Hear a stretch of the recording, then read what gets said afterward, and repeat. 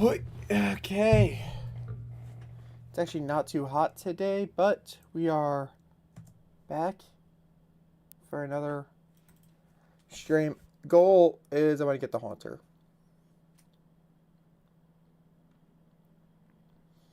That's the goal for today, is I just want to get the shiny Haunter so we can continue the game because I don't have much time. Well, actually today I have plenty of time. I'm saying like in general I'm really busy, so I want to get the Haunter and get to like the next town so that when I'm streaming next I can actually do the fun stuff, which is not soft resetting.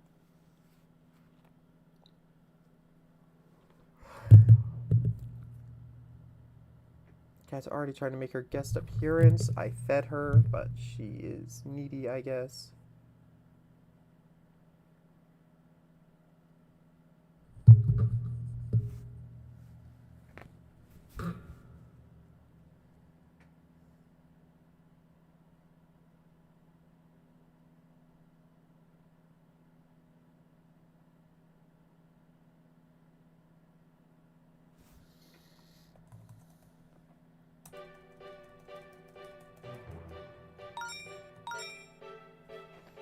Is my headset dead? I think it is.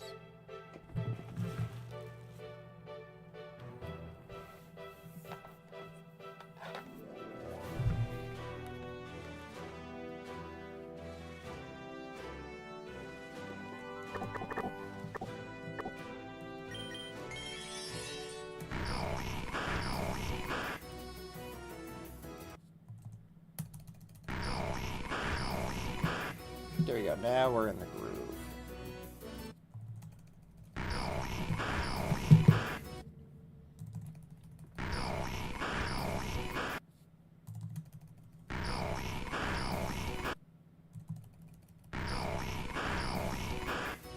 But yeah, last stream 16, we learned an important lesson. Streaming before work, fine. Streaming after work, not a good idea.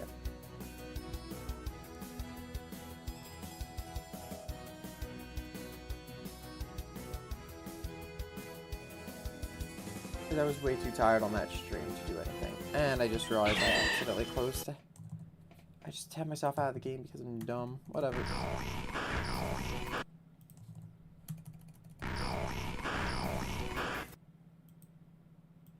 And I just closed one instance without actually doing a counter, whatever.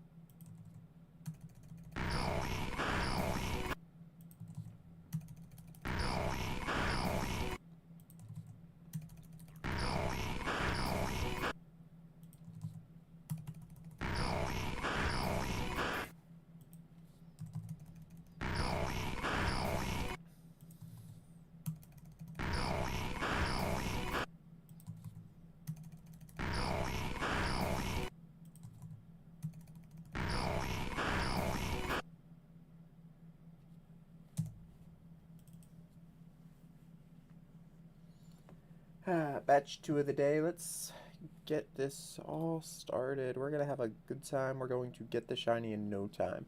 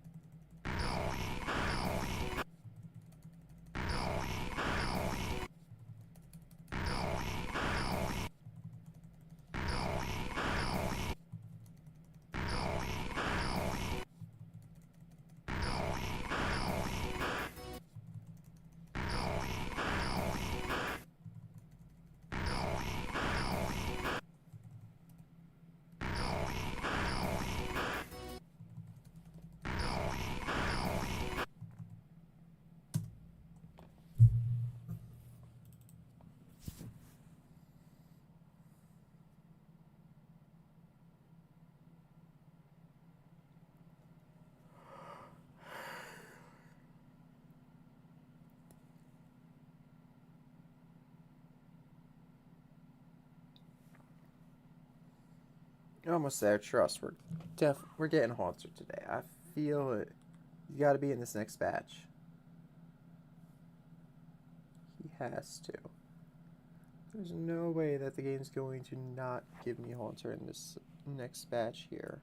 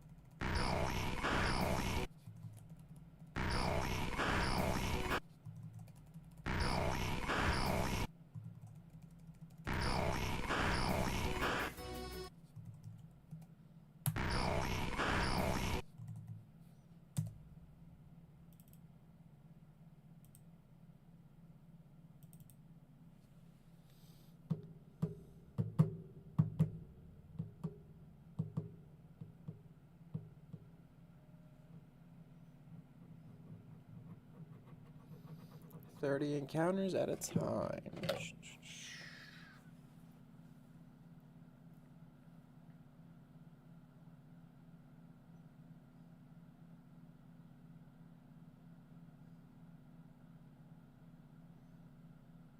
So I think the idea is, I think I want to make encounters be at least once a week. That's my plan. I want at least one encounter per week. If I can keep that pace, or one stream per week. If I can keep that pace, I should be able to make progress through the game at decently good, decent pace. Beat the game by the end of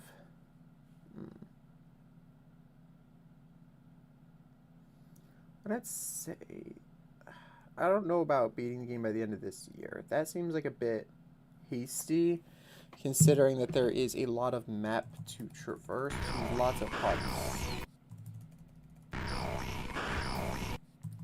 I'd say I could probably beat the game by the end of next year. I feel like that's not too ambitious of a goal.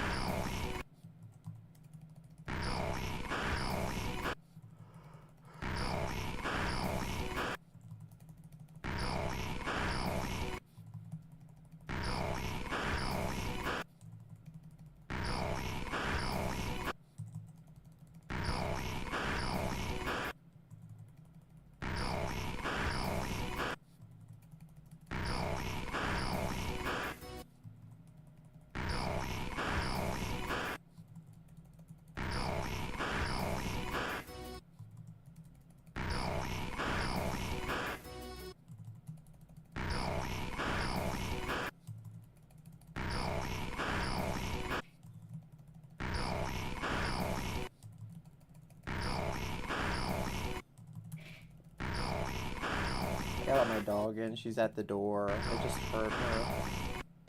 She pawed at the door. I will be back for the next batch. Give me a sec.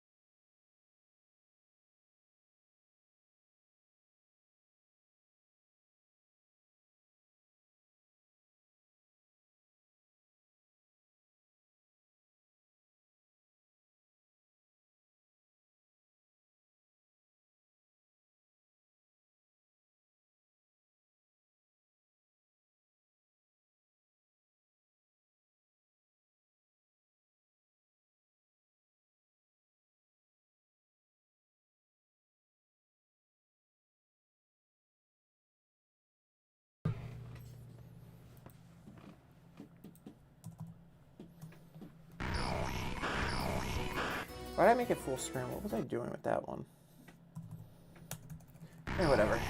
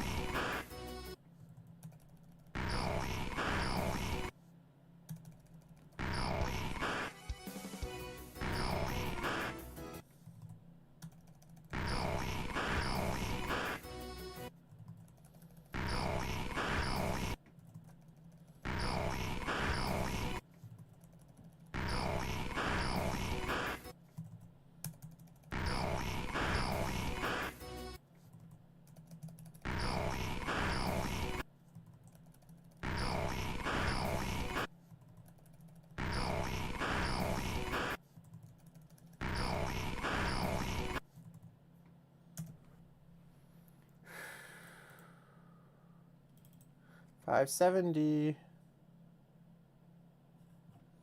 About to hit 600. Yay.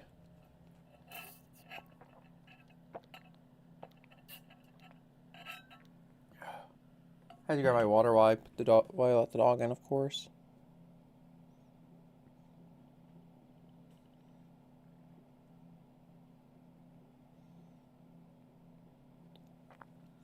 Oh, I haven't done my daily game of chess yet. I just realized, ooh, that's not good. I have to do my daily game of chess. Win or lose doesn't matter. I have a 49-day streak of chess going on, so today is day 50. So I had to make sure I at least play a game of chess.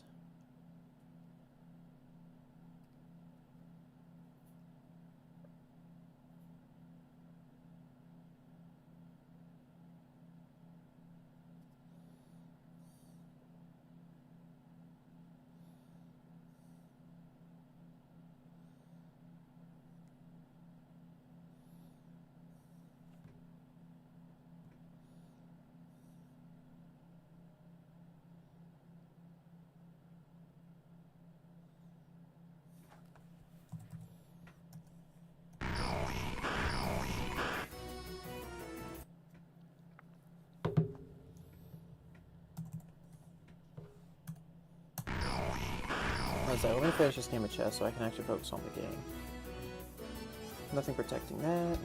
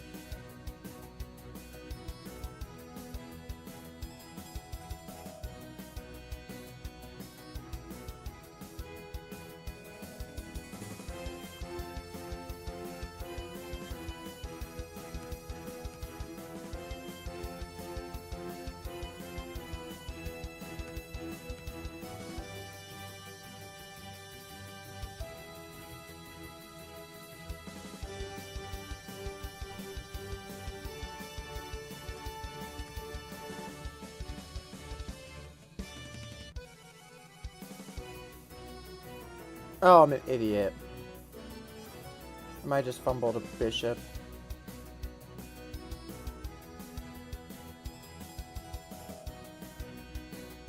Yep, I fumbled a bishop. Great.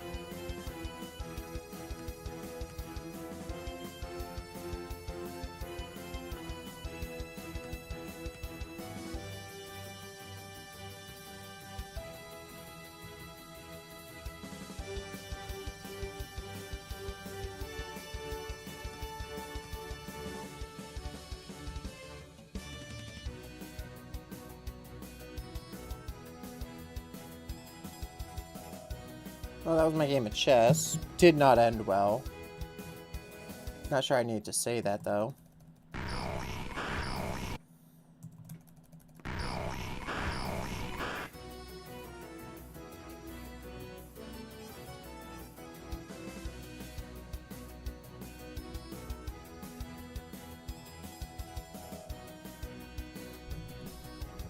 Put my phone back down.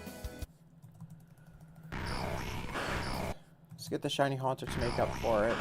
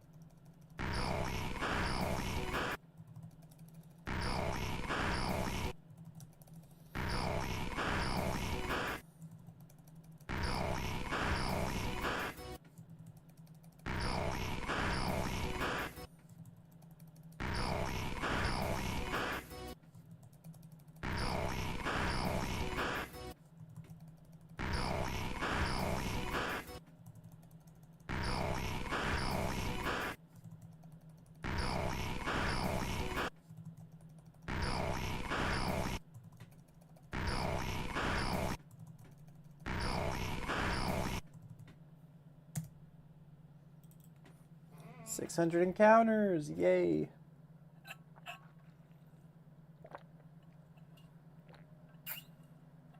We're about to hit even odds. So the deadline for this stream is if we hit 330, no shiny, we end the stream because that's 1,000 encounters.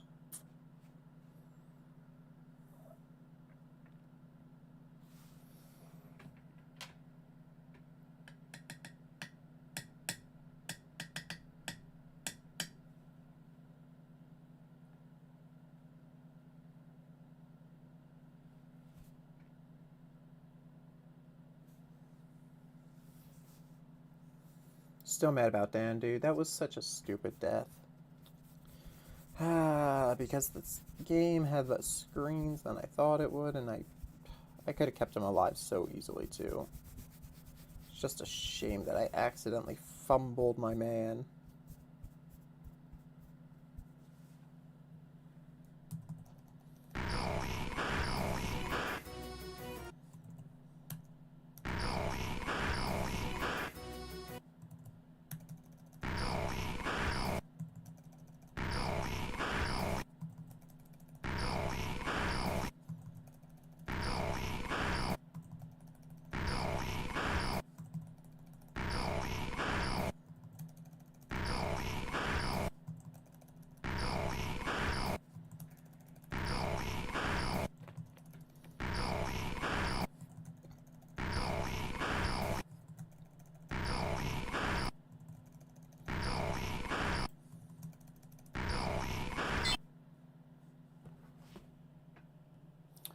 Well, that's funny. You know what that was, right, guys? That was a shiny haunter. Reset the failed count. Let's just finish out this batch, just in case there's a second one.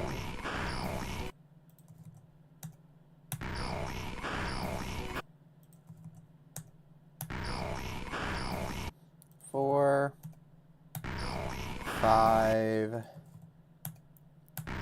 6,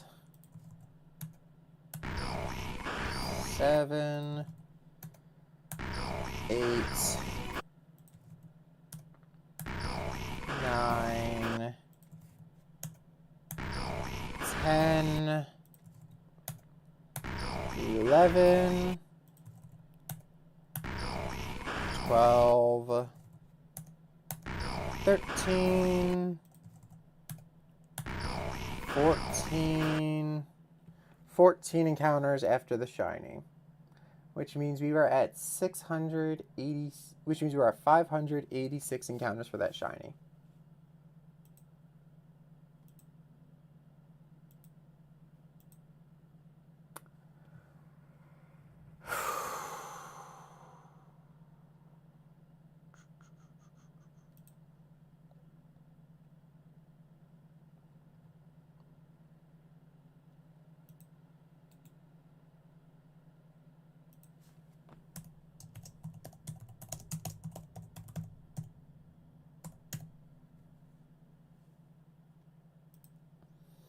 Okay, I just wanted to rename the file there to failed haunter so that I know what that was.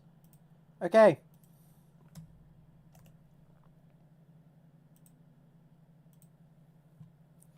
Technically, we're at 0 encounters towards the haunter now. Actually, wait, no.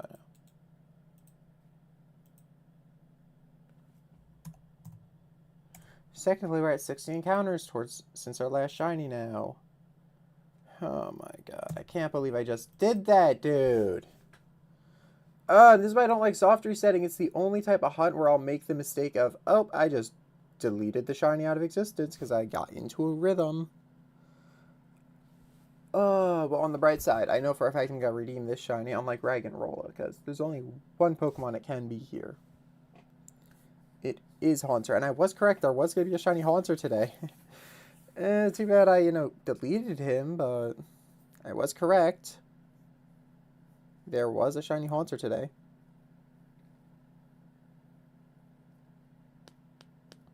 But now we are 110% sure this Haunter is not shiny locked in any way, shape, or form. We know for a fact he can be shiny. We just have to get lucky again. Roll that 1 in 675 odds. Again. Okay. At 1,000 encounters, we end stream if we don't get the shiny. You know how the rule is. Let's get this Haunter. Again.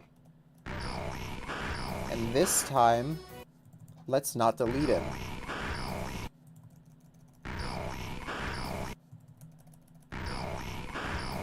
I just want you to keep in mind, I'm not expecting this to be an easy catch either. I'm expecting this to be a very difficult catch. Because, believe it or not, level 27 Haunter is not a weak Pokemon. This is not going to be an easy guy to obtain once we do get the shiny. It's going to be agonizingly difficult. He is immune to False Swipe.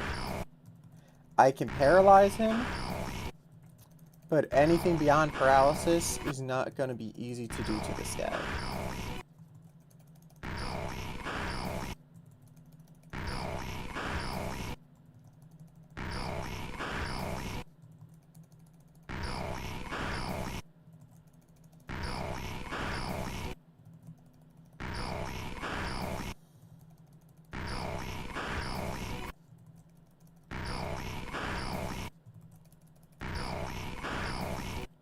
In fact, when I get the shiny, I think I'm going to open a damage calculator. It's going to require a lot more, numbers than I have access to. I'm going to probably have to put in some custom numbers because, like, B-Barrel, who's probably going to be the guy that I have out for most of this battle simply because he's immune to everything.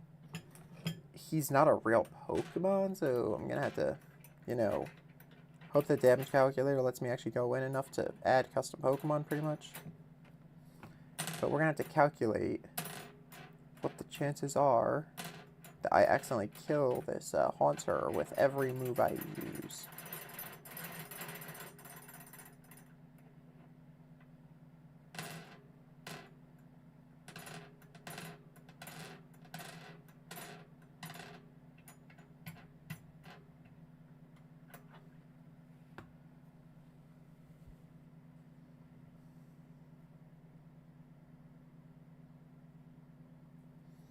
I have this little fake blue gem. I don't know what it's from or what it is. Probably plastic. But this little blue gem looking thing. I think I'm going to name the Haunter Amethyst due to his blue coloring. And I hope that Gengar keeps said blue coloring instead of just discarding it for what he usually becomes. In fact, that's the only big thing about Gengar is if he kept the same blue color that Ghastly and Haunter have, I'd probably like Shiny Gengar a lot more. My issue is that he kind of just, gets rid of everything that makes him unique. Like, ZA made it so that you can at least tell Shiny Gengar apart from a non-Shiny Gengar again, but, Ghastly and Haunter have this really cool blue color they go for, and then Gengar just, what if I just go back to purple, but like saturated. What if I just go back to looking almost exactly like non-shiny?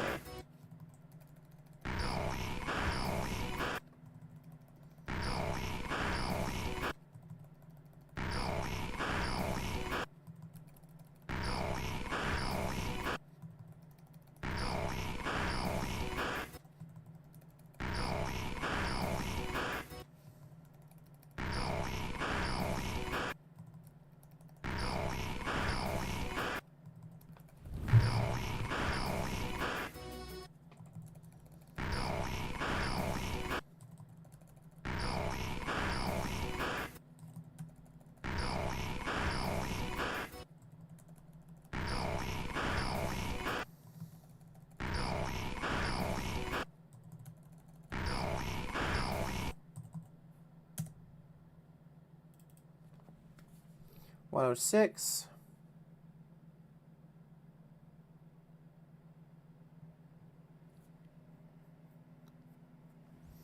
So yeah, my last batch, if I don't get the shiny within 1,000 encounter, would bring me up to 1,026 encounters on the shiny.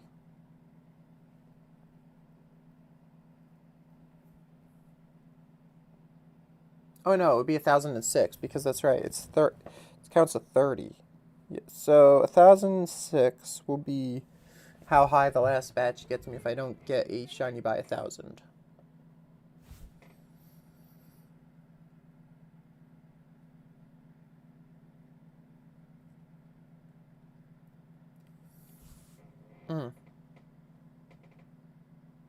But yeah, we need to get the shiny. I need to not do anything stupid when he appears. I need to actually fight him and beat him fairly. Catch him in a ball. Not click this big red X button at the top right of the corner that closes the game. If the Haunter is blue, we don't close the game. Simple as that. That's why these resets might be going a little bit slower now, because I'm giving the Haunter more of a chance to show me his colors before I close out the game and possibly delete a shiny.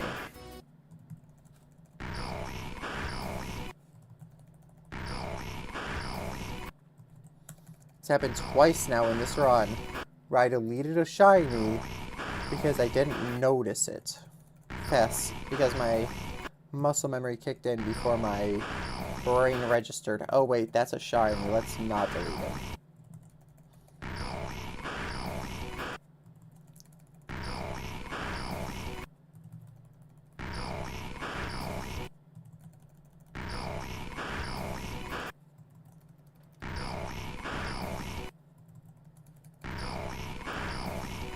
To be fair, the first one ended up actually being kind of good because, yeah, we failed Rock and Roll, but we got Dan, who was an amazing part of the team. He did a lot of good work for us.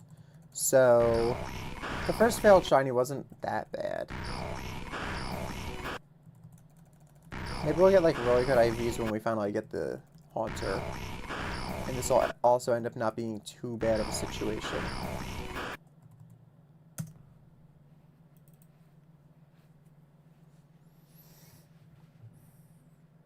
Gotta stay positive somehow, guys. Gotta stay positive. Trust, resetting past the shiny's not that bad.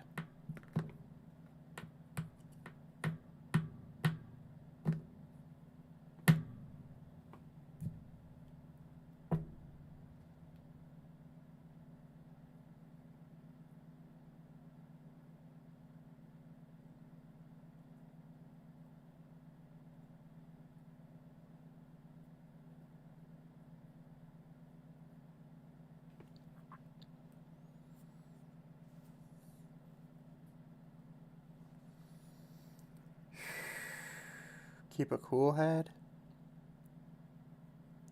Just gotta keep a cool head, and the shiny will not be that bad, trust. I'll get the shiny. I'll be fine.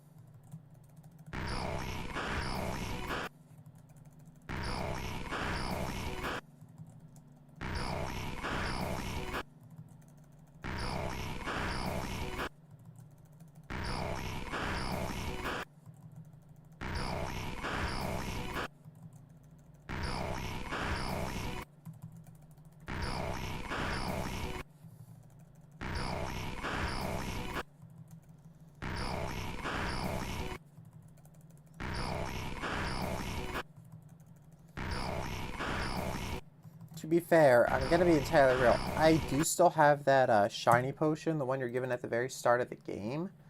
This is a contender for using it simply because it's an inconsistent soft reset. I don't know if there's going to be many more instances like this where I think it's a good contender for popping the shiny potion. I'm being entirely real. This is a good contender for the one shiny potion you get in the game being popped. Because any way you look at it, you're given a free shiny potion. One at the start of the game. I've been holding on to it the entire game up to this point. I think this is a good contender for using it, though. Simply because I don't know how long this hunt's going to take otherwise.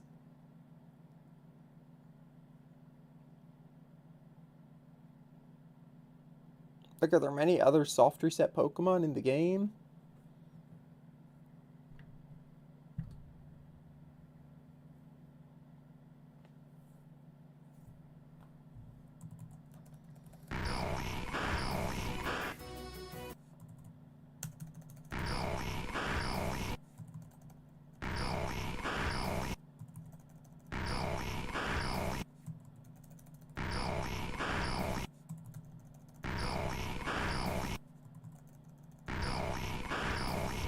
I just feel like it's gonna feel hollow if I use my one free shiny potion.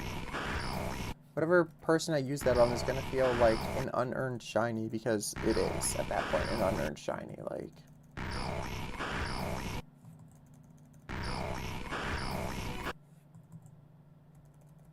I didn't even look at that last one. Was it shiny? I don't think so.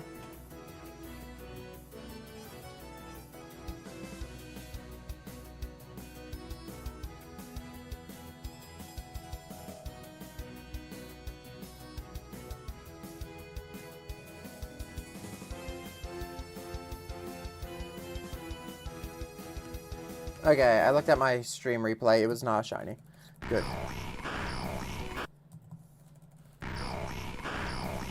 I fully zoned out for a moment there, and I thought I might have skipped a shiny again. Get that counter up to 3 failed shinies. I actually do wonder if I've skipped a shiny without noticing it, and if that counter should be higher than 2 failed shinies in this run.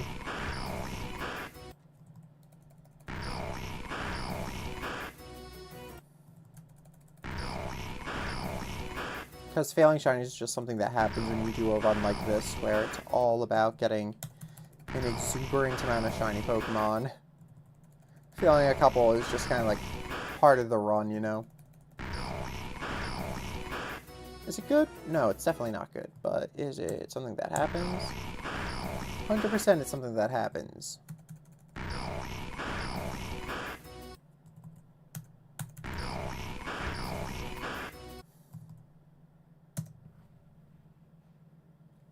One second, before I do that badge, let me really quick open up videos.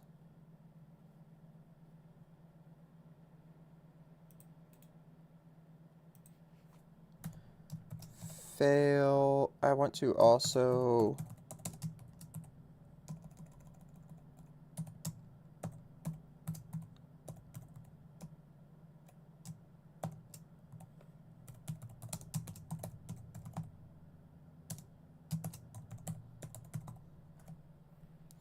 I also want to rename the vertical video file Failed Haunter so that I can more easily find it when I'm making the TikToks and stuff. Because as it stands, I might go to that clip and be like, oh, nothing happened.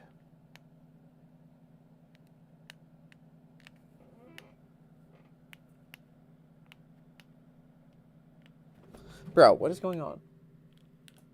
There it goes, finally. Took a couple uses of the remote to get it to finally start blowing some air in this room. Because now it's 77 degrees. It was like 73 when I started. Now it's 77. I want to get a little bit of airflow before it gets much higher than that.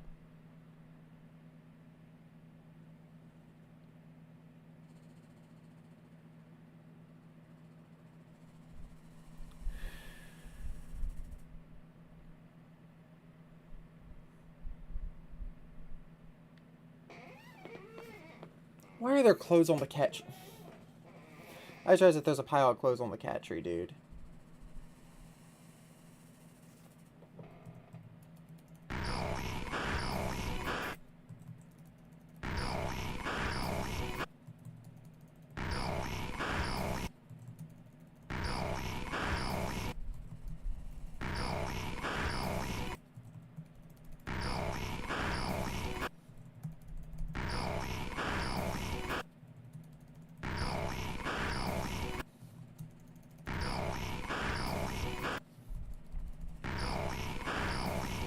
should probably be preparing for my trip coming up, honestly, but I don't know if there's much preparing to do. All I have to do is, like, shove an extra 2 shirts.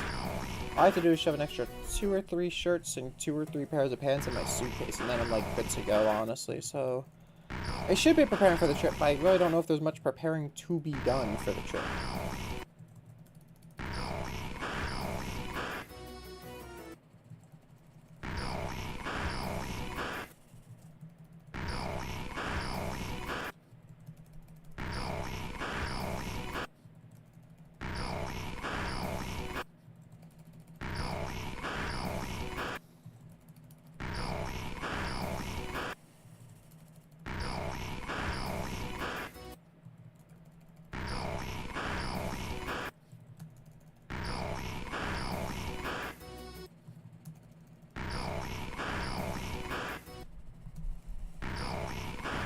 Oh, and also put my work stuff on charge, but, like, yeah, that's a given for anything. Putting work stuff on charge is kind of, like, always a thing I gotta do.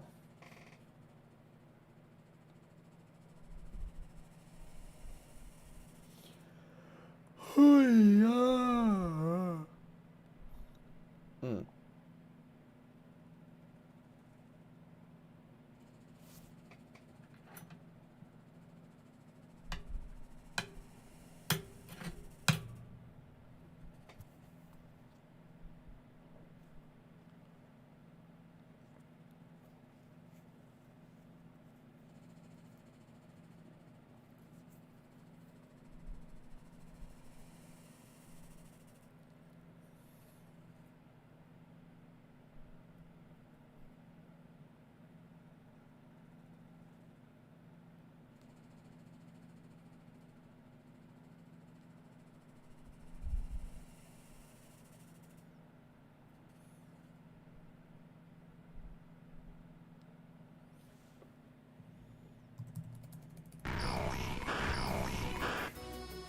Okay, next batch, load it up.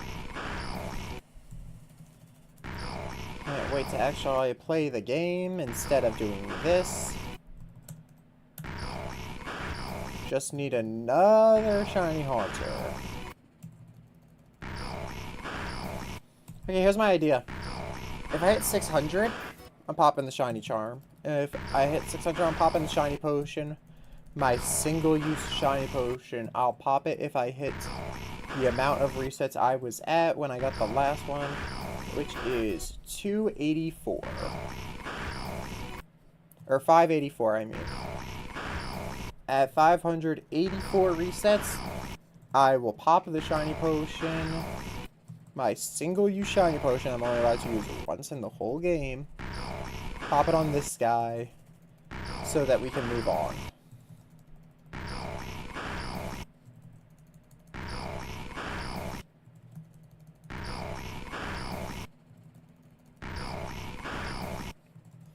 All other shiny potions in the bag, by the way, are there for dupe scrolls. If I ever encounter a dupe shiny, I have the shiny potion so I can pop it, encounter a shiny, and assuming that that shiny is also not a dupe, catch it. If that shiny is a dupe, then we reset the game, run into the grass over and over until it is not a duplicate shiny potion effects. So yeah, that's the plan. At 600, we're getting the shiny haunter.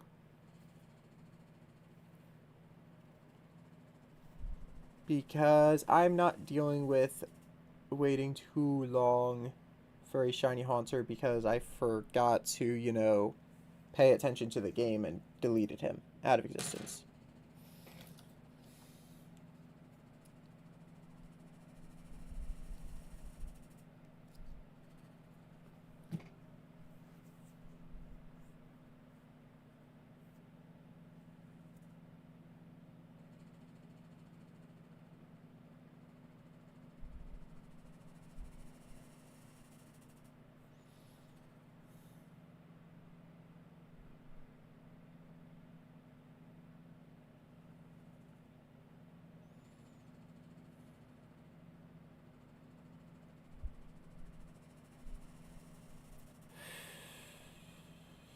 There it is.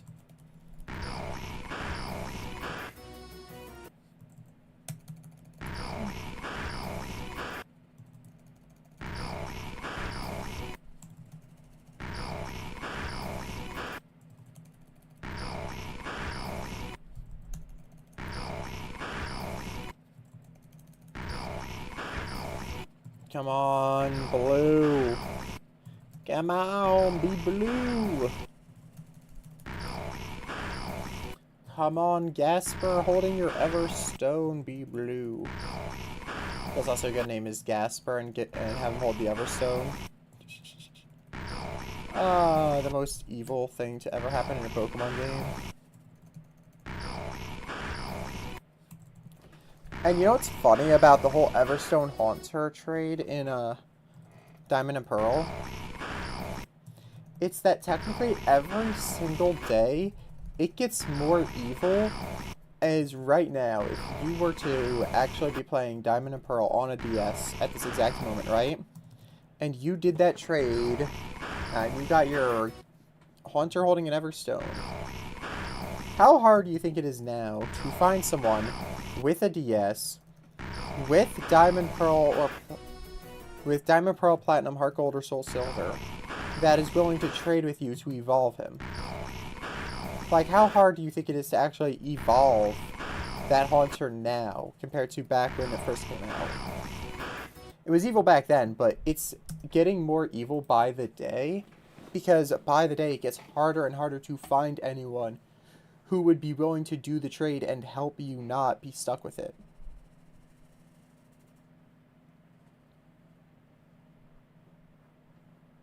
So technically speaking, it's one of the most evil things ever done in gaming because it gets more evil by the hour.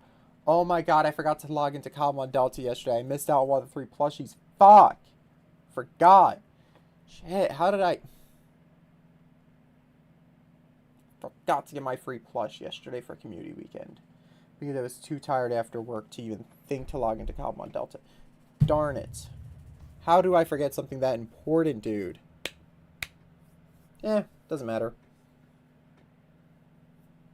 I can always buy it off someone later if I actually like how the plush looks. I think it was Summer Zacian. So I think he's kind of like a sand sculpture of Zacian, if I remember correctly. I think I saw a picture. I don't know what the plush looks like, but I know that the Pokemon itself kind of looks like Zacian built out of sand. So I'm not too distraught about missing out on that plush, I guess.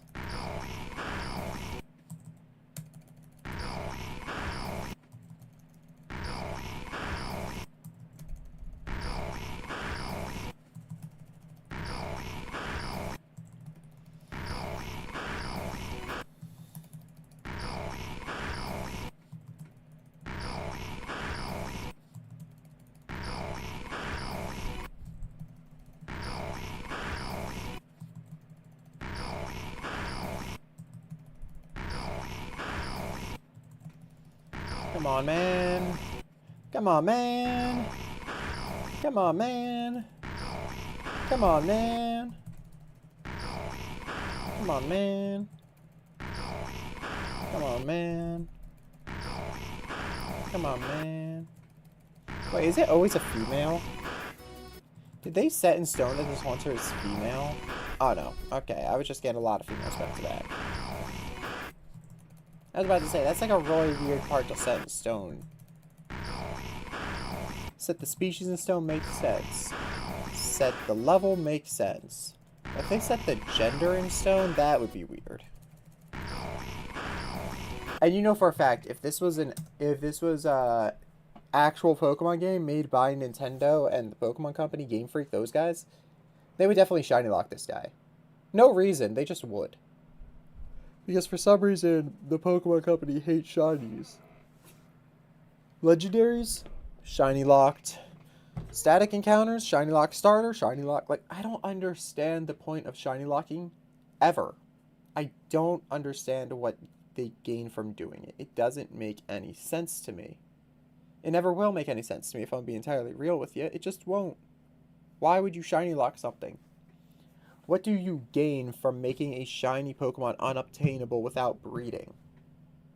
Or an event? The legendaries especially piss me off, because like, oh, shiny Miraidon, can't get him until an event happens like over a year after the game releases. I'm not even saying make the Miraidon that you ride in the game able to be shiny. I'm saying later in the game, when you go down to Area 0, at the bottom of Area 0, you can catch a second Miraidon or Koraidon. Mostly so that there's one that you can put into Pokemon Bank, because you can't take your mount and put it in Pokemon Bank, obviously. But there's a second Miraidon or Koraidon at the bottom of Area 0 that you encounter in the wild. Why shiny lock that one? I don't understand why they would shiny lock that Koraidon and Miraidon. Like, I get it, in the overworld, it's not shiny, right? Fair enough. But guess what? Shinies are rare enough that having the one in the overworld not match the one you encounter is not going to be immersion breaking for 99% of players. Because the chance of a player accidentally getting a shiny encounter on it when they're just trying to encounter the Pokemon normally is next to nothing. Most people who encounter it shiny are probably going to have been soft resetting it, wanting it to be that color instead. Not worrying about the continuity of if it matches with the overworld model of it. So I just don't understand what Nintendo's deal is with hating shiny Pokemon. But also loving shiny Pokemon, because like, Legends EA, shinies are super common. Legends Arceus, shinies make a loud noise, somewhat common. Like, okay, so you like shiny Pokemon, you acknowledge their existence. You make them somewhat common in the overworld. You make quests in Legends Arceus and in Legends EA to get a shiny Pokemon. But then, in specific states, you decide to lock shinies? I just don't understand the whole concept here. We're going to highlight shiny Pokemon exist. We're going to make quests around shiny Pokemon. We're going to make certain shiny Pokemon that every player will be able to get because this is a story. It is a side quest. So there's a side quest to get the shiny Ponyta. There's a side quest to get the shiny Mareep. But, oh, there's a shiny Gyarados in the lake. But as soon as it comes to... But the second it comes around to, oh, these shinies are like... Oh, I want to soft reset in Scarlet and Violet so I can start my hunt, so I can start my game with a shiny Sprigatito. Nintendo says, no. Actually, no. What? You want to start the game with a shiny starter? No. Sorry, that, like, really short cutscene where you see the starters to get an idea of their personality before picking them, that being consistent with the Pokemon you get is more important than the freedom to shiny hunt here. Like, what? Why? What is the point in shiny locking the starter? I don't understand.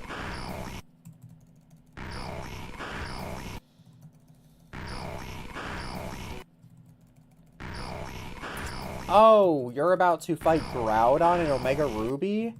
Oh, you're at the climax of the game, and you're about to go catch Groudon? Oh, you want a funny yellow Groudon that turns pitch black when he goes primal because you think it would look cool. Actually, no. Sorry, you're not allowed to, yeah, actually, he's locked.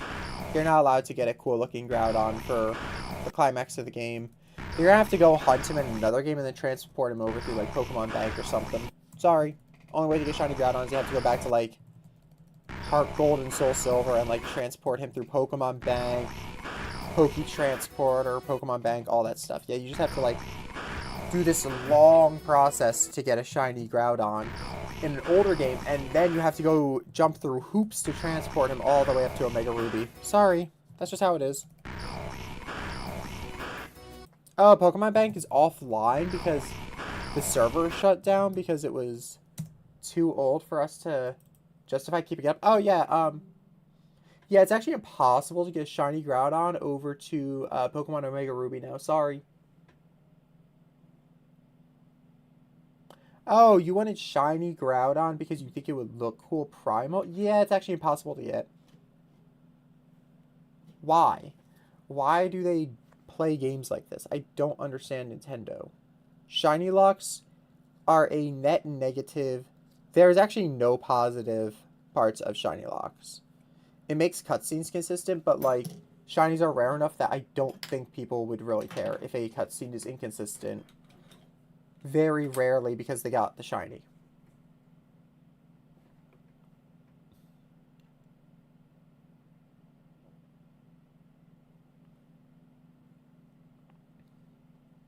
I actually remember playing Omega Ruby. I was sitting on the ground of my bedroom at the time.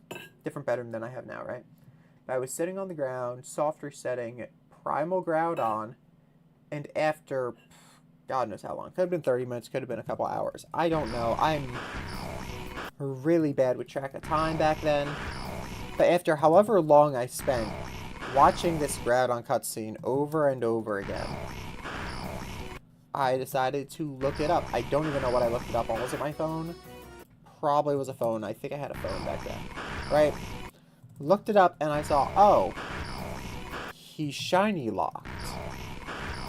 I think I had to watch someone else complete their hunt of what I was doing.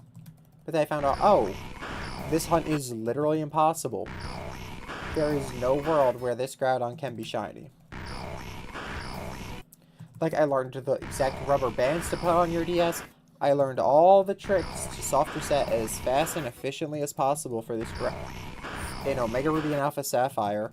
Just to find out, oh yeah, you know Groudon, the poster child of this game.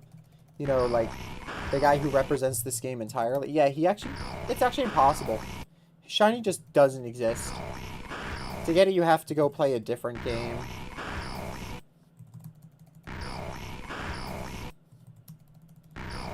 And then use a bunch of like weird online features to transport him from that game up to your current game. I never understood why. I never will understand why. But they just made Shiny Groudon unobtainable in Omega Ruby Alpha Sapphire.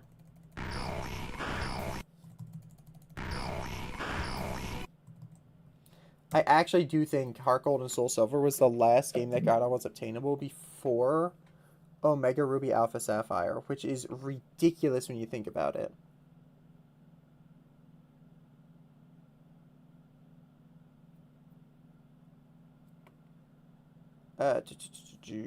Google how to get shiny Groudon in Omega Ruby. Let's see what it is. It is impossible to catch a shiny Groudon on Omega Ruby through legitimate means.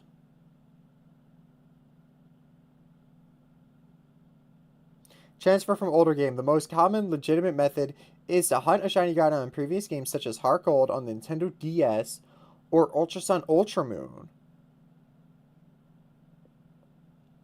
You can get Groudon in Ultra Sun and Ultra Moon? Wait a second. Wait 1 second. Groudon Ultra Moon.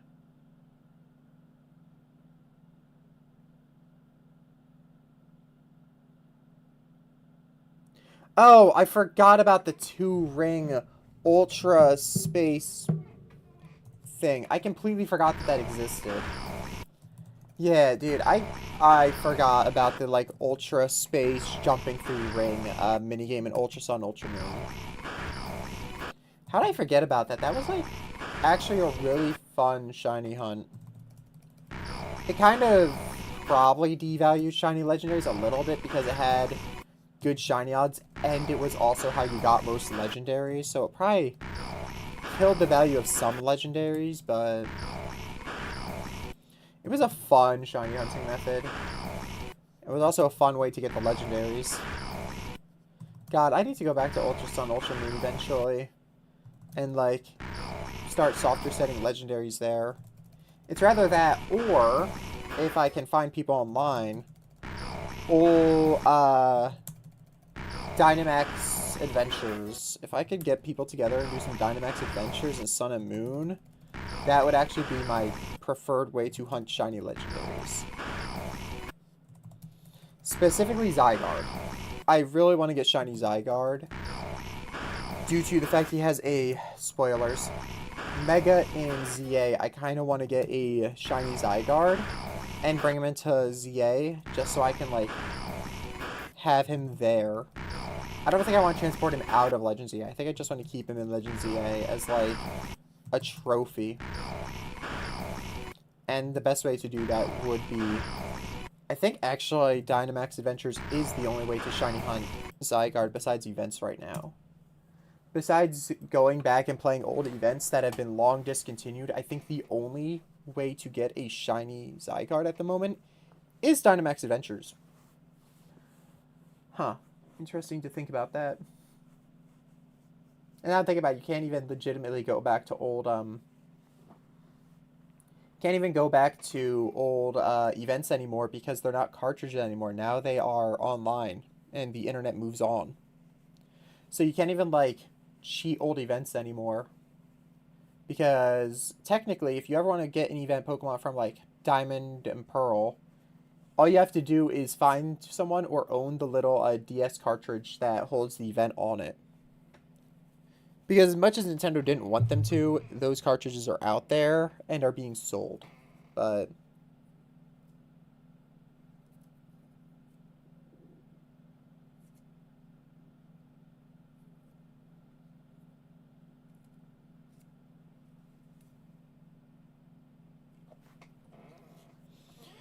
yeah, so... getting shiny Zygarde is a goal of mine. I don't have many goals left in main series Pokemon because, like... I don't really like main series Pokemon anymore. I think Nintendo has kind of done everything in their power to kill it, especially shiny locks. I think shiny locking Pokemon is quite literally the worst thing Nintendo's ever done. Keep in mind, I'm saying shiny lock with a CK, not with a KE. Shiny lock, you know, the type of run I'm doing right now is actually amazing for Pokemon, which is why I wish I would get rid of shiny locks, because shiny locks are fun. God, that's a confusing statement. But yeah.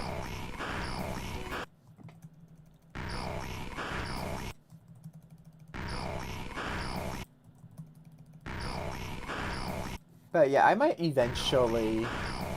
I just thought about this. I could download the ROMs of, like, the 3DS games and get a mod, probably, that just, like, disables all the shiny locks. I could technically do the Omega Ruby soft reset for Primal Groudon. It would also make a really good clip, because it'll get a lot of engagement when it becomes a TikTok clip, because people will be like, oh, this is impossible. Primal Groudon is shiny locked. And I'll get like really angry people in the comments about it.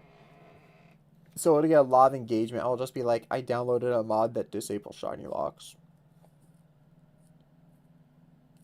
And annoying people is really fun in my opinion. I really like annoying people. So I'm trying to think. In those Ultra Worm Space things, I know I got some shinies out of it. I think it was Dwebbles Evolution Crustle. I think I got Crustle from it. I'm trying to think if there's any others I got from those. I know my Crustle came from it. I think I literally soft reset Crustle, which, why? I don't know. But I think I soft reset for a Crustle.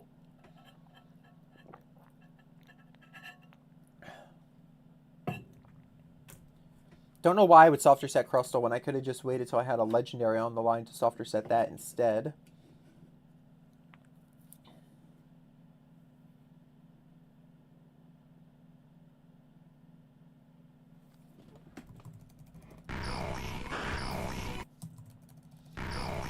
But yeah, I think I'm going to probably eventually try a shiny lock. So after the shiny lock is over, right? This is going to be the easy one. It's 1 in 675. Really good rate of shiny Pokemon in this game. Shiny hunting in this game, not difficult at all. It's relatively quick. Question is, do I go on to do another shiny lock? Or do I go on to play a Fangame without the whole shiny rule? And just shiny hunt the starter? Because I know I definitely want shiny starter in the next game I play. Like, okay, Alien Adventures, for example. That'll be my example. When Alien Adventures comes out, do I shiny hunt my starter? Or do I full on every Pokemon I use is shiny. Because when Alien Adventures comes out, we are playing that game. I do not care where I am in Z. In Z at that point, we are playing Alien Adventures when it comes out. I've been excited for the game ever since a little bit before its initial release date that they pushed back. When they were about to hit the initial release date, I got excited. I got into the community, and then they delayed it. Delayed indefinitely. They say they're working on it, but they still don't have a new release date, so who knows when Alien Adventures get dropped. I'd hope by the end of 2027 we get the game. Don't know if that's a realistic hope or not. I don't think it's that unrealistic, seeing as they were ready to release the game, and then they just said, actually, we're not ready to release the game. We're going to push it back a bit so that we can ensure quality. So I feel like end of 2027 isn't that unrealistic of a goal for Alien Adventures. But when that game comes out, I'm definitely shiny hunting the starter. I do not care. I'm going to stream it, and I'm going to get a shiny starter in that game. And then after I get the starter, I'm not sure if I'm going to do shiny only for the whole game or just for the starter. Because Tales of Tenorio, I did every Pokemon I have in that game is shiny. I only catch shinies in that game. Anything that's not shiny, I'm not catching. I think the only time I broke that rule was to catch Ruptures, because you can't see if it's a shiny until you've already caught it. So I have a bunch of non-shiny Rupture Pokemon. Tumbini, because you get that from killing a shiny, so there's no way for me to check if it's shiny before I catch that. So let's see, Tumbini, Ruptures, oh, and an Alpha Grohog, because it's not obtainable anymore, and I didn't finish my hunt before it became unobtainable, but there was a quest when the Alpha Lab initially released, where you had to catch an Alpha, and then you would be able to fight a boss. There would be a legendary poison chameleon-looking guy that you could hunt. And I was hunting him for a while, but sadly I did eventually end up not finishing the hunt, and they upgraded the Alpha Lab in such a way that I can no longer get to that legendary Pokemon, so that kind of stinks if I'm being entirely real. I wish I could still get into the Alpha Lab and shiny hunt the weird toxic chameleon, not Chromeleon. Chromelion's a different Tenorian. The toxic slug lizard looking guy. He looked cool. In fact, I can probably get a picture of him up after this batch to show what I'm talking about.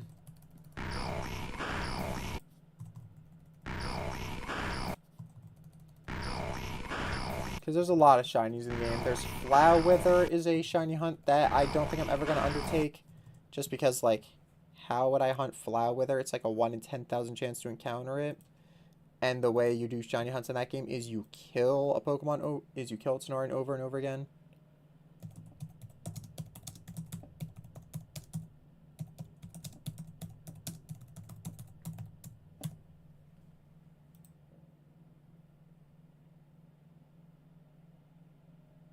Yeah, there it is. It's, this guy. Yeah, this guy. Yeah, I don't know what his name is.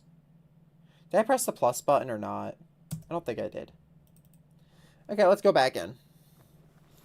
I just realized that my screen share is in such a way that you probably didn't even see who I was talking about. Whatever. Doesn't matter. But yeah, he was like a weird he was like a weird slime monster thing. He was like the origin of some disease that caused alpha Pokemon to exist in Tales of Tenorio. Cool lore, cool design. I wanted the shiny of it because I think it goes from purple to green.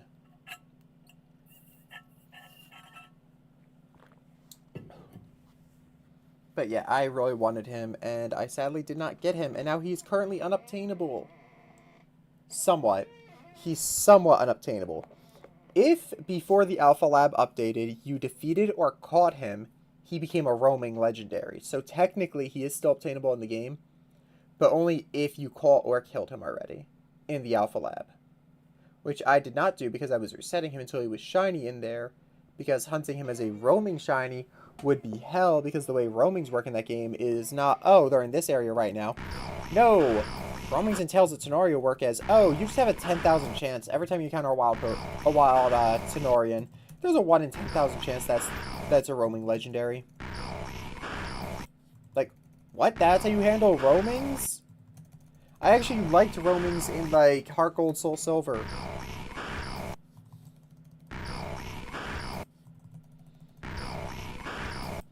Heart Gold, Soul Silver had, like, really cool roamings, you know? They would actually just show up, change route every however many minutes. You'd want to use Mean Look or Arena Trap on them, so that they couldn't escape battle. Well, I guess the difference is the roamings in Tales of Tenoria, they don't run away. They have a 1 in 10,000 chance, but then it's like any other battle once you do encounter them. You know, they will fight you until they die, your team dies, or they are captured. So it's a little bit different, I guess.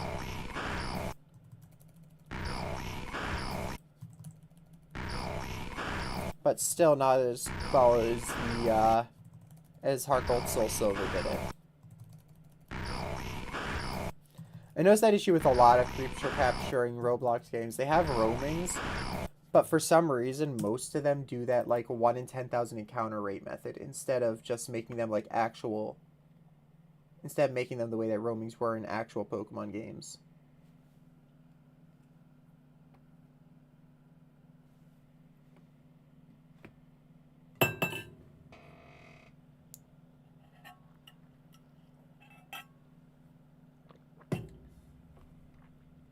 That cup would be so much useful if it actually had a handle.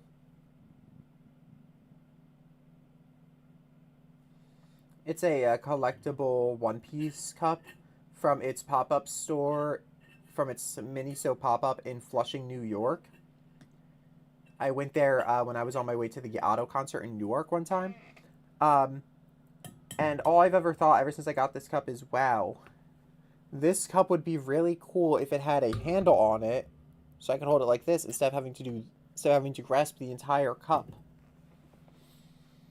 Like, why doesn't it have a handle, dude? You guys, it probably cost more than it was worth already, and I really don't think the profits would have been impacted that much to put a cheap handle on the cup. I'm not even asking for the handle to have the wanted poster wraparound design on the handle. I would take just a plain black handle even. Just a way to make holding the cup easier.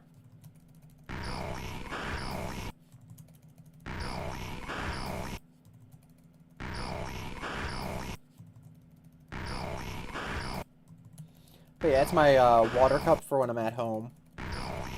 Anytime I'm at home, if I want to drink water, that's the cup I use.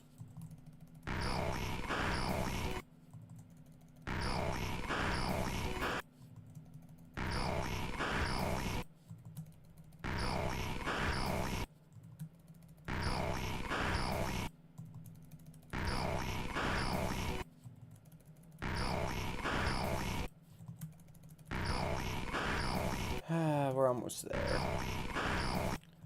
Almost there. Oh shoot, we are almost there. Holy crap, I just realized we're at 556. I said at 600 I'm using the shiny potion. So we're almost as far into the hunt as we were when we failed the first one.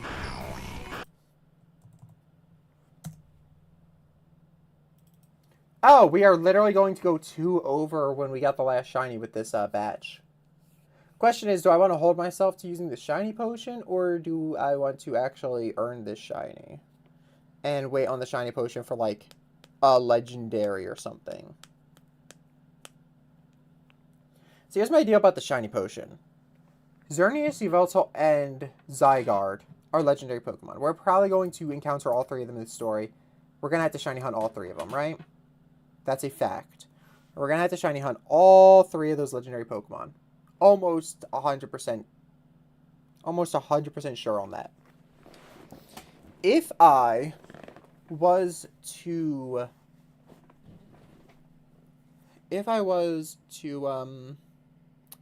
fail any of those 3 shinies, heaven forbid, I think that's where I'd want my one free shiny potion to be available. Because even if I don't reset past the shiny of the legendary, there is a decent chance that I fail to catch it the first time I see it shiny. It is a legendary after all. Catching legendaries are not easy. There's a good chance I accidentally kill the legendary, or I wipe out to the legendary, or any number of things trying to catch it.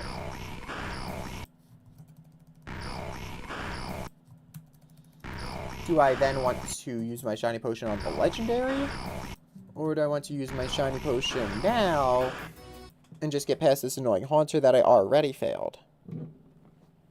It's essentially, am I going to want the shiny potion more in the future, or do I use it now because I already know that I want to use it? That's what it's all about. It is a big ol' what if later argument. Because at the end of the day, we are early in the game. Our Pokemon are level 27, for God's sake. At a level 100. We are early game. We are not 25% of the way through the game. Keep in mind, levels slow down the farther you get, so we are not 25% of the way through the game. We are level 27 out of 100. We have barely touched the surface of the game. Heck, we just got the story of Zygarde, Xerneas, and Yveltal. And the tree, we just got the story of them.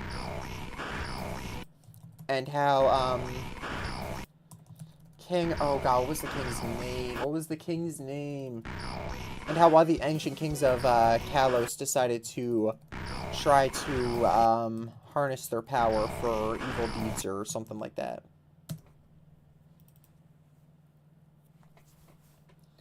Like, we just got the story of how the ancient king of Kalos was evil. God, what was the king's name? I'm trying to remember. The Shadow King. The Shadow King.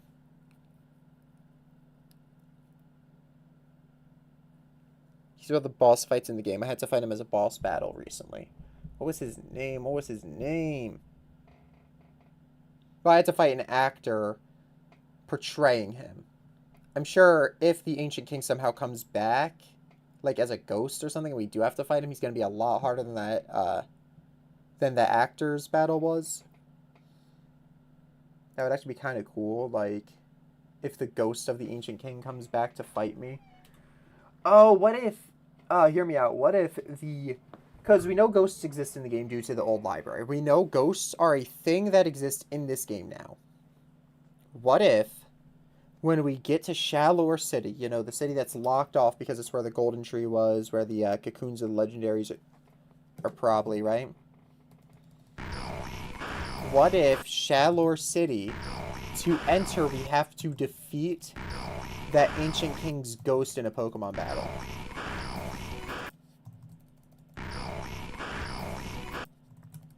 I also just realized, why is Litlio's box sprite also not shiny, dude? That's pissing me off, actually, seeing that his box sprite isn't shiny.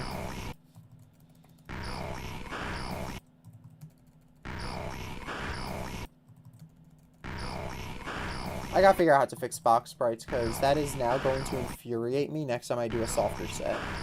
This one's gonna end today, so I'm not gonna fix it for today, but I'm gonna want to fix that, because I cannot handle the fact that box sprites are not shiny.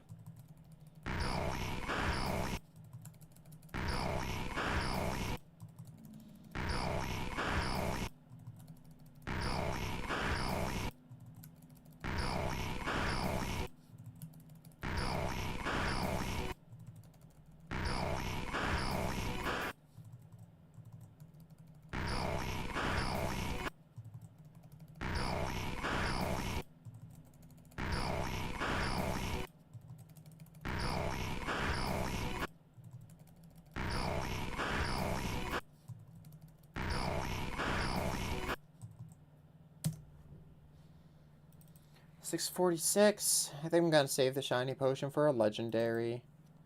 As much as I hate to say it, as much as I would love to get done with this Haunter Hunt, if I fail a Pokemon in the actual battle stage instead of just resetting past it, that hurt is going to be really big, and that's where I'm going to want to pop the shiny potion finally.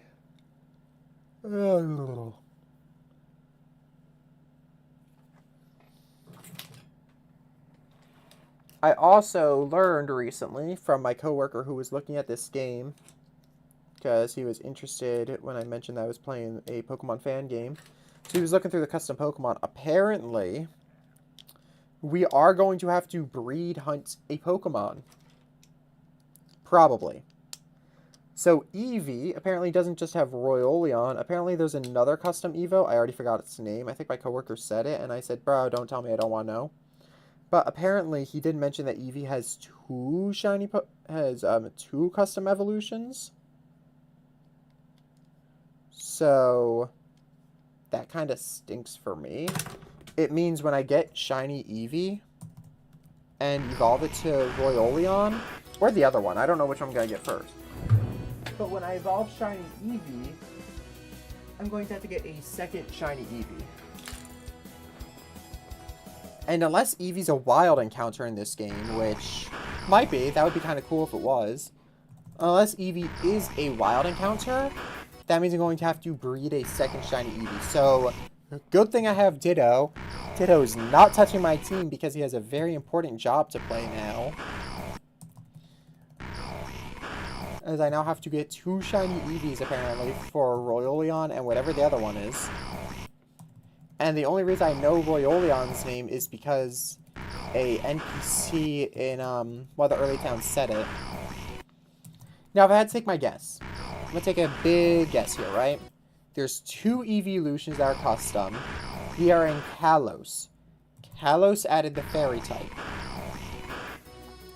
So there are three types I'm thinking these Eevees could be. Usually one of the Eevees is super effective on the other ones, right? The original three. Vaporeon's good against Flareon. Jolteon's good against Vaporeon. Jolteon's on top. Gen 2. Dark beats Psychic. Umbreon beats Espeon. Gen 4. Ice beats Grass. Glaceon beats Leafeon. So, in Gen 6, they added only Sylveon.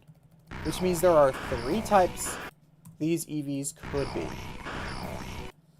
There are apparently two Eevees, and there are three types I'm thinking of. Dragon type is the one I don't think we're going to get. I don't think they're going to have a Dragon type Eevee. However, Steel type is what I think Royolion is. I think Royolion is going to be a Steel type evolution. And I think the one I don't know will rather be Dragon or Steel. The question is, do they want both? So, Dragon actually would probably make the most sense. Do they want an Eevee to beat Fairy type? That's where I'm getting the Steel type Royolion from. And do they want Vaporeon, and do they want Sylveon to beat an Eevee? Which is where I'm getting the idea that the second one might be Dragon type or Poison type. If it's Poison, it means that it beats Sylveon but loses to the Steel type. But if it is a Dragon type, then it loses to Sylveon. And Sylveon isn't, you know, just like left as losing to everything. It's a good question. I'm thinking Steel Royolion, Dragon type one, I don't know. Either way, I'm going to have to get it no matter what it is. Even if I hate it, I'm going to have to get a shiny of it because one of my rules is shiny hunt every trade, shiny hunt every custom Pokemon, shiny hunt every route before I leave it.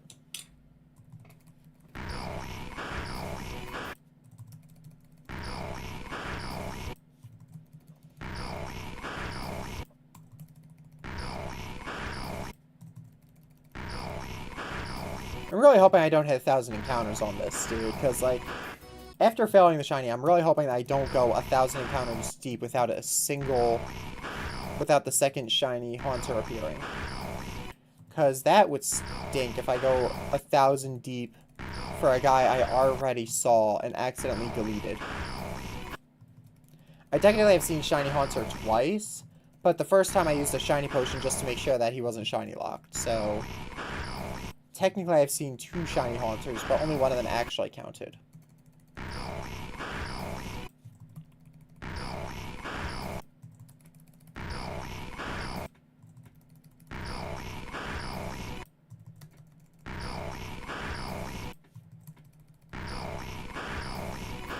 I also am kind of wondering what this guy is gonna give me when I clear out the ghost haunting his graveyard for him.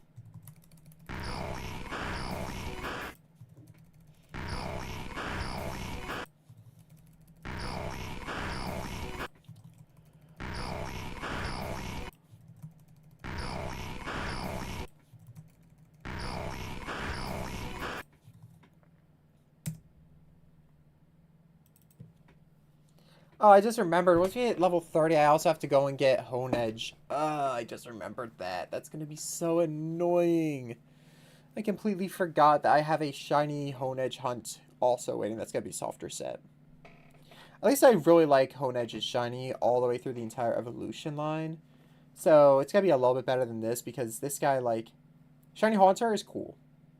Don't get me wrong. I do like Shiny Haunter.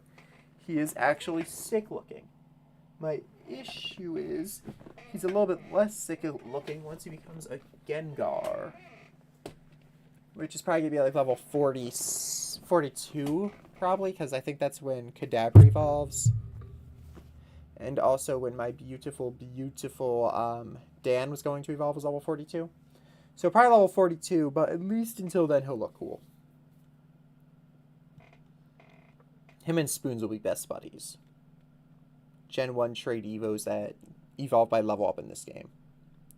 Because it's gotta be what he does. He definitely evolves by level up. They don't see any way that they could change his evolution method from level up. Oh, once we get level 32, we have to go hunt Shiny Skiddo too. Ugh. Probably directly before the gym too. Ugh. Because I think the gym's level cap is level 32, so we have to hunt Shiny Skiddo directly before the next gym battle. That's gonna be fun. And then after we get Shiny Skiddo, we evolve it to Go-Go. And then after we get Go-Go, we have to trade it for, after we get Go-Go, we have to trade it for, Bulbasaur. That's the guy, yeah, Bulbasaur.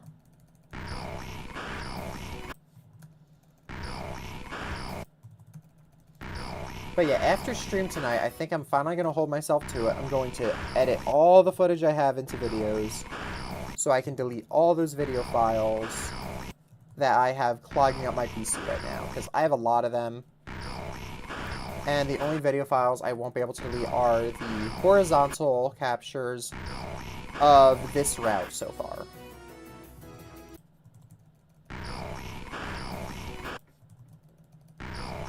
Because I can tack getting the Go-Goat mount onto the end of the Manor video.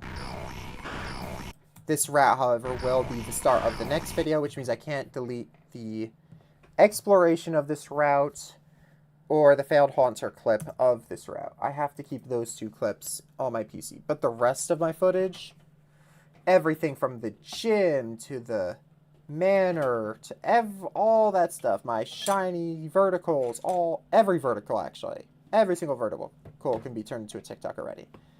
All of that can get deleted off my PC, freeing up a ton of space.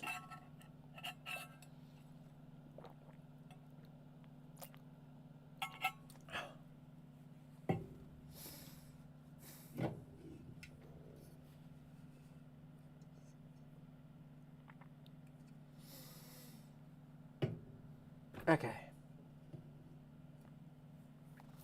It is Monday, actually, so technically speaking, an email I've been waiting on for a while, by the way. I've been waiting on this email for ages. The email I've been waiting on could technically be coming through today, because it is a weekday, finally. Email I've been waiting on for a long time. I'm not too worried about it anymore, but, like, I don't know if I'm getting the email ever.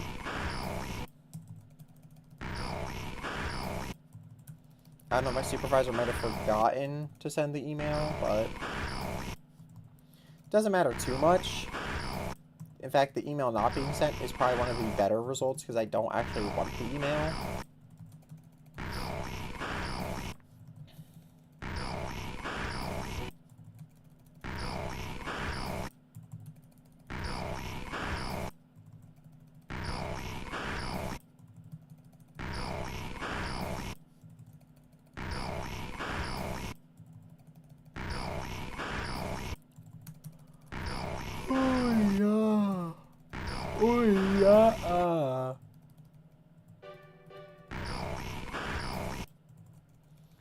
I almost actually failed a reset encounter.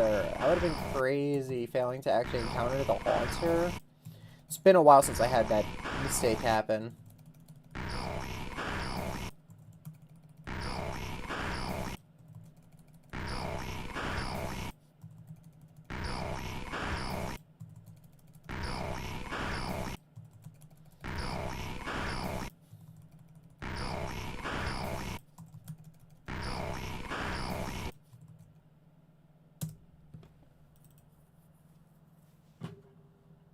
Seven 66, 766, 766, 766, 766, 766.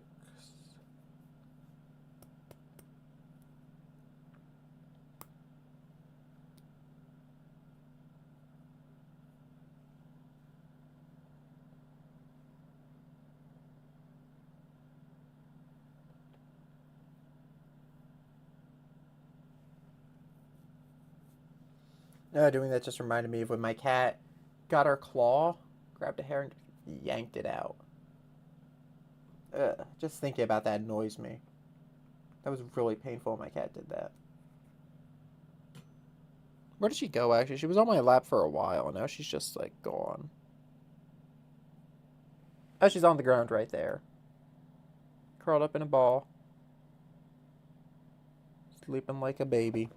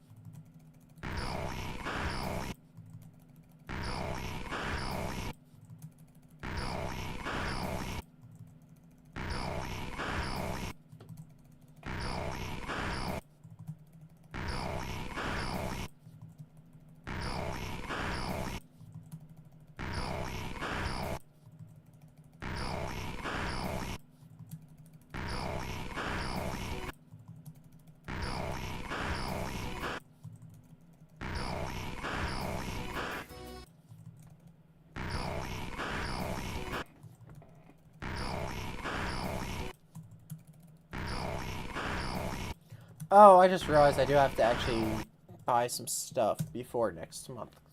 Shoot. Oh. My PC's background just changed. That's a nice change of pace a little bit. Now it's a nice sunset with ducks. And the reason my background is so basic is because I have not activated Windows on this PC.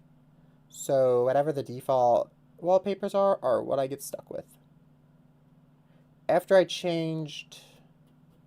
which part of the PC did I change? Was it my solid state memory? I changed some piece of the PC, and now Windows is not activated.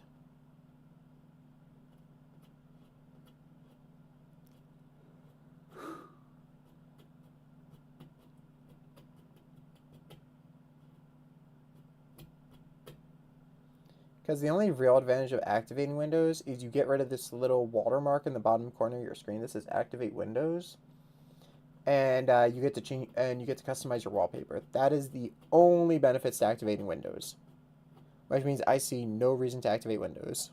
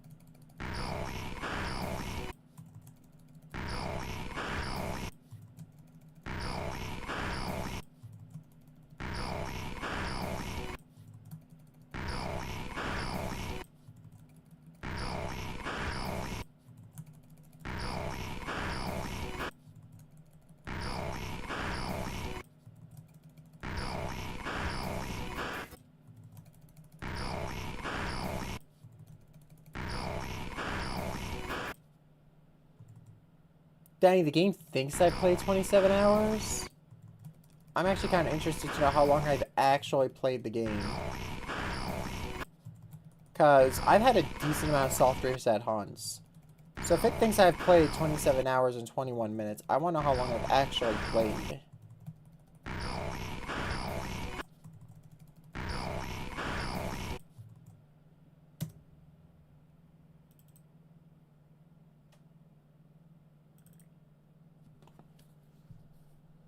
To be fair, that does include the normal shiny hunts. It just doesn't include any of the soft reset hunts.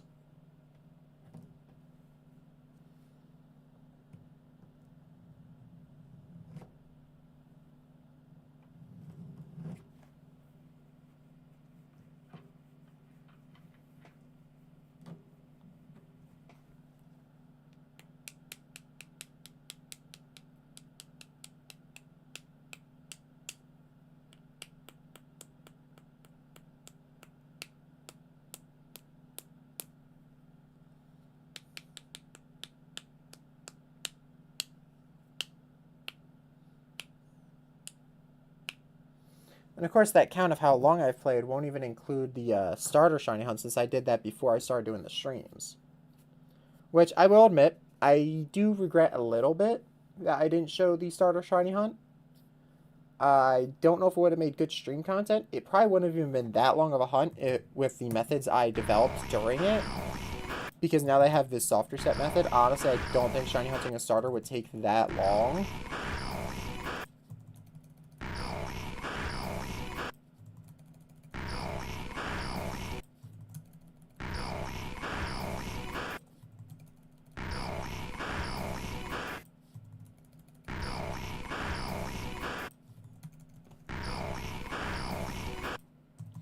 I'd say, okay, if you remember the Riolu hunt, that's probably about the speed of the starter hunt, because, let's see, you click on the ball, it says there's a chest pin inside, it shows you a little picture of chest pin, you say yes, and then on the nickname screen, you can see if he's shiny or not.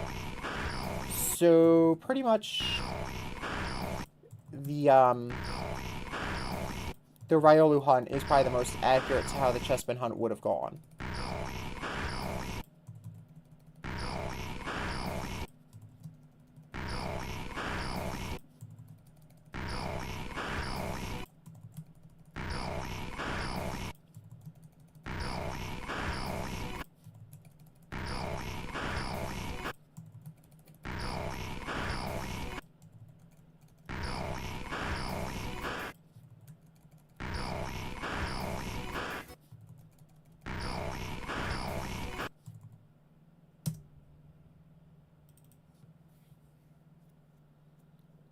In fact, I think I know... Actually, I just thought of something.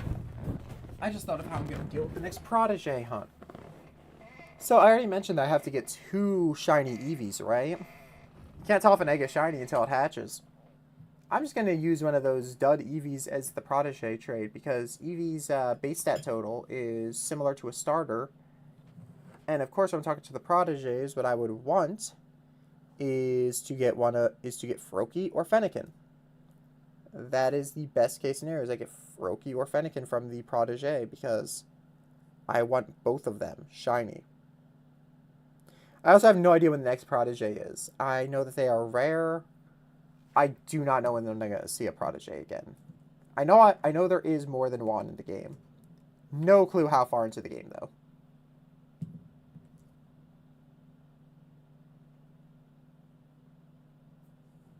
We could be like moments away from meeting King Aster's effort. Hey, it could be immediately after we meet the king. I wonder if that's how they did it. What if they just put the Proteges at like big milestones, like, oh, you defeated your first regent, let's give you a Protege. Oh, you defeated your last regent, or oh, you defeated the king, let's give you another Protege. I wonder if that's how they did it. Oh, you defeated the leader of the evil team, here's another Protege fight. Here's another Protege to trade with. Because Wander Trade's addictive. And a Protege is essentially a single-use Wander Trade ticket.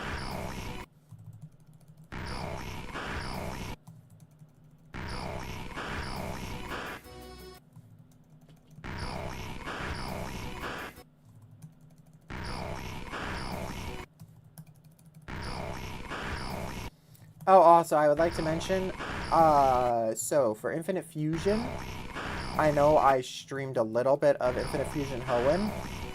I will not be playing Infinite Fusion because I recently got informed of the drama where they used AI for the game, and I am one of the most anti-AI people you will ever meet. So as much as I think Infinite Fusion is an amazing game and really fun and like really well made and like the community is amazing for it, all that, as much as I want to say all of this, the game used AI and also then refused to remove people's custom sprites when those artists said, we don't want our art in a game that used AI. So, Infinite Fusion Hoenn, not going to be streaming it as much as it is like the big game right now, and it would be really cool to have it on my channel and like do a full playthrough. I will sadly not be touching Infinite Fusion anymore because I do not support AI. I despise AI, and them also refusing to remove people's art from the game after it got exposed that they used AI is just like the frosting on the cake. So, Infinite Fusion Hoenn, cool game, probably a fun game. Not going to support it though. Simply because I really do not like AI. As much as I enjoyed the little bit of the game I did play before I found out about all this. And that is one of the things it means to have morals, is you do not play stuff if the person who made it is a bad person. Which means I could probably justify not playing actual Nintendo games anymore, but Nintendo is a big company. I can't really, like, that's a bigger ask. Is he asking me to not play any Nintendo games? That's asking a bit too much, and I'll be entirely real with you. But quitting a single fan game because a developer is dog shit, I can do that.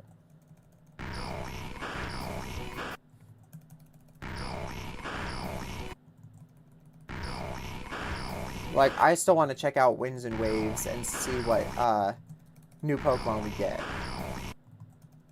Even if Nintendo's a little bit bad. Because as far as I know, Nintendo doesn't use AI in their games. I'll talk shit on Nintendo 24/7. But, despite everything bad about Nintendo, copyright abuse, lawsuits against against Pocket Pair, shiny locks, graphics of the games being subpar, as much as I can shit on Nintendo, to my knowledge, Nintendo has not used AI in their games at least. Which is insane to think that, like, I can talk this much crap on Nintendo, and still somehow the creators of Infinite Fusion messed up bigger.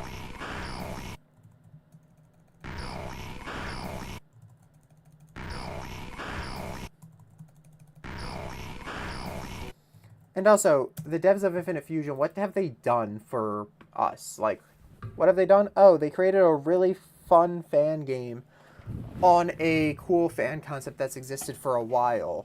Game kind of looked like shit, but they also made it so that the community can actively participate in making the game better. Like, yeah, they did one good thing for the community, but they also shit on that community. Nintendo has done a lot of good stuff, and also a lot of bad stuff as well.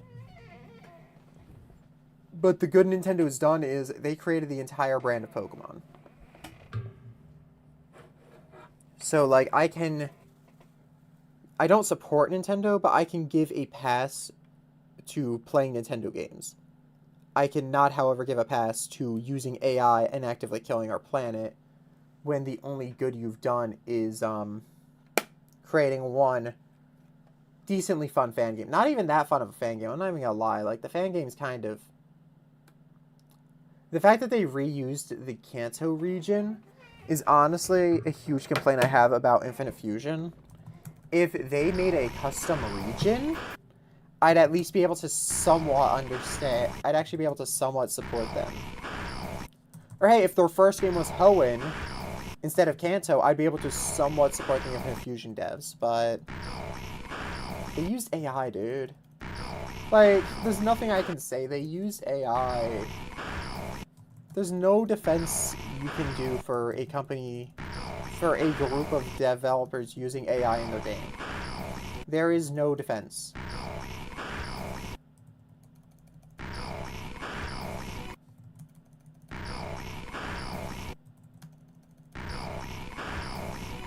So yeah, Infinite Fusion, not going to be playing it anymore on this channel. You can go to, like, other people's channels to watch it. I know I had decent viewership for that stream, but even that's not enough to convince me to back down on my morals of AI use is bad. Go watch Smallland if you want to watch Infinite Fusion. I'm going to stick to Fangames where at least I don't know about the developers. If they did, where rather the developers aren't bad, or I don't know the bad stuff the developers did. Like, developers of Legend Z, developers of Pokemon Z. I don't know if they're good people. I don't know if they're bad people. But guess what? I don't actively know that they used AI in a game. So therefore, developers of Pokemon Z, I'm going to continue supporting your game. Until I find out. If I find out that they're bad people, I'll stop this game and I will make a video about why I stopped playing Pokemon Z on the channel.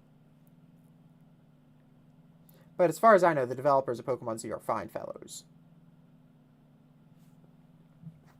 I just can't actively play a game, get the word out, spread the good word about the fact that they came to Hoenn, because I was so excited when I heard Infinite Fusion Hoenn. I was like, let's go.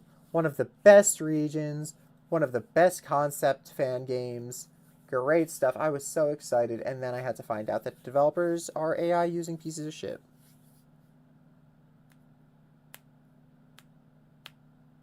And I found this out while I was watching a video about the worst Pokemon fan games. By the way, do not agree with that video. The fact that they said Pokemon, Insurgence is a bad fan game, and his argument pretty much was Delta species aren't a unique concept. They've existed for a long time in the card game. That was like, most of his argument was, oh, it's an edgy story, and Delta species aren't a unique concept. Like, what? Pokemon Insurgence is a great game.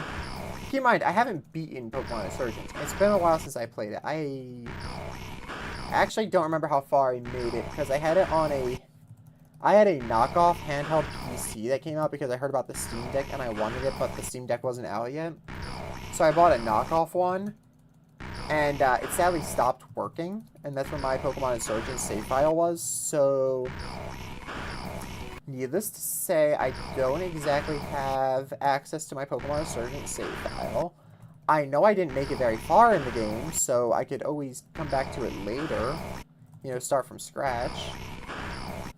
I could even do that on my channel. It won't be a Shiny Lock if I do it, though, because I think I might be done with Shiny Locks. After this game, I'll be entirely real with you. I think I might do a playthrough that's a little bit faster than a Shiny Lock next time. I might Shiny Hunt some of the Delta species. That would be cool, but the whole game? Nah. I'm not Shiny Hunting the whole game again. We're at 976. That's not good. That means we're about to break 1,000. And by my stream rules, I'll have to end the stream if I break 1,000, which I don't want to do. I'm actually having a really good time today on this stream. Like, a really good time. I'm really enjoying my stream. Talking relatively consistently and keeping conversation going. I got into the groove. I've gotten to the groove of this stream, so I really don't want to end at 1,000. I also really want to get Shiny Haunter today to redeem the fact that I lost in this stream. Oh, look what I found. I found my Pokeball Plus Plus. Pokemon Go Plus Plus. Should probably charge this thing. Yeah, what's my phone charge at? Phone's at 100. Yeah, I'm going to put the Pokeball Plus Plus on charge. Because if I'm traveling, I might as well play a little bit of Pokemon Go when I land. Because tomorrow, I might be heading with my friends up to New York City. Then the day after that, I am flying down to Raleigh. Then after that, I'm going to San Francisco. And then after that, it's the 4th of July. I still don't know what city I want to go to for that. I'm thinking there's a couple options. I could go to Washington, D.C. There's probably going to be a lot of 4th of July stuff going on there. I could go to New York City, you know, one of the biggest cities of our entire country. I could go to Philadelphia, the original capital of our country. There's a lot of places I could go for the 4th of July, and I don't know which one yet. I was able to get out of work on the 5th, which means I can get as drunk as I want on the 4th of July. Might get a hungover stream on the 5th, honestly. Depending on if I'm home or not. Or when I get home, I guess.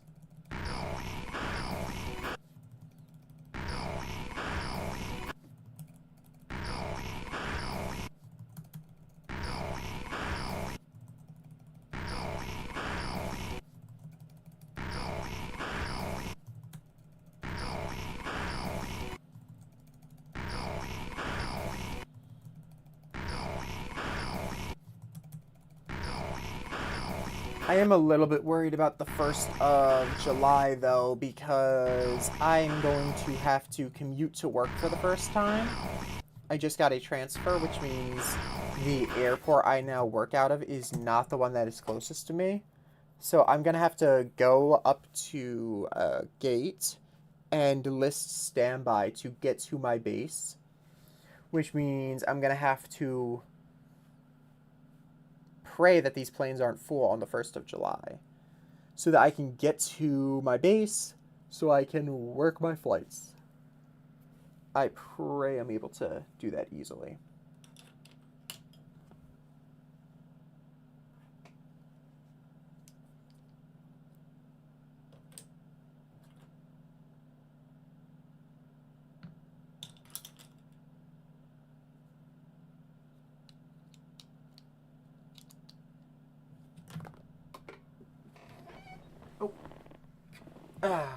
Go grab that.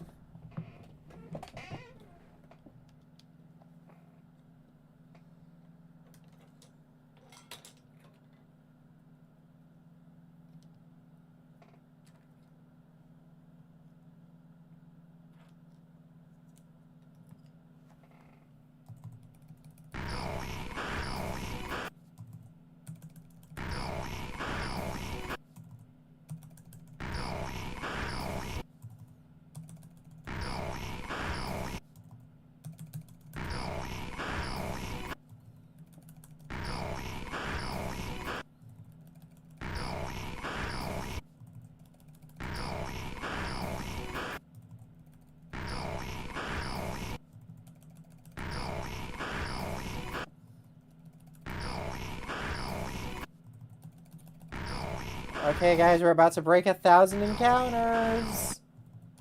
Let's hope we get the shiny before that, right?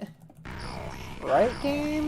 You're not gonna give me a shiny and then give me 1,000 more haunters without a shiny one, right? You wouldn't do that to me.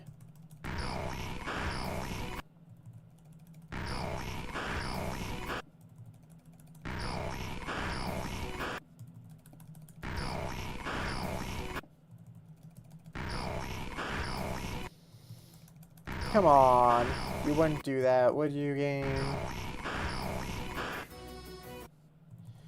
I'm always scared that when I press this X, it's going to be the last window that closes. Okay. Okay. Okay.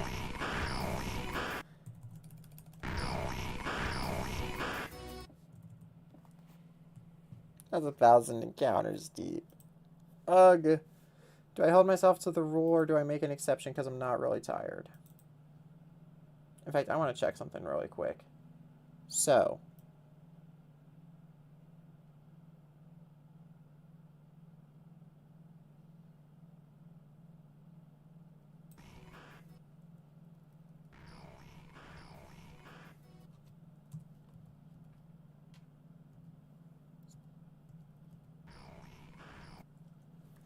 Okay, somewhere around here should be the shiny.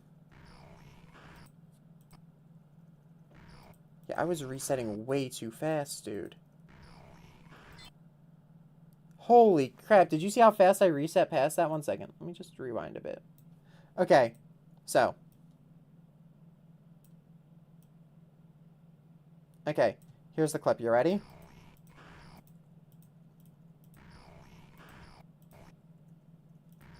Look how fast I was going through these.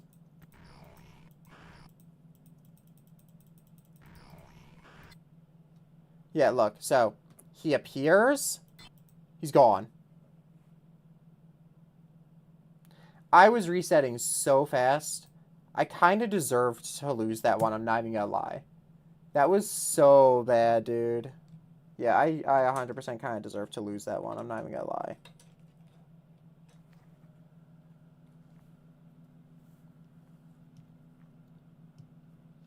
Right now, I'm also organizing my Lego brick separators. So, whenever you get a brick separator, right? One side of it has, like, a weird triangle on it, which I don't understand why, but it's random which side it's on. So, what I'm doing right now is I am putting all my brick separators together into this. And all the triangles are on one side now.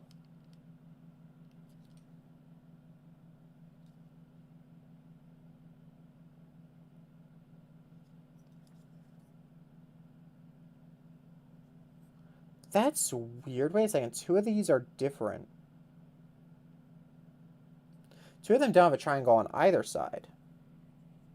Now that's interesting.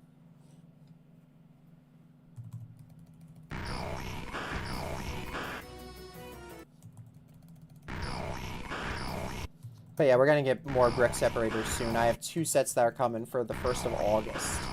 We've got Garp's Battleship, which is coming with the Leonardo da Vinci set. And then we also have Drum Castle, which is coming with a Little Duck Family set. Because I decided Lego One Piece is great, but what if, instead of ordering it all together in one big purchase, getting one gifted purchase, what if I slowly order it based on the current gifted purchase, so that I can get those cool gifted purchase sets, like Leonardo da Vinci, and the Duck Family, and whatever the next one ends up being. I think I skipped on a Mexican restaurant gifted purchase, so I was like, not a big fan of Mexican food. I also don't know how that would fit into my Lego display at all. Duck Family also probably won't fit in.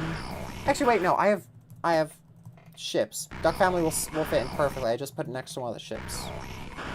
So that's like they're in the water next to a pirate ship. Duck Family will fit just fine. Leonardo da Vinci, I don't think will fit the best into my display, but like, the set's just really cool, so I want it. You get a Lego Mona Lisa, which is extra cool. I could like put that on the wall of the Baratier maybe. Don't know where in the Baratier, but I could probably put that on the wall of the Baratier as like a piece of art.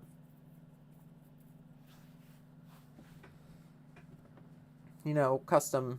Make my Baratier a little bit more custom. I already put some Pirates of the Caribbean minifigs in there at the tables, because Nami and Usopp are in the bar.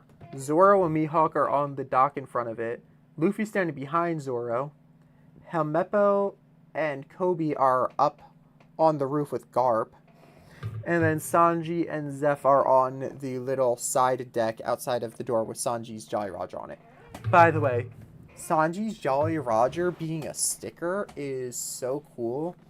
I kind of do wish that it wasn't a sticker, because I do despise Lego stickers. I wish they would just go with printed pieces all the way, but the fact that Sanji's Jolly Roger makes an appearance at all is so nice, because I wasn't expecting it. I was thinking Sanji's Jolly Roger wasn't going to make an appearance because, I'll be real, the Jolly Rogers are the Straw Hats, except for the Straw Hat Jolly Roger, you know, the one for the whole crew. The individual Straw Hat Jolly Rogers don't really make an appearance in the show besides title cards. So I wasn't expecting them to make an appearance at all in Lego, because Lego's not making sets out of the title cards of the episodes. They're making sets out of the content of the episodes.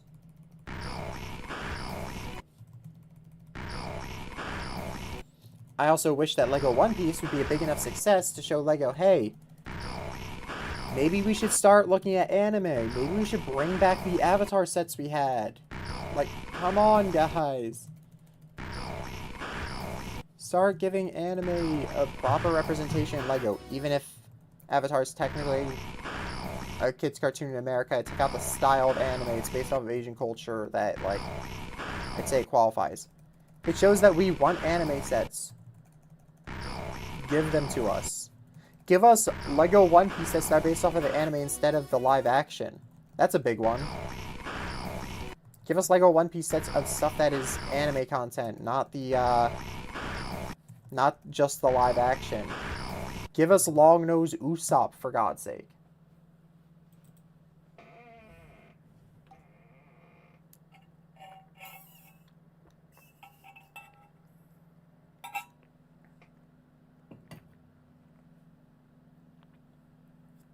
Like, I want my Longnose Usopp minifig.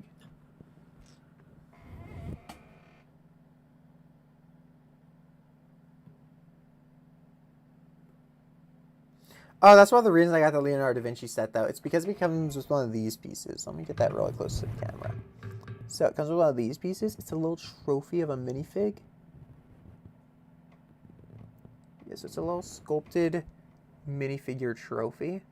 I don't think it's in gold for the Leonardo da Vinci set, but I love these miniature minifigs. It's like trophies or action figures for that are the scale for minifigures to use them, and I absolutely adore them. I think it's one of the coolest pieces Lego's ever made. And the Leonardo da Vinci set comes with one. I forget what color. But I think that was like one of the big things that convinced me was the fact that it comes with the Lego trophy. Also the Mona Lisa, of course. The Da Vinci minifig himself isn't bad. The trophy is amazing. It comes with a cat. It comes with the Mona Lisa printed piece.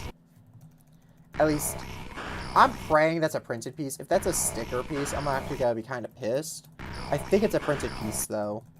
I can probably check online. I'm pretty sure some people probably already have the set in their possession. The reason I don't is because I ordered it, is because the gift of purchase is coming with a set that's not released yet. So it'll be shipped to me when the set I got it shipped with actually releases.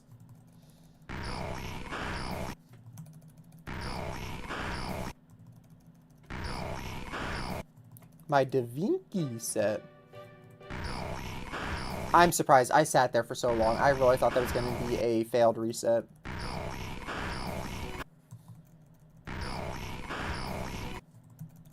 Like, I full on heard the route theme kicking in. I thought I had failed that.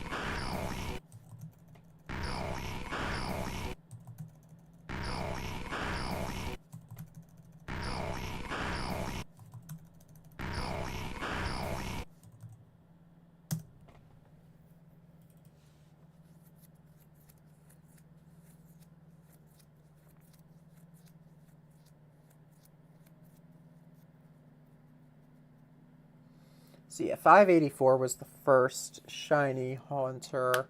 I'm gonna have to remember that when I go in and actually start calculating shiny odds. I'm saying 675 is likely the actual odds of the game, but the issue is no one seems to actually know. And there's only two ways to find out. I can rather calculate based on the shinies I got, or I can learn how to code. I'm not gonna learn how to code. I'm gonna be entirely real with you. I am not learning how code works. Therefore, I have to calculate it based on the shinies I've gotten. As I've gotten probably the most shinies anyone's ever gotten in this game, I have the best data set.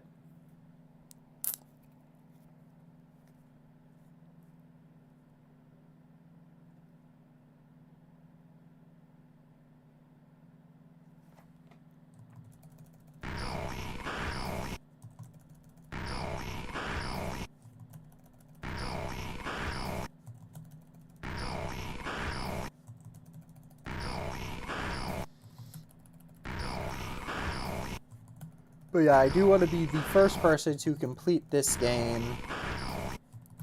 I want to be the first person to complete this game as a shiny lock. And I don't think that's too ambitious of a goal. I don't know how popular this game is after all. But I also don't feel like many people are willing to do a shiny lock. Let alone a shiny lock with all the extra rules I've applied to it, like every route you have to shiny hunt.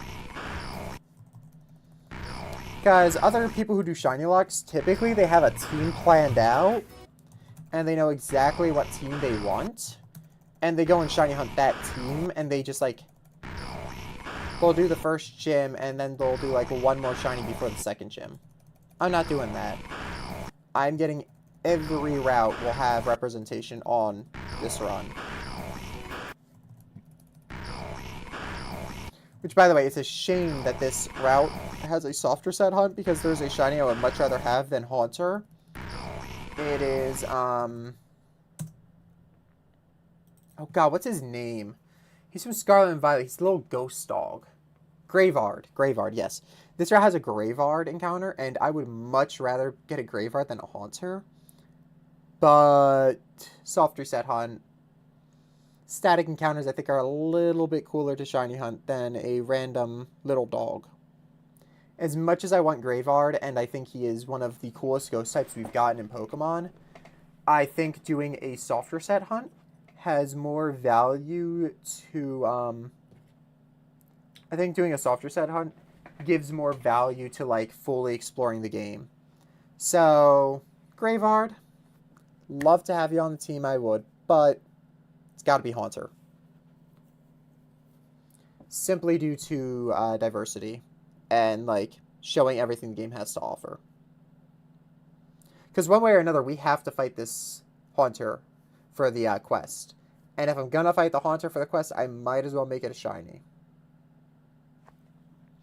The only thing I didn't shiny hunt, and I probably will continue to not shiny hunt, is the Alpha Nests.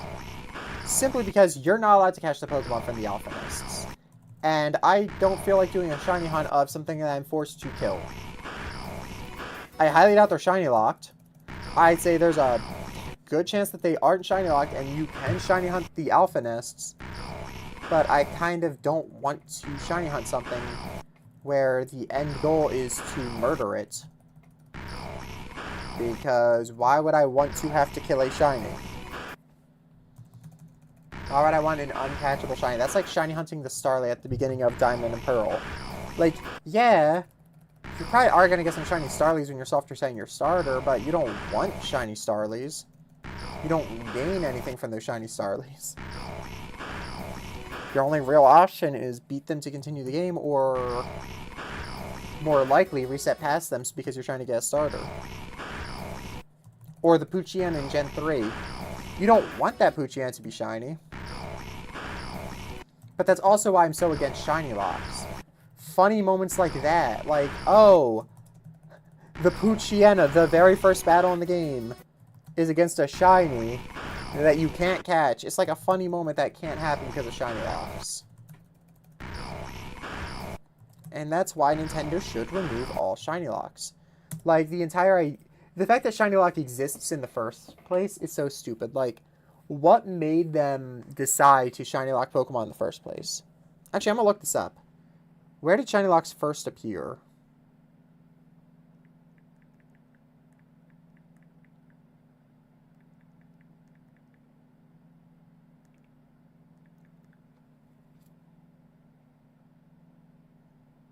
Shiny locking. Okay, here we go.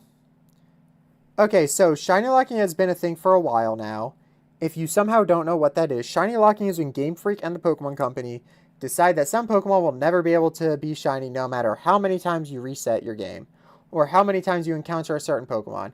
It started in Gen 5 with Reshiram and Zekrom being fully unable to be shiny, and has persisted up to the present day, with several legendaries, mythical starter Pokemon, and event Pokemon being shiny locked.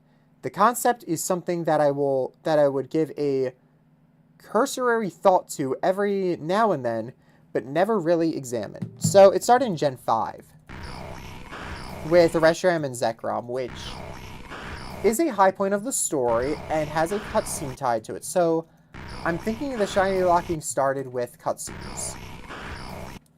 It has since then been expanded to much more than just cutscenes. But I just gotta ask, Nintendo, why? Why do you shiny lock? I don't think I've met a single person who likes shiny locks. And I've been in the Pokemon community my whole life, and I don't think I've met a single person who actually likes shiny locked Pokemon.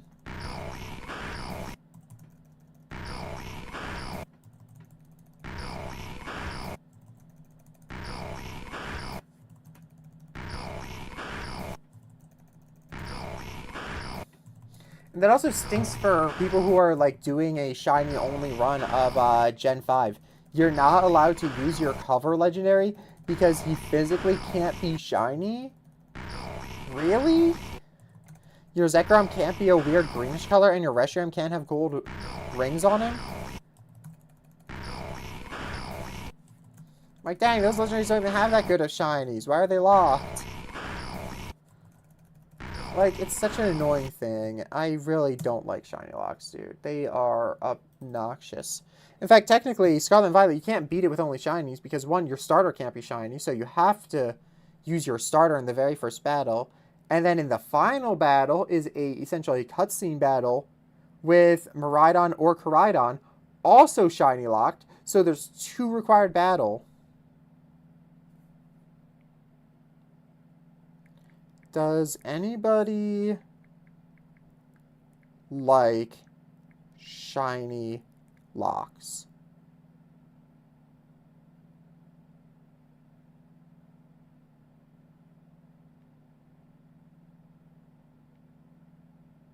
The truth behind shiny locks, March 31st, 2026. When shiny locking is a good thing, why are Pokemon still shiny locked? Explaining why Game Freak shiny locks Pokemon.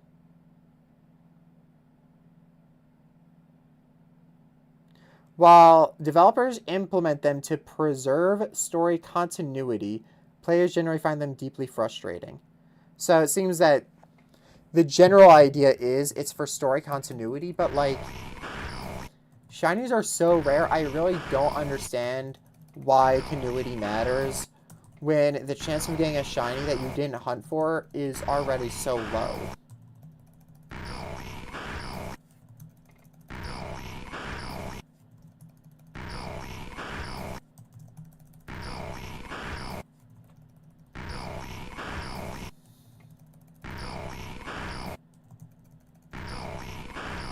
Because I'm going to tell you this.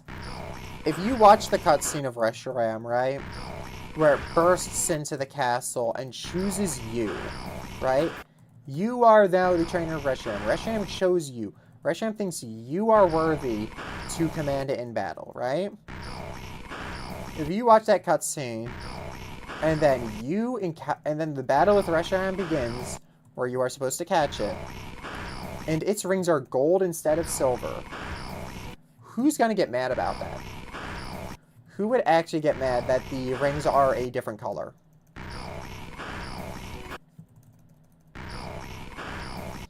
What about if you encounter Groudon, right? He's this big red behemoth monster.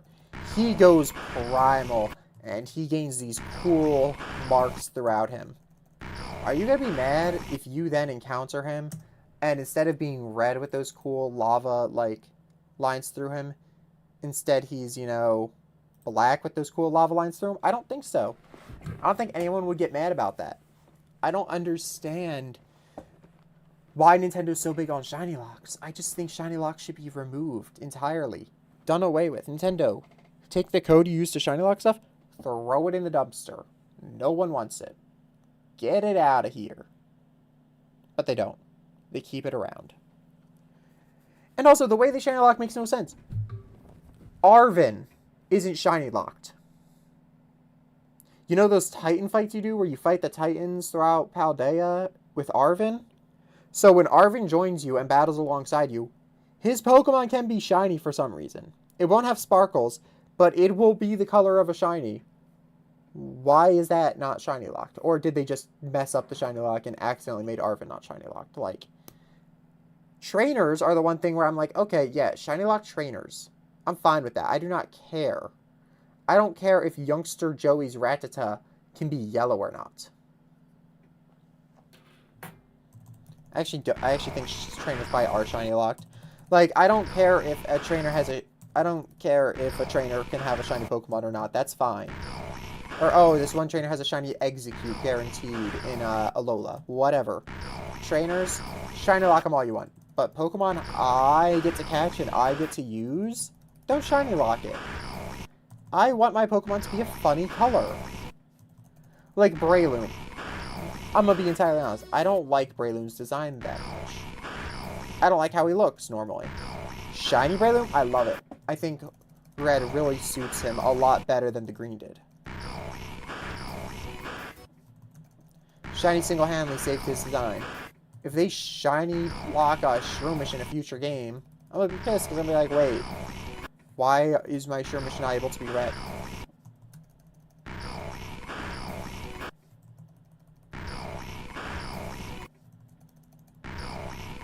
I just don't get it, dude. Shiny locks are like the most infuriating thing ever.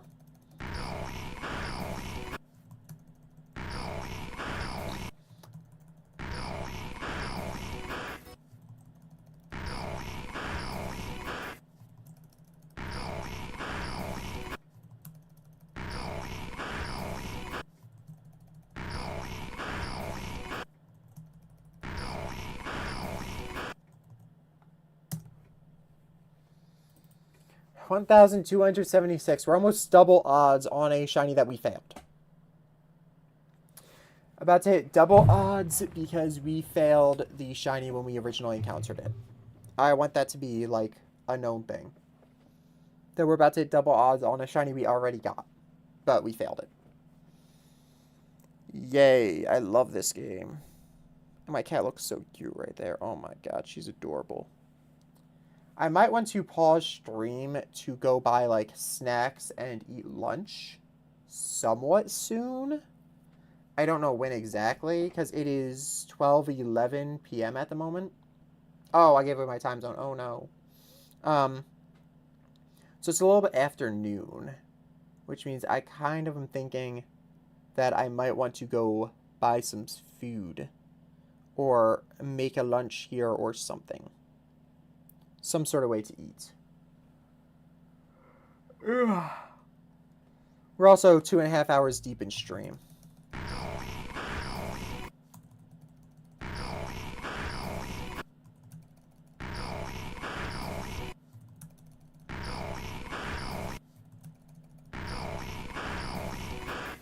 But I also don't want to end stream until I get the shiny back, because I'm angry about the fact that I lost him.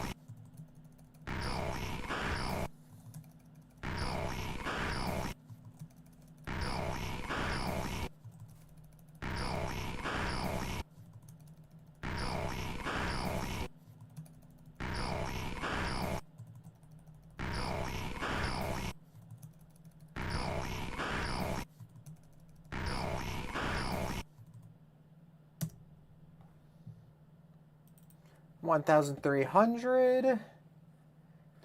So in this batch and the following two batches, we will be hitting double odds, which means we will have encountered twice as many Pokemon as is the rate of a shiny. So the rate of a shiny is 675. So doubling that would be 350. If we encounter 1,350 Pokemon without a shiny, we have doubled the shiny rate of the game. Keep in mind, we already got the shiny and we failed it at 584. games make us go double odds because we went slightly under odds the first time. Less than 100 under odds the first time. And the game's punishing us with nearing double odds.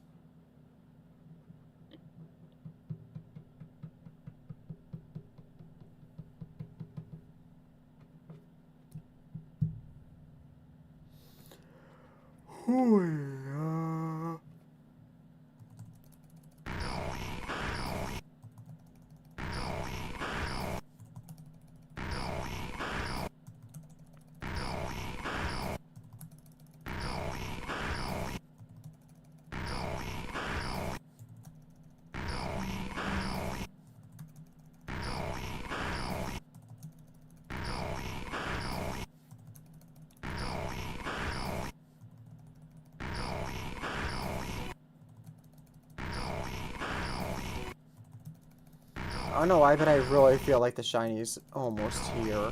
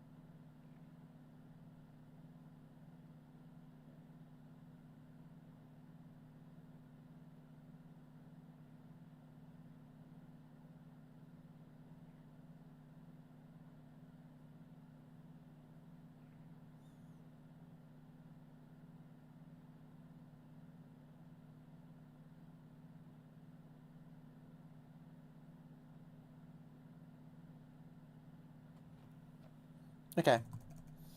Back into the hunt. Let's go.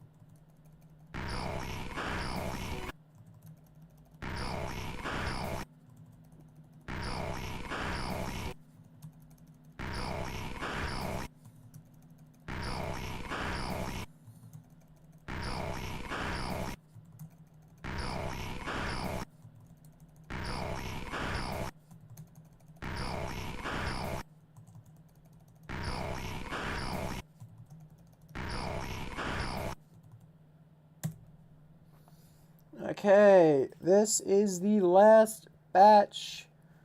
This batch will officially get us over double the shiny rate of the game on the second hunt for shiny haunter, because we did reset the counter when we got the first one, even though we didn't catch it.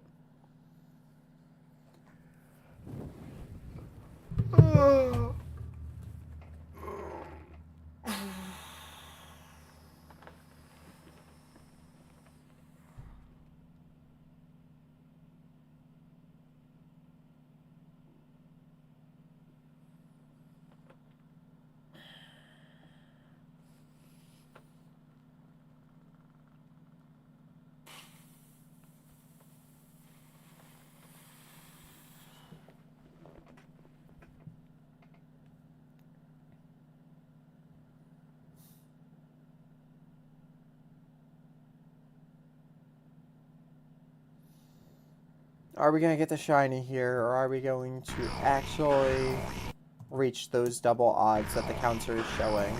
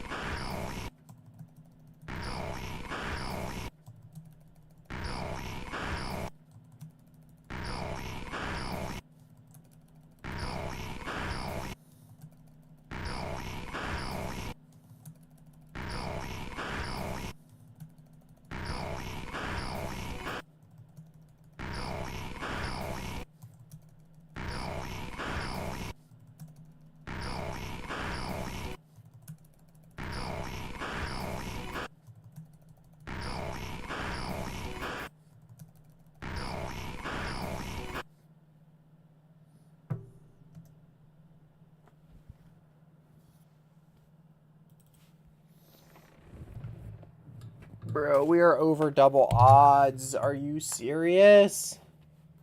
This is infuriating.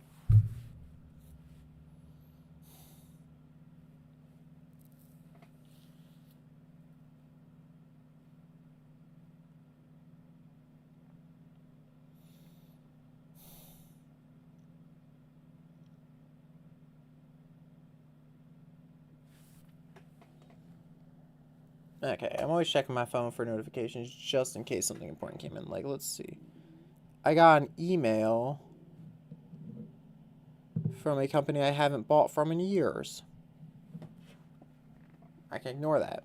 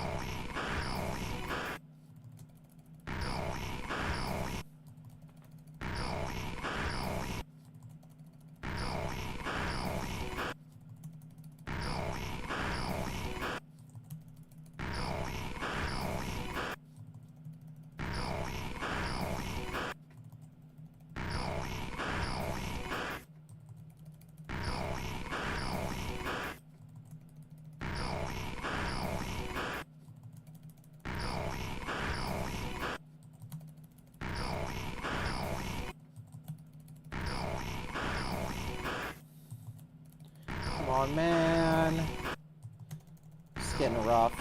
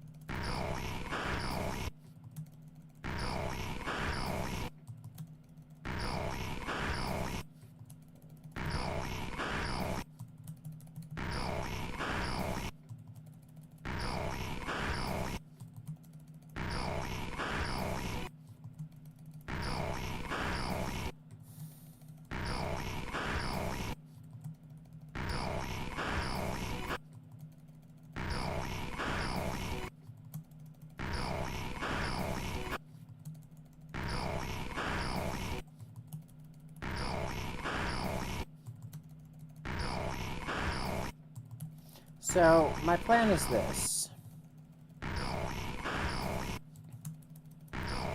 I'm thinking I'm going to Quick Ball first turn,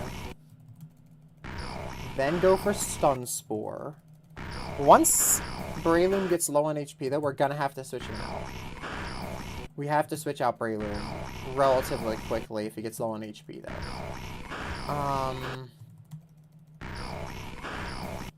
When we switch him out, we're probably gonna switch to Bidoof because Bidoof is immune to this guy's attacks.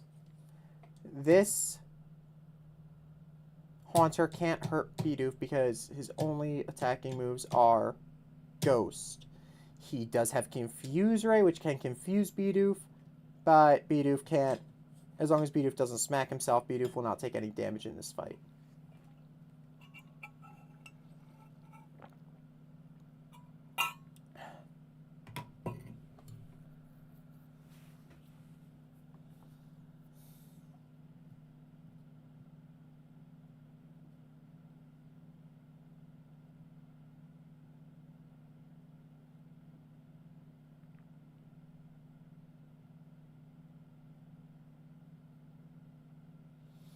Thing is, once we get to Lumiose City, I feel like that's where most of the stuff I'm looking for is. Shop that sells unique types of Pokeballs, probably in Lumiose. A shop that sells Evolution Stones, probably in Lumiose. Eevee, probably in Lumiose. A lot of the stuff I'm looking forward into the game, I feel like is in Lumiose City. So I feel like a big part of this game is looking forward to Lumiose City. Whatever it looks like at this time. Technically, if we're gonna take into account Legend ZA lore, the Prism Tower shouldn't exist.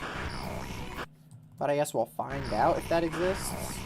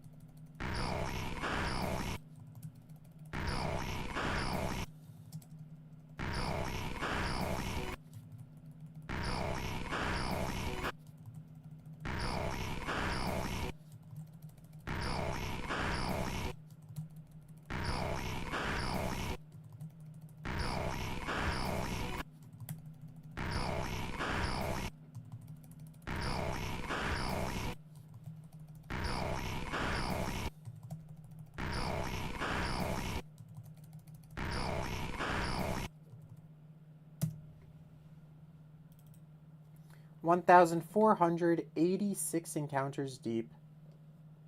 Still no shiny Haunter. How do you go that far without a shiny? Good question. I just dropped a brick separator on my cat and she was not happy about that. She's on my lap, by the way. She's so soft too. Despite her old age and the fact that she is beyond skinny. Despite her old... Get off.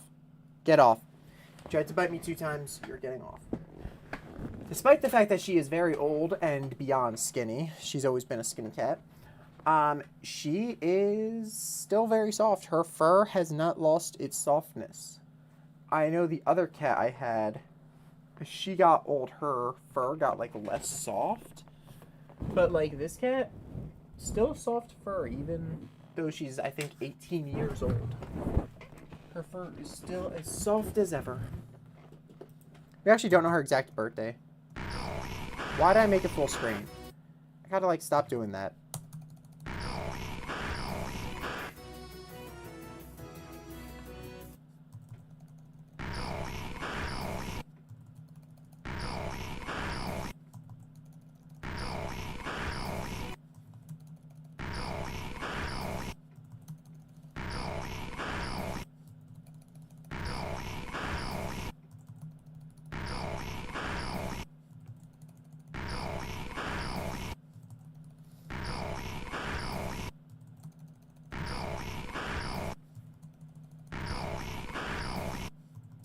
wonder if anyone knows a program where I can make it so that when I, you know, press Q, close the window, you know, like, start the battle. Wonder if anyone knows a program I could do where I could make that affect every single instance of the game at once. So I could just, you know, do this. Watch the encounter. And then listen for a sparkle noise. If I hear a sparkle noise, then I know to close the window slowly. If I don't hear a sparkle noise, I can just, like, spam close all the windows. Make the game a little bit faster.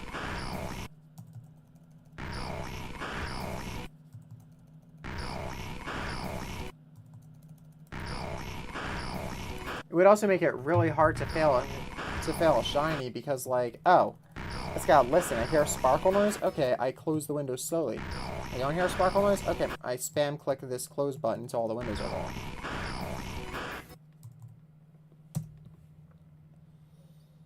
But I don't know if a program like that exists. So let's see, really quick. 350 plus... 1 second. So... 675. Calculator. 675 is odds. Plus 675 gets us up to 1,350. Plus 675 again, 2,025. So our next... So if we hit 2,025 on a shiny hunt, that means we are triple odds. I pray that that never happens. I really do. I will be devastated if I ever hit triple odds.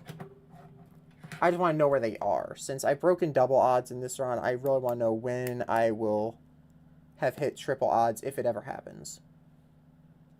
With the amount of shinies I'm hunting, probably not as unlikely as you would think to hit triple odds. Like, probably gonna hunt over 100 shiny Pokemon in this game. Heck, I'm almost at a full box of shinies, and that's not including the death box. If I include the death box, I think I am at a full box of shinies already, which means 30 shiny Pokemon hunted.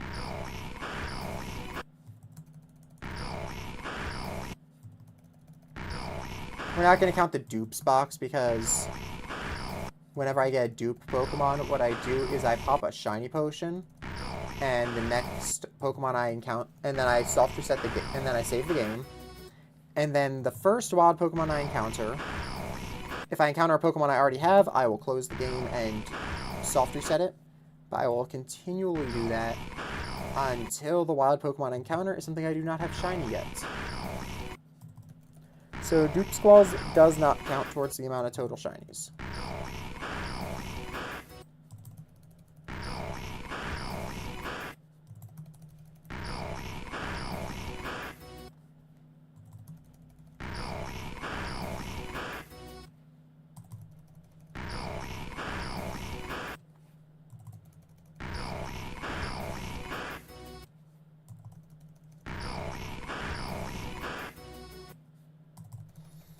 I will say this though, Dupe's Claws is a very important thing, however, there is a few things I should mention. Dupe's Claws does not apply if a Pokemon has a split evolution.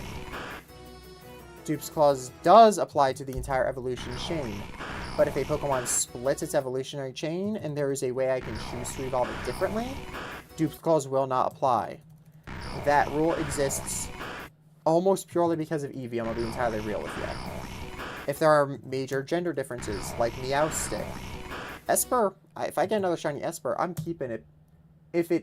Only if it is the other gender than my current Meowstic, which I believe is male Meowstic. I think female Meowstic's the other one. Pretty much, unless there's like a big difference between the one I have and the one I find in the wild. Like, oh, I can evolve differently. Oh, it's different gender. And that actually matters in species. Unless something like that, Dupe's Claws will make it so I get a new shiny.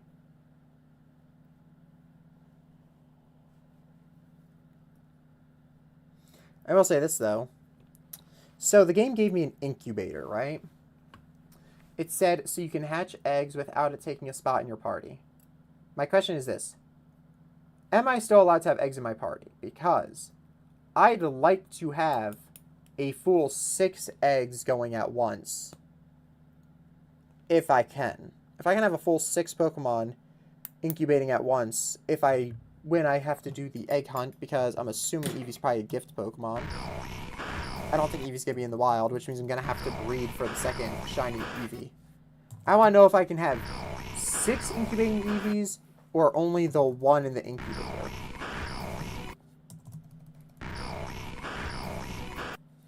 I also just realized getting my hands on Flame Body Pokemon before I get Eevee is kind of important now, isn't it? Because Flame Body will speed up those eggs a lot. So getting my hands on a Flame Body Pokemon before I evolve my first Eevee is kind of important. Who is Royolion? I am so excited to see Royolion. I don't know what Royolion is, but I am excited to see him, specifically his shiny version.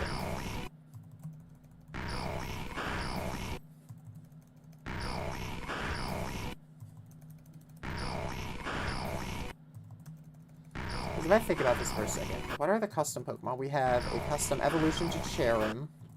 We have 2 evolutions. So far, that's all I know for the custom Pokemon in the game.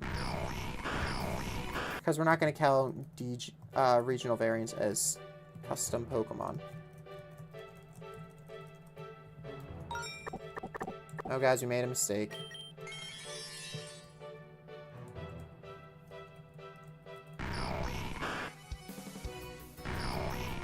Okay. Let's not do that again, because that's not fun when you actually have to, like, use the lens of truth and hunt the guy down. It's not fun. So let's not mess up any more resets.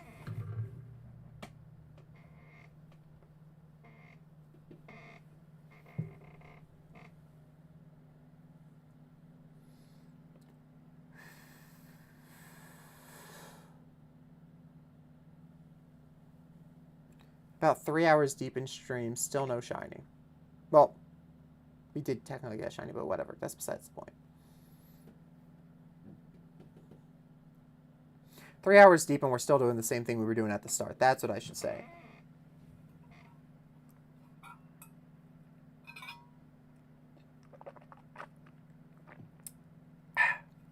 Good stuff, good stuff.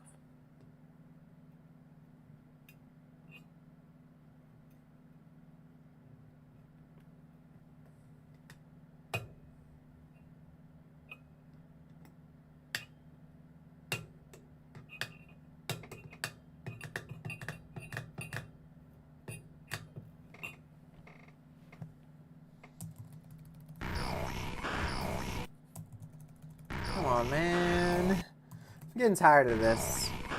Like, I'm keeping a good mood. I'm keeping my soul up, you know. Keeping positive energy. But, like, this hunt has been going on for a while now. This is getting a bit excessive.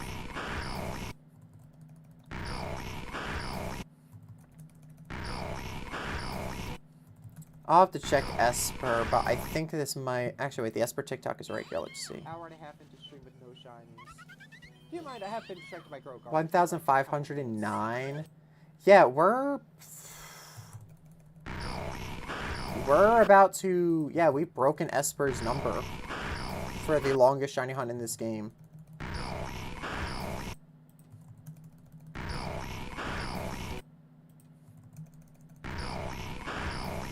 Don't know why I did that in the middle of a batch, you know, make it some tabbed out, but yeah. This is officially the longest shiny hunt in Pokemon Z so far for me. The second attempt at Haunter because we reset past him.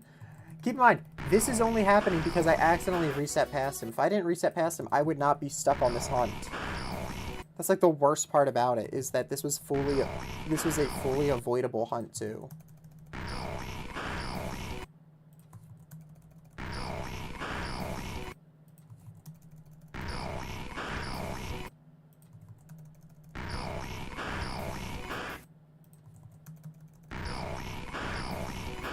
Oh, and this guy's got steep competition to join the team. Ghost Poison, good type, but he's against Sinisty.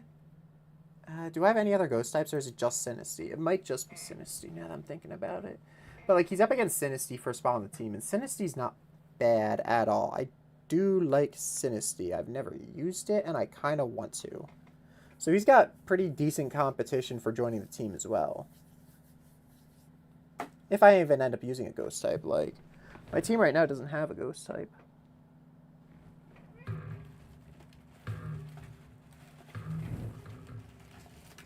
No, no, no. Why did it fall in there? No, that blue gem I was fiddling with fell into the trash bag. No. I really don't want to throw it out. There it is. Got it. Ugh. Having to reach through my trash bag wasn't fun, but I got out the blue gem thingy. That's probably like plastic.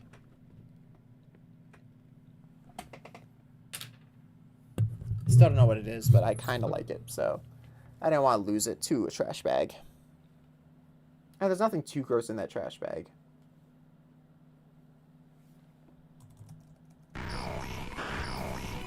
In fact, speaking of which, I should probably get a can to put that trash bag into for down here.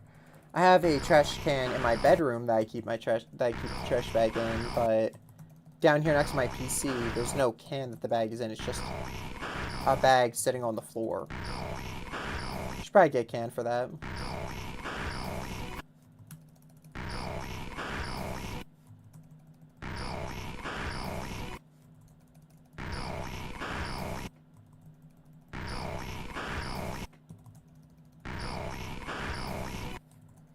I just find it easier to actually, fully pack a trash bag when it's on the floor. Also, when it's on the floor instead of in a can, I don't have to, like, pull it out of the can. I just pick it up, carry it to the curb, and toss it in the trash can that the garbage truck takes from. I don't have to, like, pull the bag out of the can, put a new bag in the can. I just have to pick the bag up, toss it, and put a new bag there.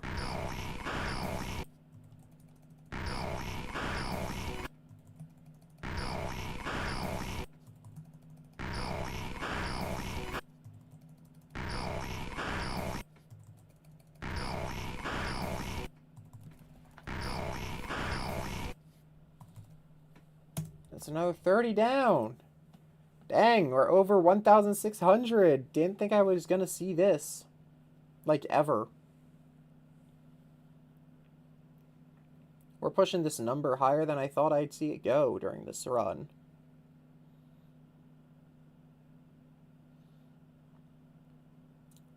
But there's also other games I want to play. Like, I have Metaphor Refantasio. I actually don't know how far you made it in that game, so I'm probably just going to start a new save file. Might want to stream that. Persona 3 Reload, definitely want to stream that eventually. Baldur's Gate 3, I think, is an off-stream game. As much as I enjoyed streaming it that one time, back on, I think it was Twitch. Yeah, back on Twitch in the day. As much as I enjoyed that, I think Baldur's Gate works better as a personal game, simply because of all the, NSFW content of it. I don't really want that all on stream. I had it on stream on my Twitch. I have some of it in videos of that run before the game updated and broke my mod list. Like, the game is just not... It's just really NSFW, and I don't know if I want that on my YouTube.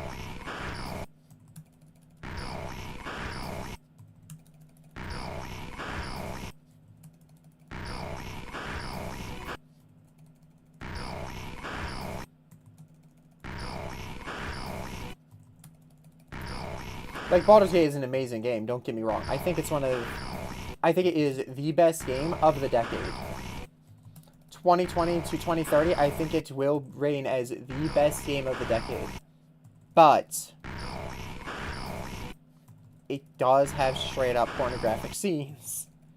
And I don't know if that's really, something I want to, stream. Because on one hand, I could turn off those scenes and then I miss content of the game. On the other hand, I could turn off nudity, which then just makes the scenes kind of, like, weird, because I think it puts, like, a leaf over male genitalia, which is, like, just makes the scene kind of weirder. Um, so it's rather I cut content from the game, I have a weird floating leaf over male genitalia, or I just don't turn it off at all and there is straight up pornography in my streams. All three of those are losing situations. There is no winning in any of those instances that I just mentioned.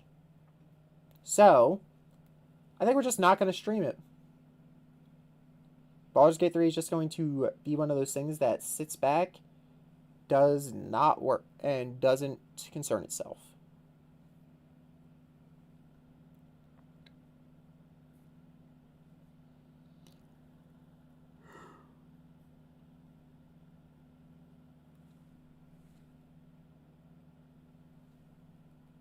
I already forgot why I said I was going to name this guy.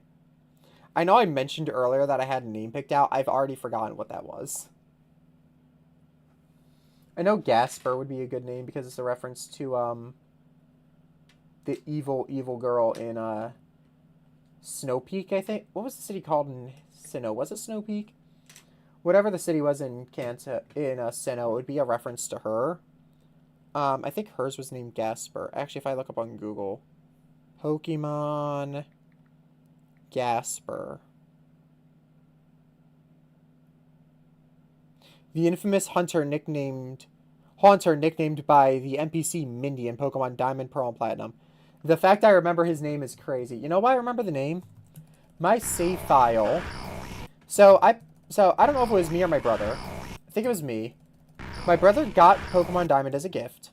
I played it, and I had two Pokemon that were overleveled. It was Flappy the Staraptor and Gasper the Gengar. So obviously I somehow found a way to evolve him. Don't know when or how, but at some point as a kid I figured out a way to evolve my Gengar. My Haunter into Gengar. But yeah. I had Gasper and I had Flappy the Staraptor.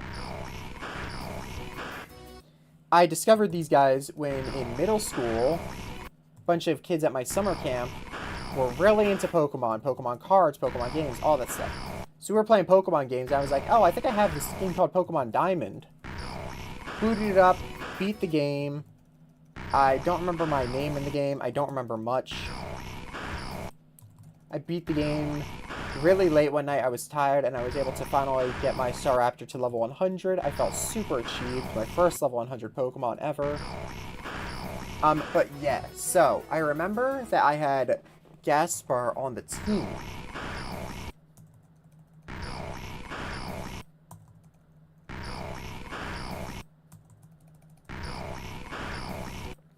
Which kind of makes me think, should I name this guy Gaspar? How about this? If it's a male, it's Gasper. If it's a female, it's Mindy, the person who trades you Gasper. That's a good idea. So it's rather going to be named after the Haunter that doesn't evolve, or if it's a female, it'll be named after the trainer who doesn't evolve, who put the Everstone on the Haunter. But yeah, Mindy, one of the most hated Pokemon NPCs probably ever.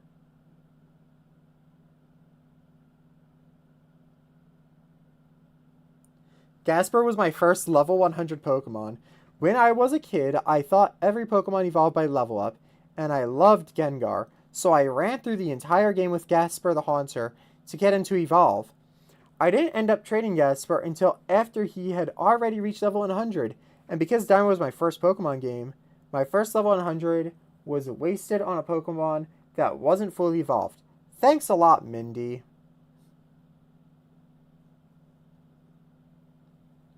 I did a similar thing to Magcargo and Ruby as a kid. I thought it would eventually evolve into Torkoal, since it came right after Magcargo in the Pokedex. Top response. You didn't start getting suspicious after level 55 to 60? I don't think... The guy who said that's kind of mean. Like, as a kid, you don't really understand that Pokemon are typically supposed to be evolved by level 50. You don't realize that. You just think, surely eventually it'll evolve.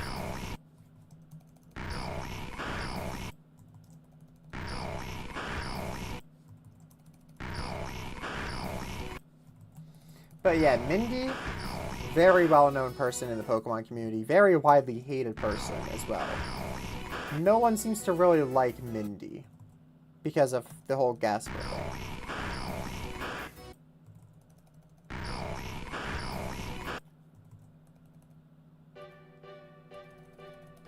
No.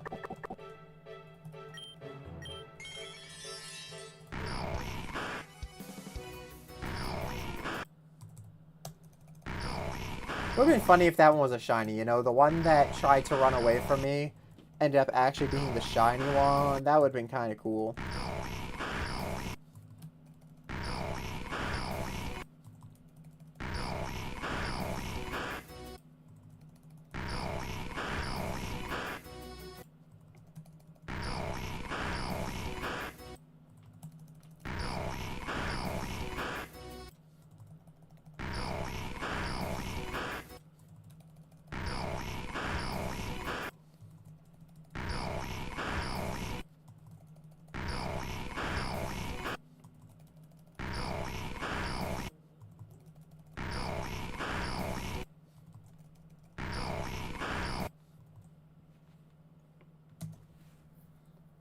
Dude, I'm getting scared. If we break 2,000, I'm actually going to go insane. I really cannot deal with a 2,000 encounter hunt. All in one stream, nonetheless. I'm getting scared. Like, Gasper here, I'm getting scared for you, man. You gotta show up soon. I cannot get this. This hunt cannot go on this long. Let's read some more Gasper posts on the Fuck Mindy Reddit.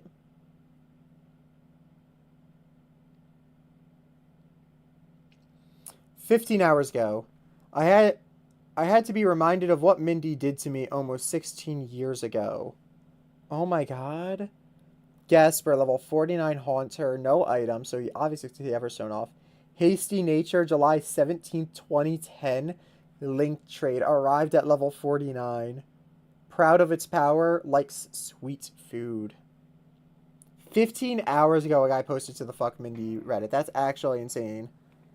8 days ago, a guy is promoting his playthrough, I think, by posting episode 38 of his playthrough. And the title of his post is Mindy Strikes Again.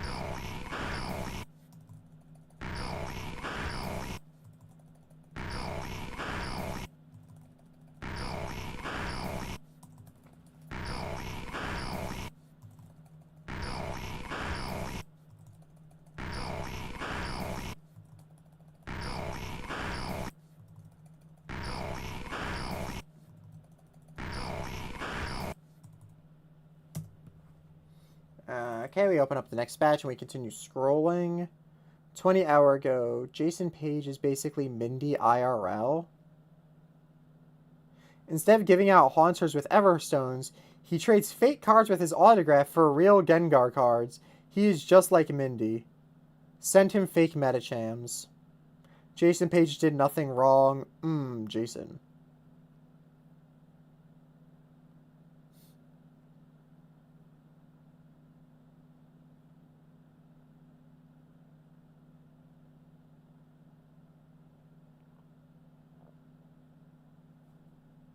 Jason Page did nothing wrong.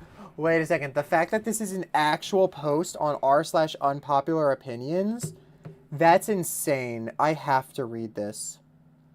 For those who haven't seen this controversy, Jason Page, the singer of the original Pokemon theme song, was at a card convention where a kid and his father traded him a worn Gengar card in exchange for a signed custom card, additional event card, and a photo opportunity. Let's not for... Bro, this post is already disingenuous.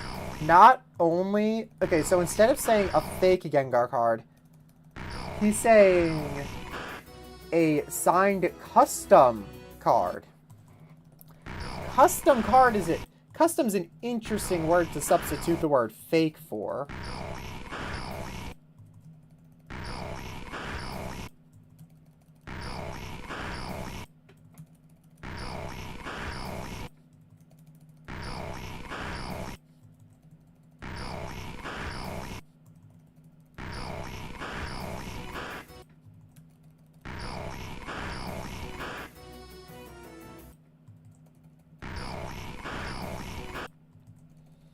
We're going to continue reading this crazy post where they claim that Jason Page is not the bad guy of the story after we're done this batch. I just can't believe that someone actually is taking Jason Page's side. That's insane in my opinion.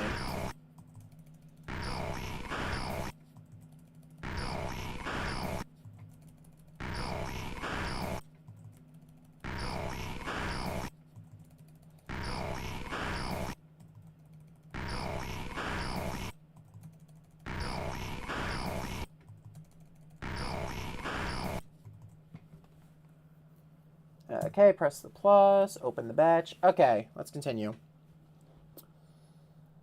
I did additional event cards and a photo opportunity. Then that kid went to another vendor where that vendor said that the kid got scammed because it's a fake card. Now where we are. My unpopular opinion is that people are confusing a trade I wouldn't make with a scam. Also, people are saying it's a fake card when it's actually a custom card. From everything I've seen, Jason's autograph prices were posted, the father was present, and the trade was agreed to voluntarily. The value of the signed custom card came from the autograph, not from the card being an official Pokemon product. You can think the autograph wasn't worth it. You can think Jason should never have made a trade in the first place. You can even think it was a terrible deal for the kid. But that's not the same thing as a scam. Most of the argument I've seen basically come down to, I wouldn't have paid that much for the autograph on a custom card. Okay, that's fair. Neither would a lot of people, but other people clearly would. Or we wouldn't be selling autographs at these prices. I think, like, a big thing you're kind of not looking at is how young was the kid? Because I saw that video. That kid was very young. Like, sure, you know, Jason's business could make sense, but if you're gonna make a deal like that, don't make it with a small child. Make it with an adult. Someone who actually has, you know, fully developed frontal lobe and understands that this Jason guy is selling his autograph for way more than his autograph is worth. His autograph isn't worth that much. I still can't believe that there are people who charge money for their autograph. Like, if I go to an event, if I was a famous author, right? Let's say I'm Stephen King. I wrote these amazing books, and I'm doing a fan meetup. I'm not going to charge people for me to sign their book. I'm just going to sign their book. It adds value to the book, but I'm not gonna try to profit off of that. These people, you know, supported me by buying the book in the first place. Jason Page, you're only famous because people like Pokemon. You owe your fame to Pokemon. Stop trying to profit off of the fact that you sang a song in the 90s.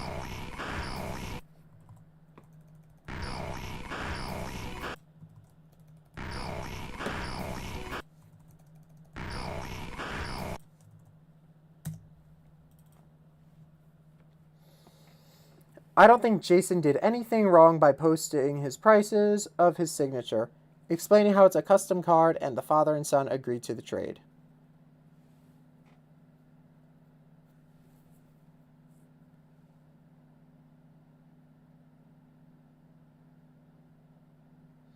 If you want to draw a line between offering a kid an imbalanced trade and a scam, that's fine. But I think offering a kid an imbalanced trade, especially from his perceived position of power is wrong.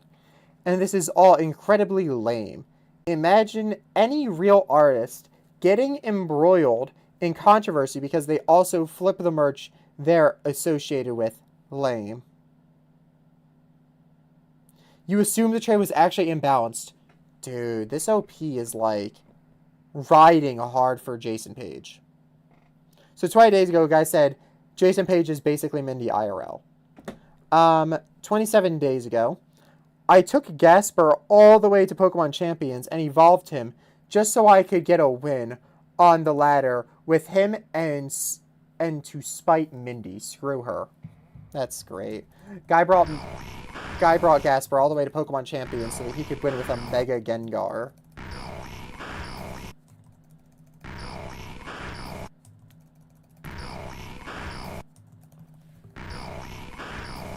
I guess he got his money's worth. Out of that Medicham then, if he was able to take Gasper all the way into Pokemon Champions and win a game.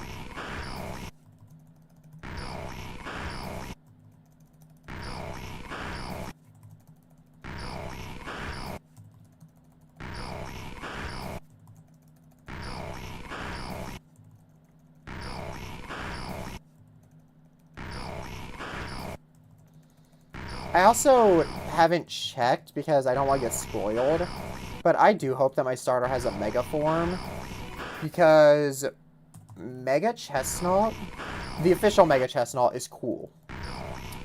This Quilladin is cool. I don't know if Chestnut's gonna be cool. I assume, probably.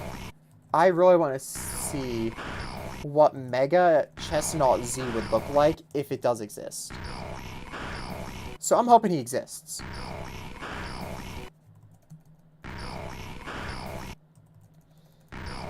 I'm hoping that at the point we get given the Mega Bracelet, as I'm 90% sure this game's going to have Megas, that we also get given Chestnut Z for our Chestnut.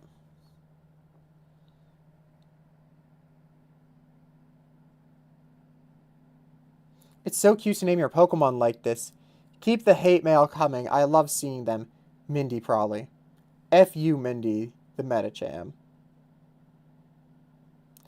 If you do, would you like to trade your Medicham for my Haunter? Saying no.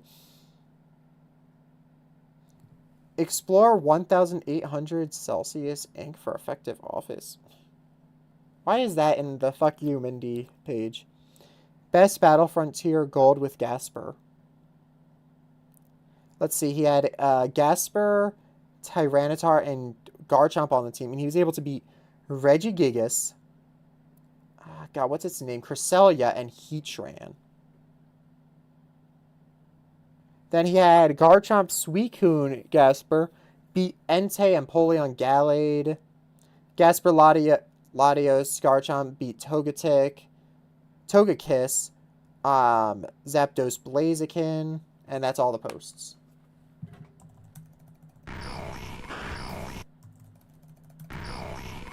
Keep the Gaspar train rolling. Until we get Shiny Gasper, we will continue talking about Mindy and her evil trade.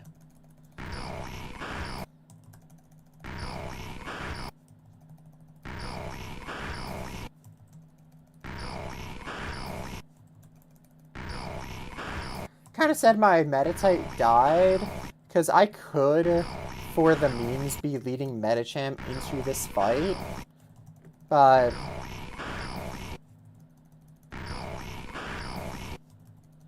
it would be purely for the meme, obviously, but I think it would be funny.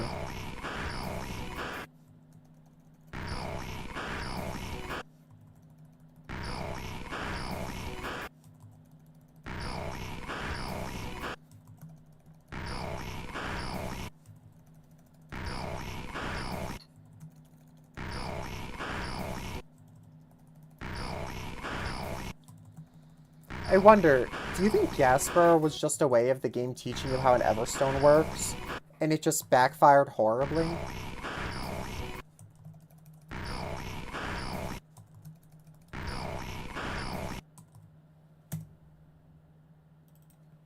Oh, that reminds me, I've also seen so I've worked on planes, right? a lot of people play Gen 4 games on rather spoilers or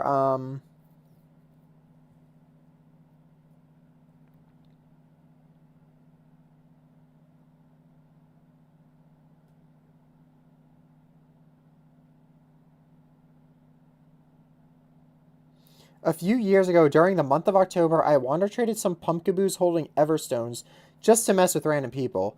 I now regret not doing something similar on April Fools.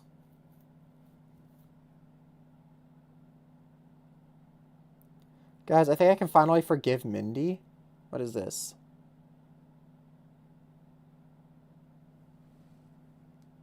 You finally reached the top of Snowpoint City. Mm-hmm. You enter a house to find a seemingly nice lady offering a Medicham for a Haunter. Knowing Haunter evolves into Gengar, you accept her request instantly. The Pokeball starts glowing, everything seems perfect. Except, it doesn't evolve. Mindy thought it'd be hilarious to attach an Everstone so it would stay a Haunter. This little interaction spawned a whole subreddit dedicated to hating on Mindy.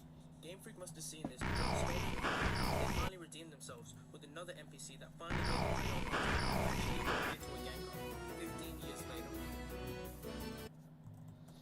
Oh, they added an NPC that actually trades you a Haunter 15 years later. That's nice. Now, they locked it behind DLC because, based on the video, I can see that they are in Blueberry Academy, so you have to buy DLC to finally get your Gengar, but I guess you at least can get the Gengar. That's nice, I guess.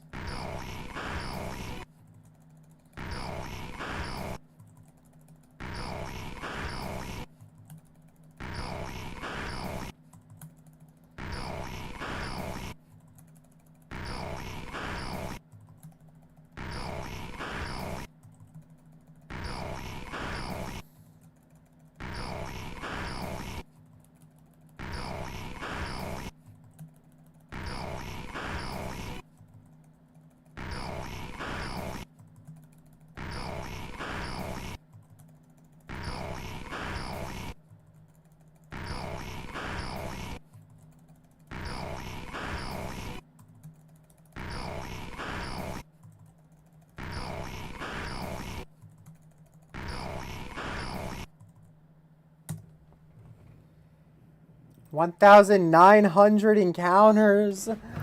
Oh boy, we're getting close to triple odds. I'm hoping we don't, but we're getting scarily close.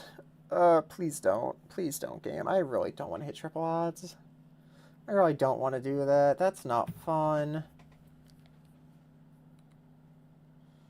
I'm getting scared, dude. I really do not want to hit triple odds on this. I'm hoping we don't, but Oh, mute that real quick. Have the stream up on my phone just in case, like, the display or something doesn't display correctly, or, like, the chat doesn't show up on OBS, even though it's supposed to. It might not. So I just have it up on my phone just in case.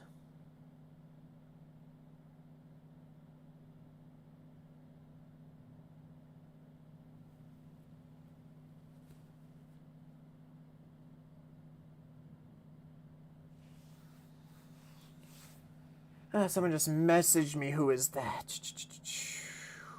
Who are you?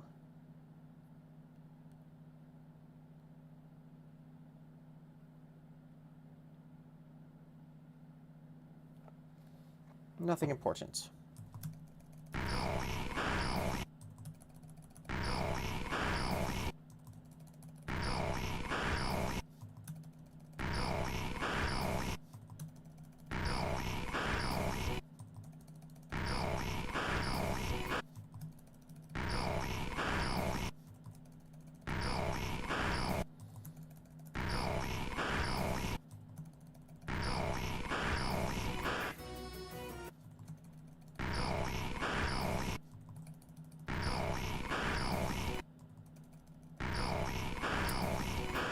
Come on, give me my shiny Gaspar.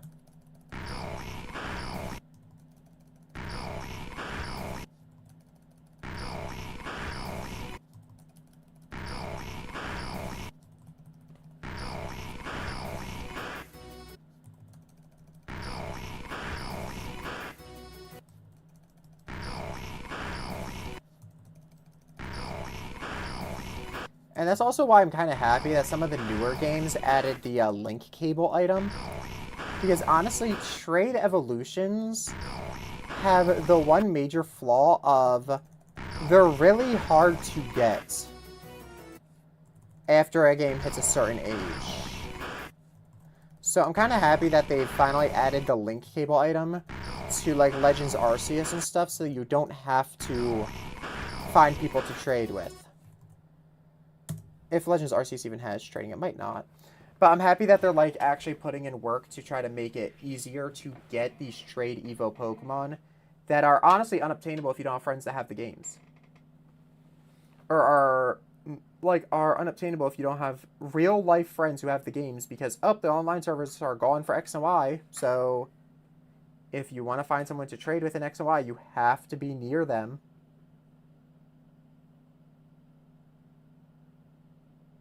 God, that makes me want to open my old Pokemon Y save file and just like see my friends and passerby. It'll be really sad because they're all going to be grayed out. It's going to say that they're all offline and possibly don't even... Some of them possibly don't even exist. Some of their save files could be wiped off their cartridges.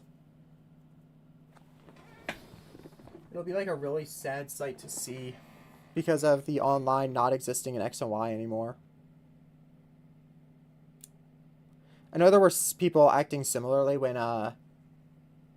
Gen 5 lost its online stuff because apparently Gen 5 had a decent online community. Like the online features of Gen 5 were like kind of popular, but I wasn't around for that. I only really started getting into the online features of the games in X and Y, the PSS player search system. And I feel like it's going to be really sad to see it all gone.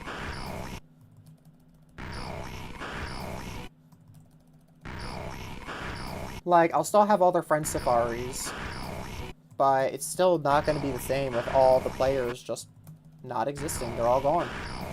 They've all moved on with their life. Some of them are still Pokemon fans. Some of them gave up Pokemon as a whole. Most of them I'm never even going to meet.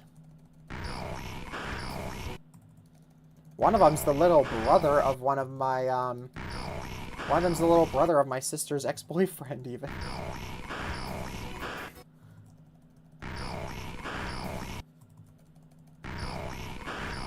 But one thing is true, all of them are never going to be online again. And that's also true for me. I'm not going to be online again on the player search system. Because that's just how it is. I'm not going to be able to go online. It doesn't exist. At least I think they shut down X and Y. I'm 90% sure they shut down the X and Y system. Wander Trade now is just infected with a bunch of fake shinies advertising websites where you can pay people to just Game Shark in Pokemon, which, by the way, big scam. Honest to God, massive scam. I'm surprised that those websites make any money. You can hack in Pokemon so easily. Paying someone to do it for you is a humongous scam. It's debatably even easier than the games of Game Shark, because all you have to do is get a cord that can attach your Switch to your PC, which is easy. The Switch is a USB Type-C port. It's super easy to get a cord like that. All you have to do is attach your Switch to your PC, jailbreak it, and then you can import all the Pokemon you want. Perfect IV, shiny, unreleased species even. Like, oh, you can get... Actually, I think every Pokemon has been obtainable shiny at this point. Maybe not. Terapagos. You can just hack in as many level 100 perfect IV shiny Terapagos you want. And there's nothing to stop you. As long as you don't go online with them. If you go online with them, you might get you might get your online privileges revoked. But like, yeah, you could... Paying a website to hack in Pokemon is truly the most massive scam ever, because why would you pay them when it's really not that hard to hack them in yourself?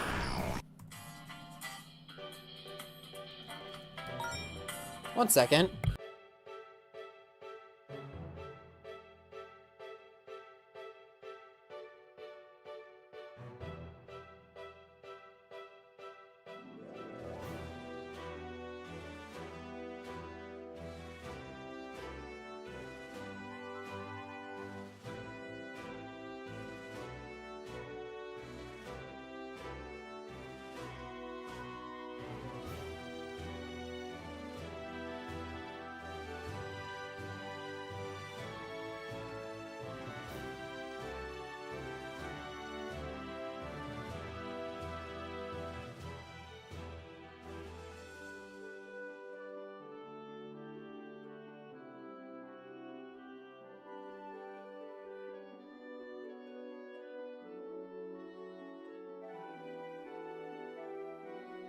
One sec, guys.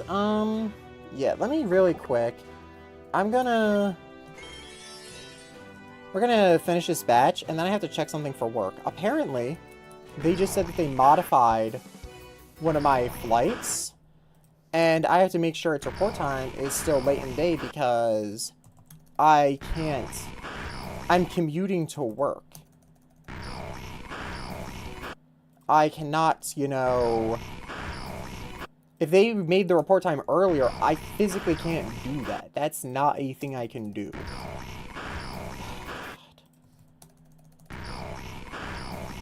So I might have to call and bitch at a department of my job saying, hey guys, I picked up this flight because its report time is late in the day.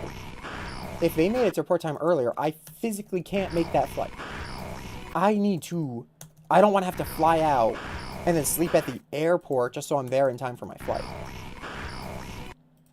Current report time is 15:30, which is like 3:30, which, you know, plenty of time. I can, you know, catch a flight in the morning, land, maybe even hang out a bit at the airport before I have to be on the plane, you know, good stuff. If they change the report time to be before noon, I'm gonna give my job hell saying, hey guys, the fuck is this? I can't do this. So I'm gonna turn on the intermission screen, which I haven't used in a while, just so that you guys can't see when I pull up work stuff on my monitor. So it's available to view here. I have an app on my phone that lets me view it, but that app is a little bit delayed. If I go into the actual work resources, it updates faster. So we go to July. Report the flight 15:30. It says report time is 15:30. What did they change?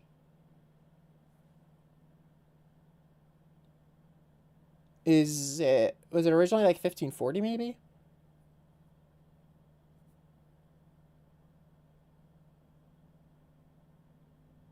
Oh, what the hell, dude?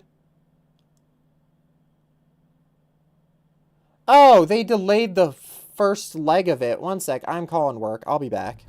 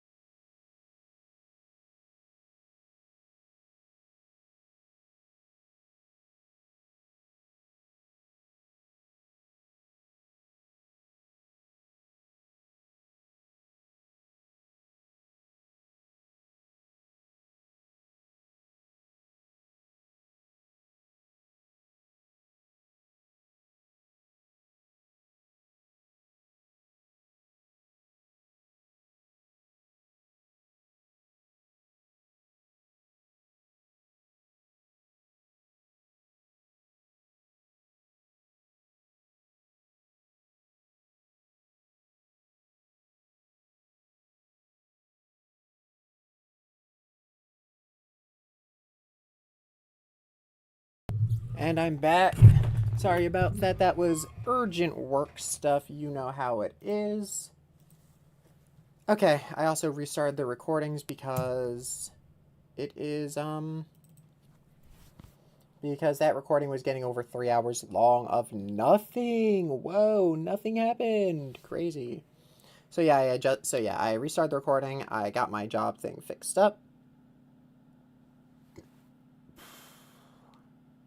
Now I just need to get my...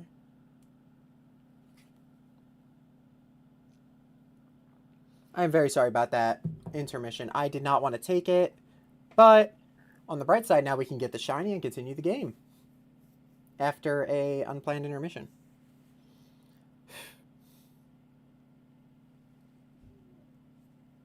Might have to put the dog out soon, though.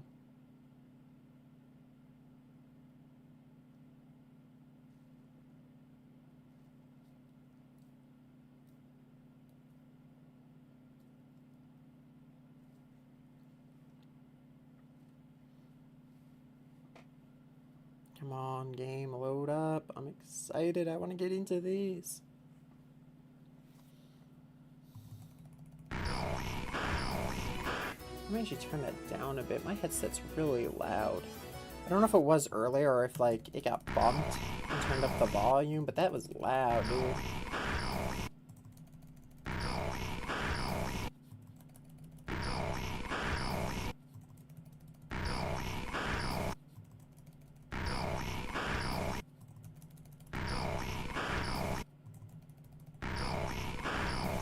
I'm considering turning up my PC really loud and not wearing the headphones, actually. It might be more comfortable. Using my headphones more as a speaker than a headset. But then it could get picked up on the microphone, which would be a negative.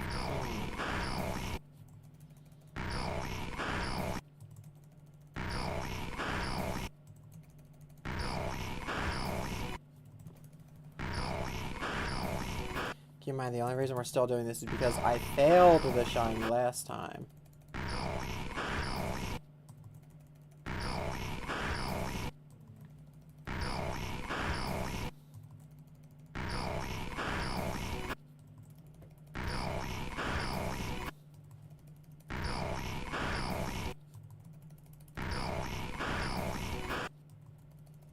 It's getting ridiculous, though. Like, how are we this far in without getting a shiny Haunter? Like, this is actually getting ridiculous. This batch is going to get us over triple odds, by the way. I'll be back. I gotta put the dog out.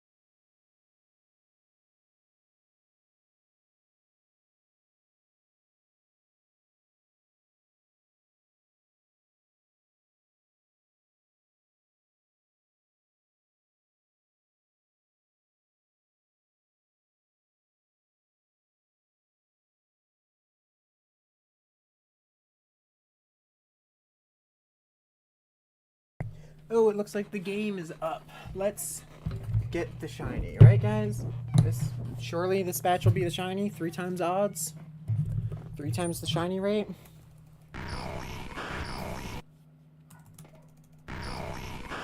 Why is the dog barking? I just sat down.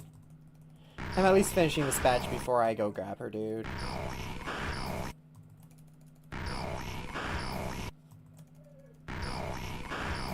If I get the shiny, it'll be kind of annoying to have a dog barking in the background, but no worries.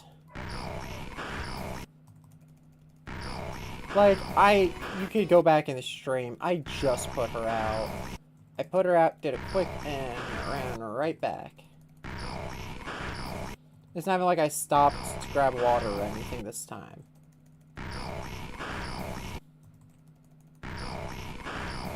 I usually, like, go to the bathroom when I put the dog out or something. I didn't do any of that. I put the dog out and came back. I don't know why she's barking this soon.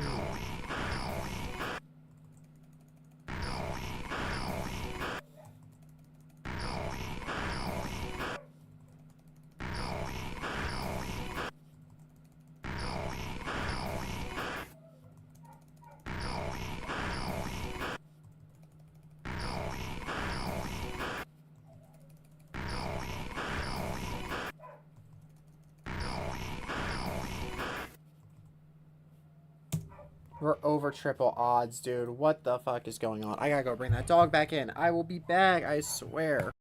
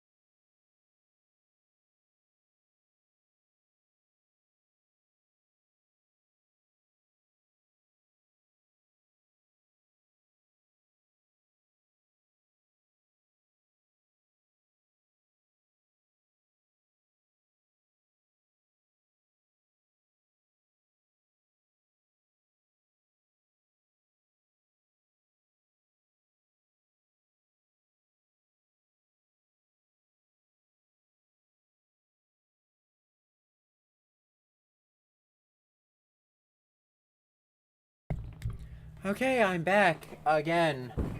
Hopefully, the food and stuff I gave the dog and the cat will keep them quiet for at least until we get the shiny haunter. At least.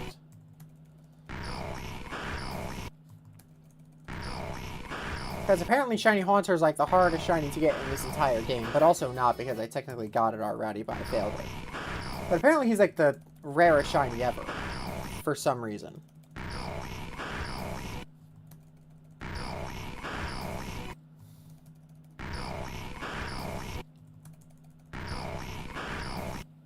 But yeah, I have to figure out a new flight to take to get to work because I am now going into work later in the day. So that's going to be fun. I have to change my plans.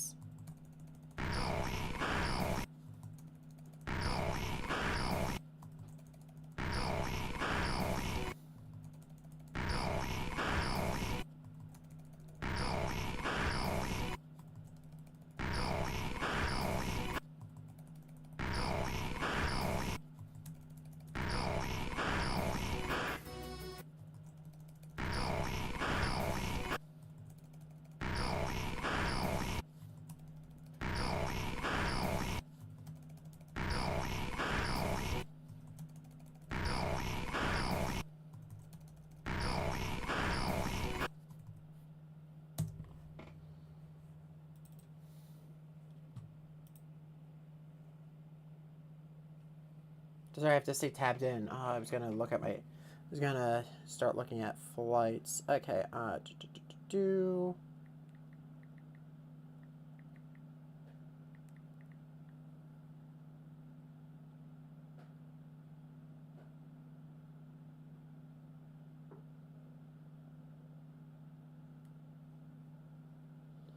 From P.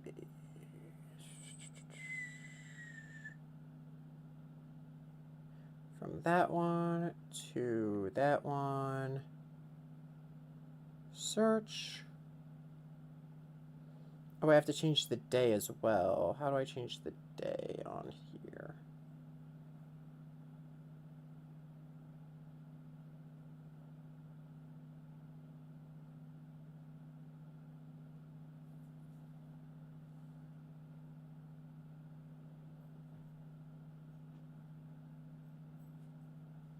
That's terrible. This website only lets me check today, yesterday. It doesn't let me check the first, which I need to check the first because that's when I'm going to work. Whatever, let's go back. So, Mindy, the most hated NPC in all of Pokemon history.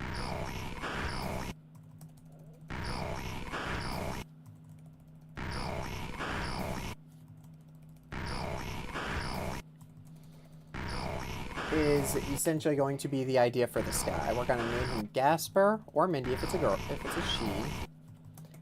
And he or she will hopefully be useful at some point in the game. I don't know when. We've already beaten a fighting type gym, so he's not gonna be useful for that.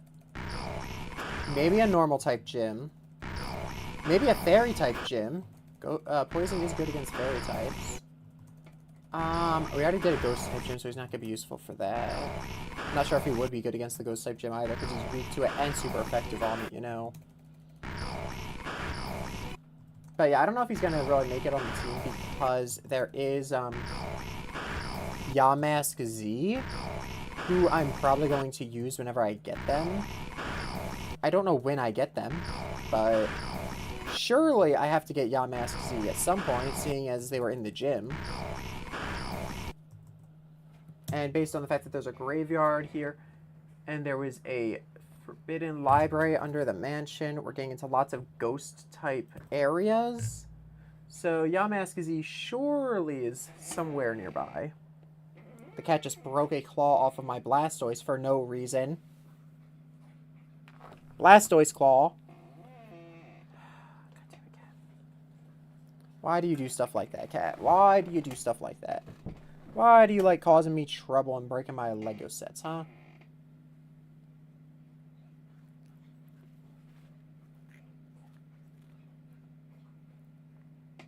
Good thing wearing a shirt because she's licking it, and if she was licking my bare chest, that would be painful.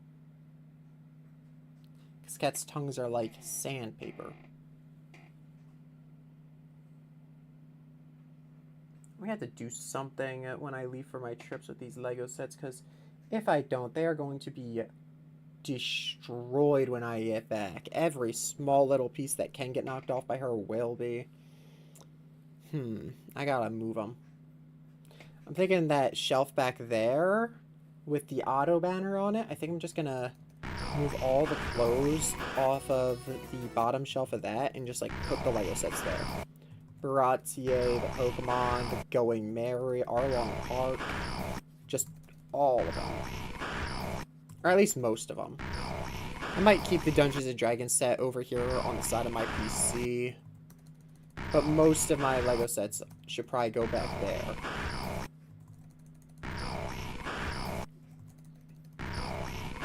Because I don't think the cat will mess with them if they're back there with nothing else to bring her in that area.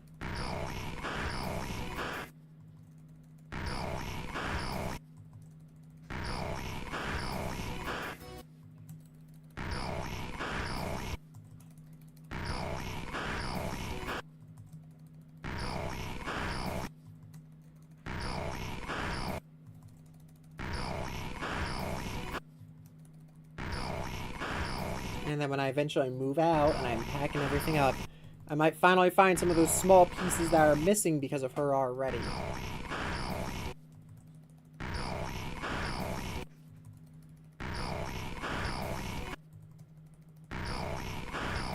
Like the small piece of the Dungeons and Dragons bastion that fell off. Or Blastoise's toe.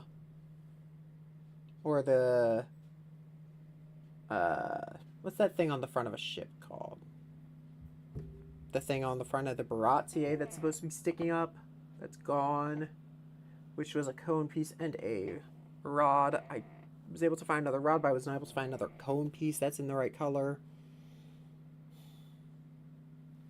Little demonic cat destroys everything I build.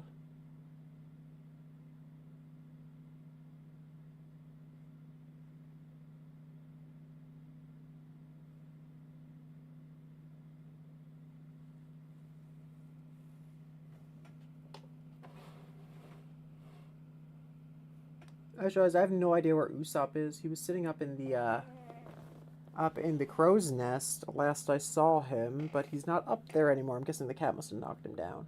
He's probably just laying down in the middle of the Going Merry somewhere now.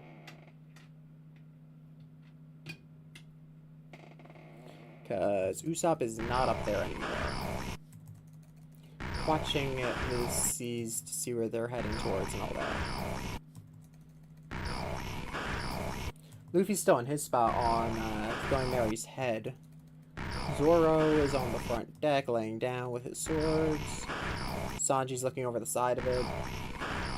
Mostly because you can't really see the kitchen from the outside of the Going Merry, and I don't want to just put him inside where I have to open up the ship to see him.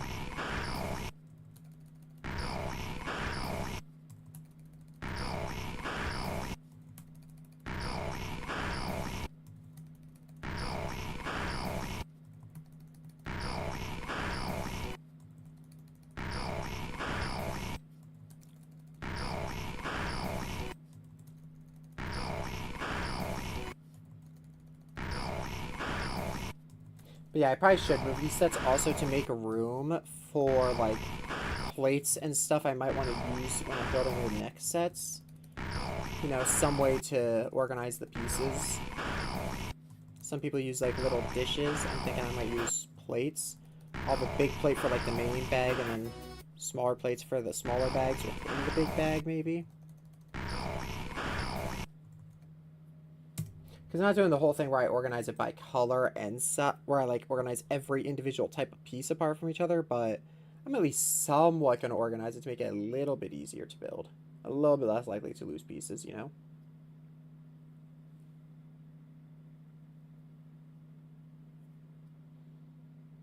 I also want to get one of those big towers where each level of it has smaller holes all the way down. So that I just take the whole tower, grab it, and just shake it, and just slowly pour my collection of unorganized Lego bricks through the top, and then just keep on shaking it to slowly organize them by size. Because if I organize Lego pieces by size, I might be able to start building some of the old sets I had back.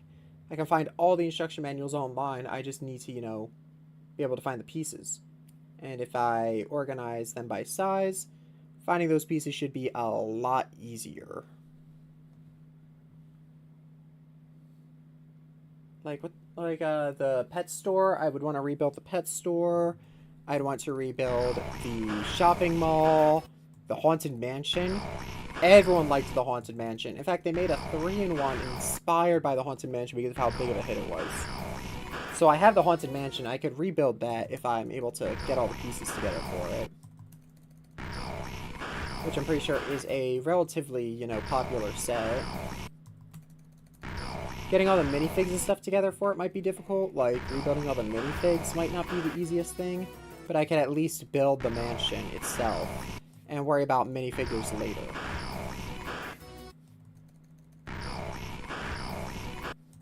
I also don't know about all the furniture inside the mansion. I might, you know, go... I think I would try to build the mansion itself. Furniture, maybe later. I don't really care too much about the furniture. I more so care about the actual building itself.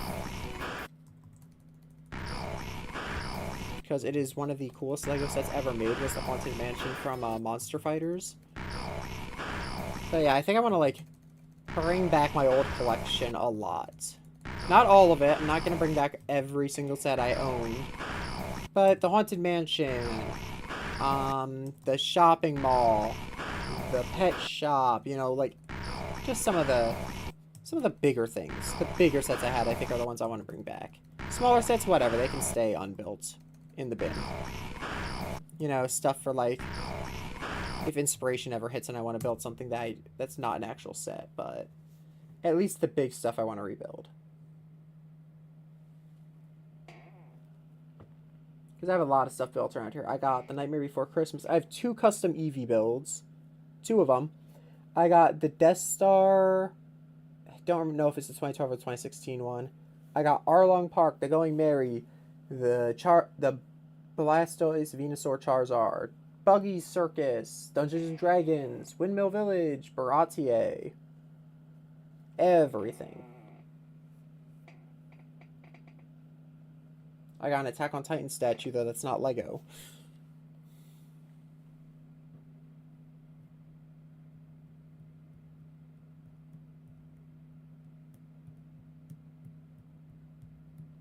I'm also tempted to buy a second Windmill Village because I recently saw a custom building instructions where you actually build a smaller party bar, but you also are able to build a full-on, like, miniature wooden Going Merry, which I think would be really cool to have.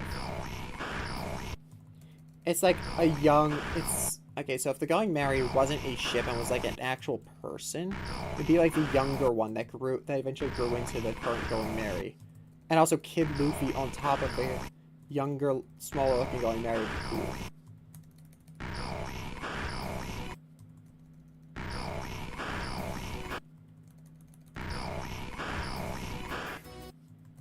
And getting a second Shanks minifig would be cool because I could rip the arm off of it.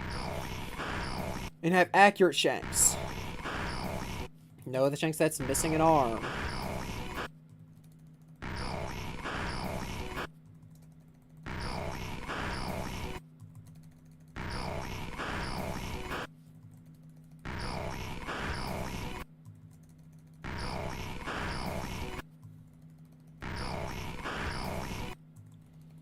But yeah, I kind of want to, like, really expand my Lego collection to be as big as possible.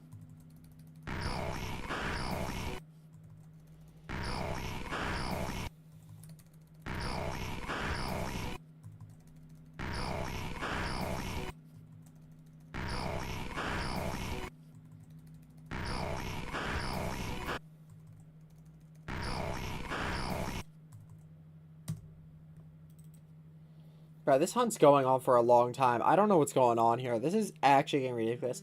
I haven't done a single reset where I didn't encounter him yet. So, this is an accurate number. We are actually at 2,236 haunters seen. Like, what is going on here, dude?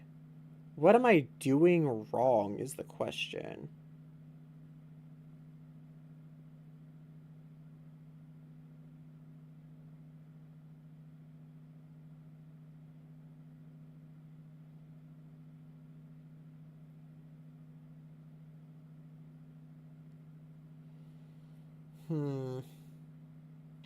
Like, this hunt's going on really long. I'm actually starting to wonder if I'm doing something wrong or if that's just the way that this hunt's or if that's just, you know, like, the nature of the hunt at this point.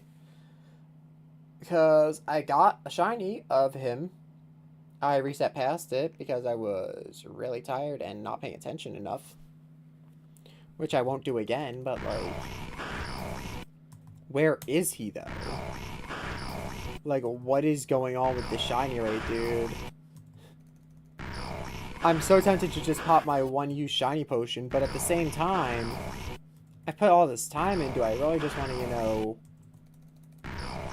cheat? Do I want to cheat to get him?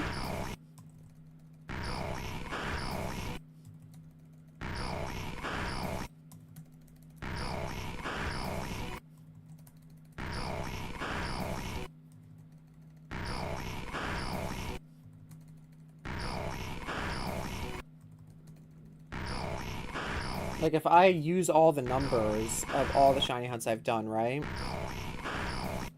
Like, how many encounters to getting the shiny, right? This guy might alone skew the average amount of encounters per shiny. Because the first one was just about what I think is even odds. But this one is like over double, over triple the rate that I believe is correct. This guy might skew the odds really badly.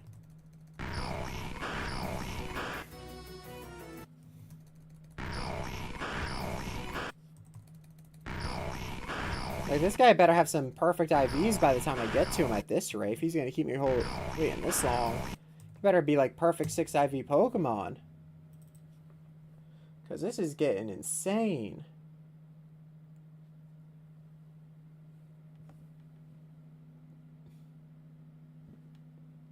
I don't know if I'm ever going to use him, but like, come on, dude. This is getting ridiculous. Oh, Scatterbug just popped up on the slideshow, reminding me of Beautiful Wings and how he'll never get to fully evolve. Poor guy. I guess if I start doing really good, I guess if I start, you know, not getting deaths, like if I start going deathless a lot, I could bring back Wings, but like, I'm about to hit the level 30s. I don't think Vivilin's going to be good enough to be worth bringing back at that point. Vivilin's like really good early game, but mid and late game, I don't think Vivilin's going to do much for me. I'm going to be entirely real.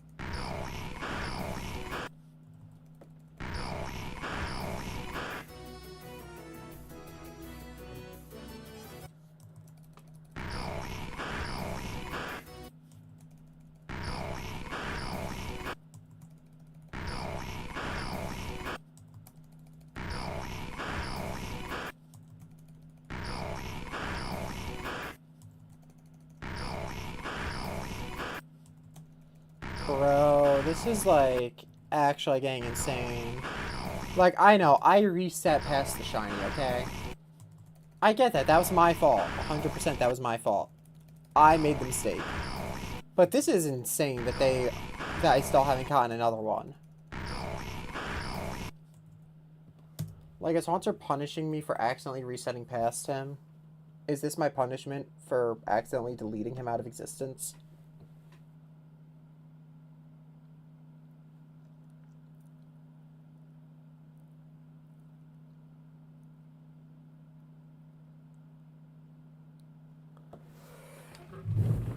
Oi.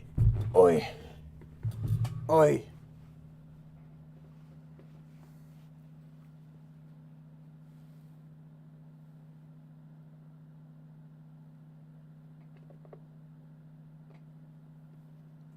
Because now it's starting to feel like I'm actually being punished just because I accidentally reset past him.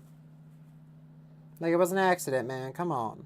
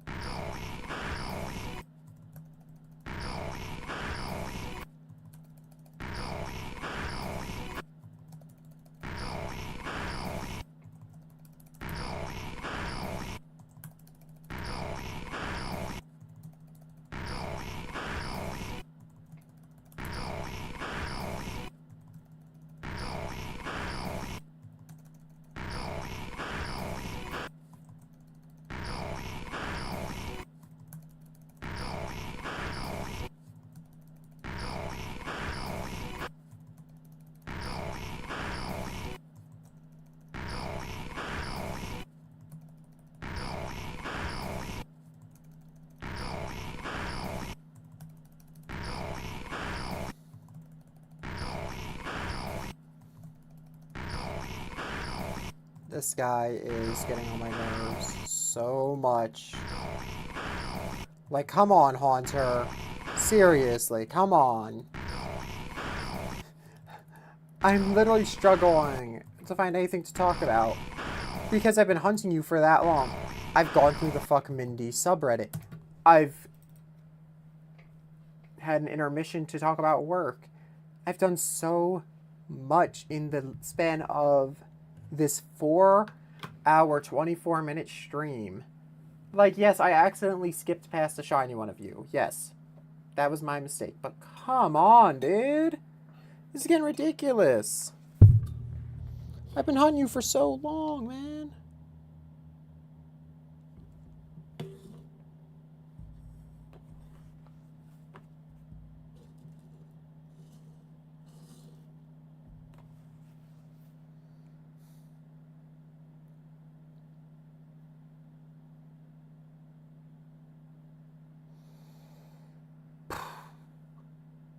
Like, this is rough.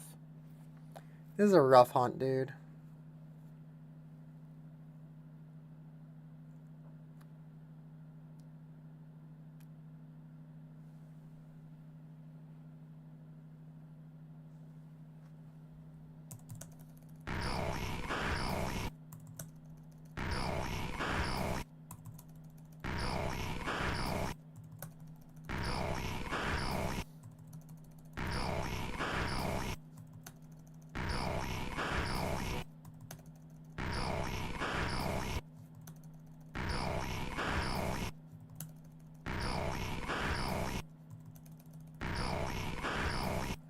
And I also want to keep on talking because I don't want the clip of me getting him to be a boring clip of me just sitting here in silence, seeing Haunters appear.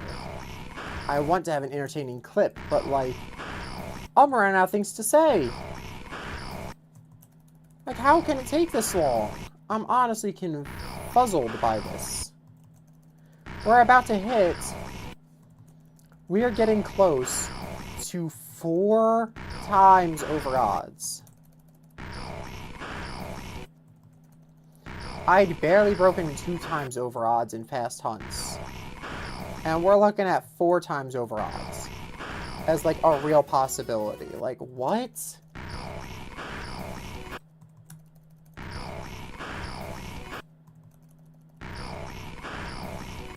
Like, yeah, we got a couple hundred to go, but a couple hundred doesn't feel like that much when we are at 2,300 encounters. A couple hundred doesn't really seem like that far anymore.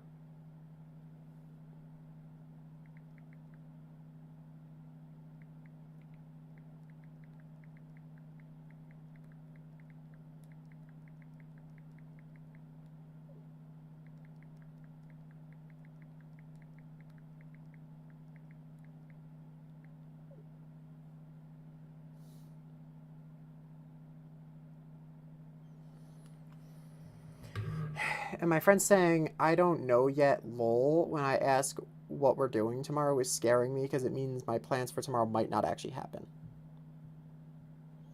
I was excited to go up to New York tomorrow. I'm still hoping it happens, but I'm not sure if it will anymore.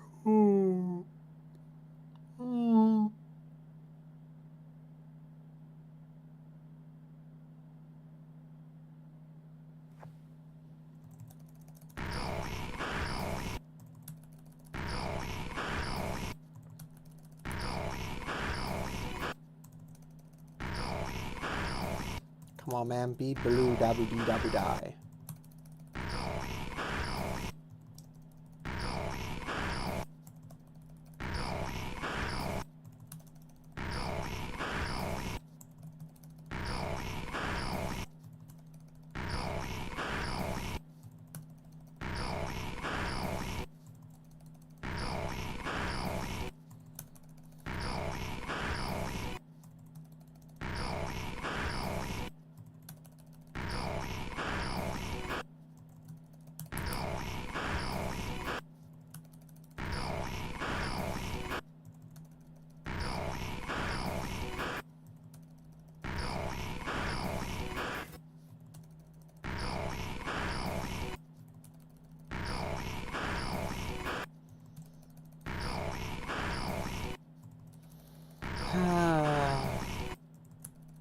This is getting a bit much. Come on, baby. Come on. Come on! I know you can do it, Haunter. I know you can be blue. I've seen you do it before. I know it's possible to get a shiny from this. This game proudly shiny locks nothing.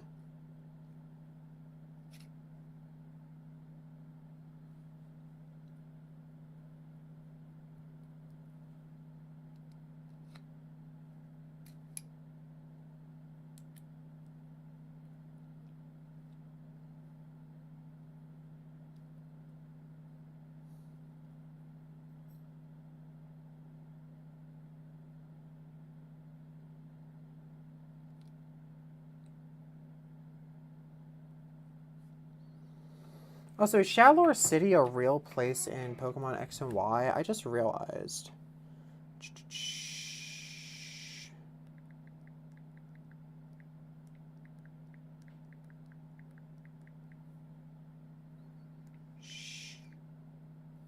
Shallow City is indeed a place in X and Y. Which one is it?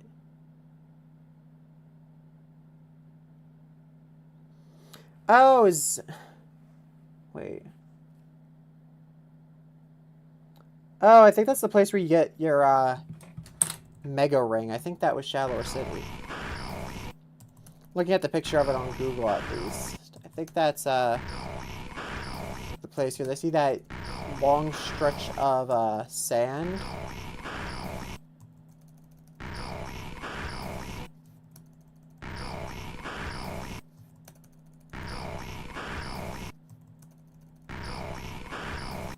I, like, faintly remember playing X and Y back in the day. Not entirely, but I, like, have very faint memories of it.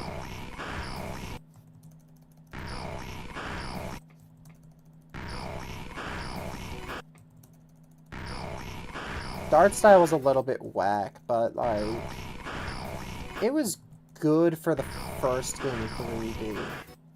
Art style's a little bit not the best. And, of course, everyone knows about the issues with 3D Pokemon. But X and Y is fine. The bigger issue with 3D Pokemon is the fact that they still haven't fixed these issues of the oversaturation. Like, we've had these 3D Pokemon for a while now. They could start fixing the colors a bit.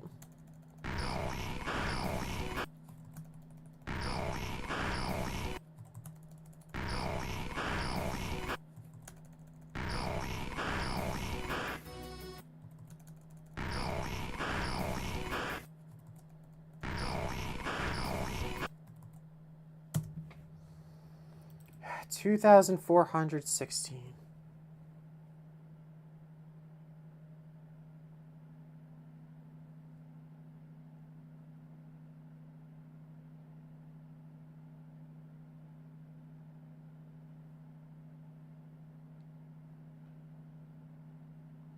Yeah, it's the city where you get your Mega Gauntlet. So, the city where where we got our Mega stuff in the original game is now the city where there's supposedly a golden tree that the 3 legendary Pokemon are tied to. And where they were confronted and thereafter turned themselves into cocoons. Interesting.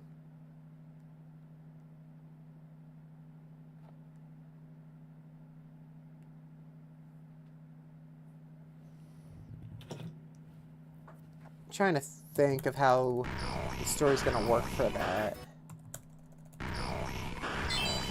Oh my god, there he is. 1, 2, 3, 4, 5, 6, 7, 8, 9, 10, 11, 12, 13, 14, 15, 16, 17, 18, 19, 20, 21, 22, 23, 24, 25, 26, 27, 28.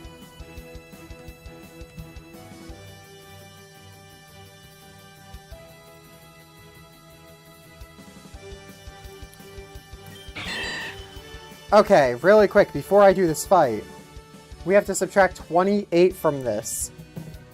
Let me get my calculator out. I wasn't expecting to be a full 28. Okay, so 2416 minus 28, 2388.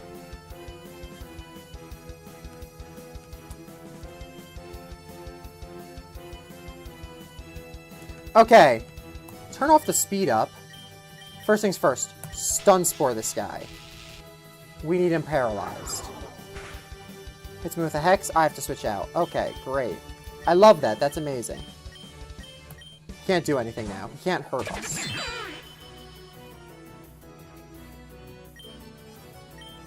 Shoot, I'm gonna kill him if I do any of that.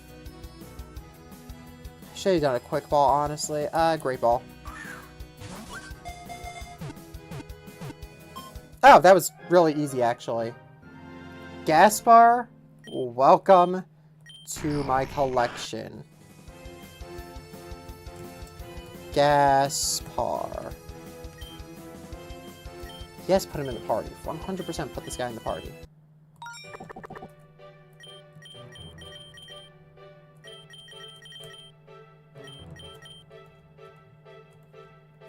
Look at the man! The demon that caused all this suffering. Save the game. Finally. Okay, let's see what this guy does real quick. The ghost-type Pokemon is gone. I imagine you had something to do with it. You know what? This job depresses me. I don't want to care for the dead, but for the living. I would love to be able to manage my own Pokemon daycare and look after trainers' Pokemon. There's a vacancy for that position in Acrylic Town, you say? Say no more. If you stop by there, I'll offer you my services. Oh. That was just for a new villager. Okay, let's actually look at his stats and then end the recording. Gentle nature, loves to eat. He's got levitate. By floating in the air, the Pokemon receives full immunity to all ground-type moves. 25 HP, 1 attack, 3 defense, 21 special attack, 9 special defense, 5 speed. This guy sucks balls. This guy's, like, actually terrible. Take. Okay.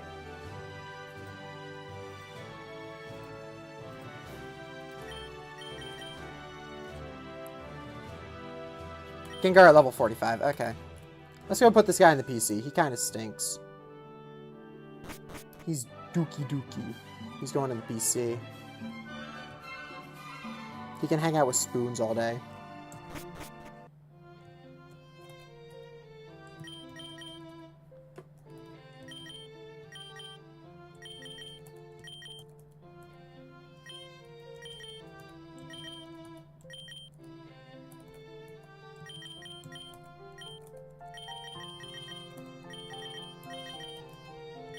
Best buddies, right? Best buddies.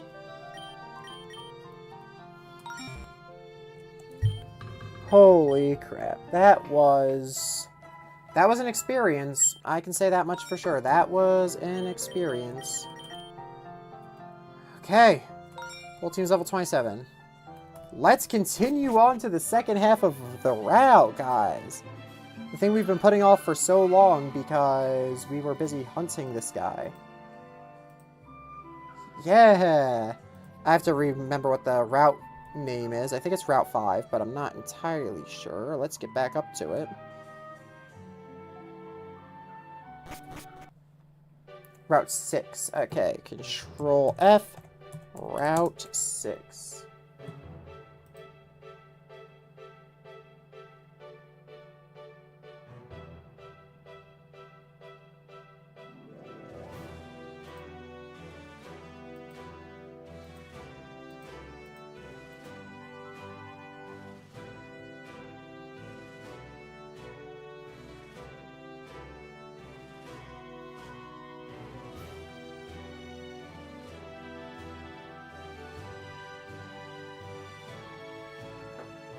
Okay, Route 6. Things to highlight. Pokemon the tall grass. Fishing.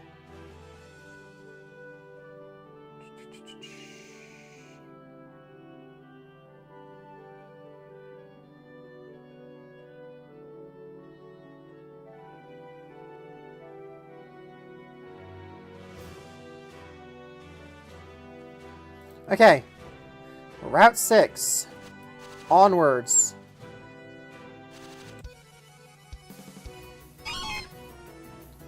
Oh, let me actually really quick, I almost forgot. Let's take this counter,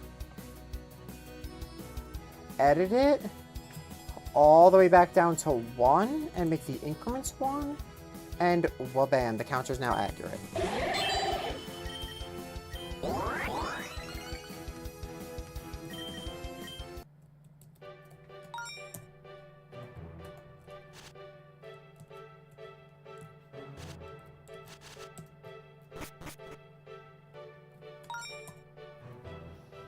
Yeah, it's a slightly different encounter table. Let me check real quick. So that's Route 6. Is this also Route 6? Yeah, so they're both just more of Route 6. Okay, really quick. Stop the recording. Okay, guys, after that very long hunt for Haunter, we are finally continuing onto the second half of Route 6. I don't know what to expect over here at all. Trainer. Okay, that's it. Oh, apparently I took the right path to go up because there are 2 trainers and there is an item that we couldn't get if we were on the lower level.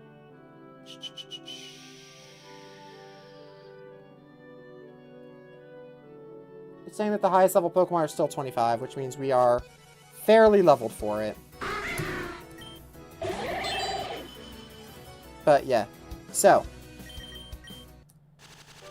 let's do the first trainer. My team is looking good. I really don't know. I think it's best to leave with this guy simply because he has Leech Seed, which is always good. These are my private hunting grounds. Leave now or become my next prey. Hunter German challenges me. Program. Not a good matchup for me. I'm gonna switch out.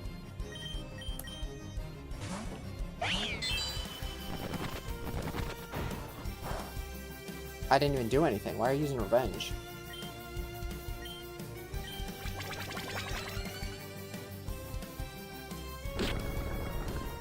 Oh, that's not good. Still didn't do much to me. Psybeam. Let's just one-shot him. 384 damage. Yep, that's about what Long does. Okay, now I need to switch out. I cannot stay in on that. That's a threat. I don't like this. Incinerate him. Crit? Oh, that's not good. This is really not good, actually. Oh, no. Stop! Stop! Crap, I hit the max amount of times, too. Okay, I have to switch out. I cannot stay in on this.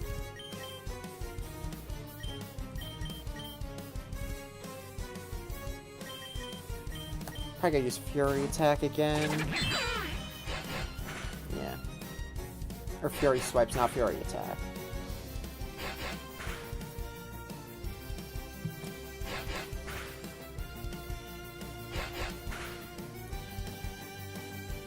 Okay, that Fury Attack is actually really bad.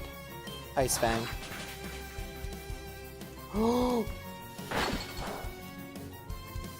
my god, I have to switch out! He better not have Pursuit. If he has Pursuit, I'm dead. Mach Punch. Why didn't I do Mach Punch from the start? He's 4 times weak to fighting. Oh, he's gonna die to poison, I guess. Holy crap. That Sneasel was rough, dude. The hunter becomes the hunted. Cliche, but true. Yeah, Pokevile. Use it. My entire team almost got destroyed by that guy. Okay. Some berries. Pomeg Berry. Greppa Berry. Pecha Berry. Oran Berry. Okay.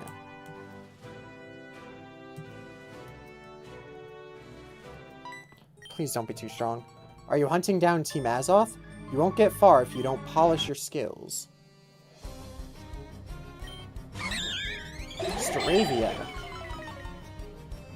Okay, I guess I at least ate up the Intimidate, so that my next Pokemon doesn't have to deal with it.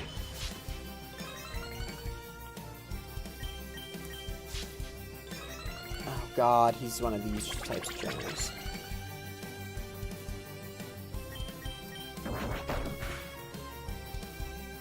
Oh, he's got Endeavor, that's nice. Doesn't do much if I one-shot him, though. Like, that's a lot of damage he did. But that's just because he doesn't have anywhere near as much HP as I do. Ice Fan, yeah, just one-shot him. Way easier than the other Hunter was, jeez. Hunter Ludwig, my Pokemon, they've always been right by my side. Okay, we're gonna go heal. I probably should have bought some potions, I'm gonna be entirely real with you, but...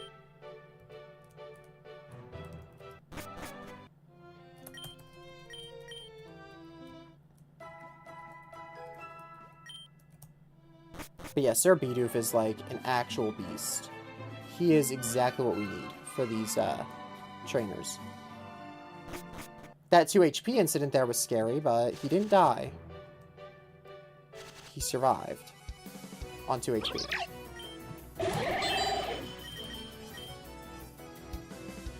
Good thing I'm immune to that. Okay, good. No, stop! Don't give me another Pokemon. Oh, this is the guy who I actually kind of wanted as my encounter, but because there was a static encounter, I had to hunt the static encounter instead. Darn it. Oh god, it's Team Azoth. Oh no. No, there's nothing I can do. I have to deal with them. No. I don't like Team Azoth. I don't like them. I don't like them. Yeah, Azoth is listed here. Their maximum level should be 25. There's 2 of them, so maybe it's going to be a double battle. However, I'm going to lead with Sir Bidoof either way. Just because he's kind of like one of our best Pokemon in battle.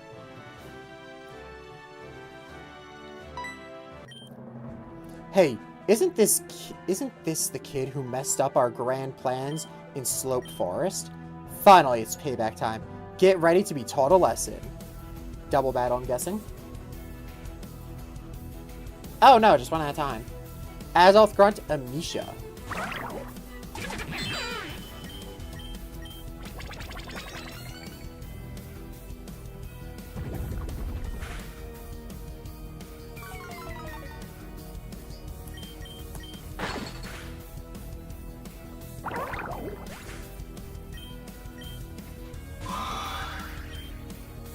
Yeah, Ice Fang. Like, he's not weak to it, but he sure isn't good against it. Ooh, that was scary. Oh, done. Battle 1 over. We'll defend our ideals at all costs. Resisting us is futile. Now that you're worn down, the Pokemon, I'll step in and deliver the finishing blow. Get ready for the glory of Team Azoth. Okay, we're just gonna switch out turn 1. We are not keeping my guide in. Hugo. Is it gonna be the exact same battle again? He used a poison type move last time.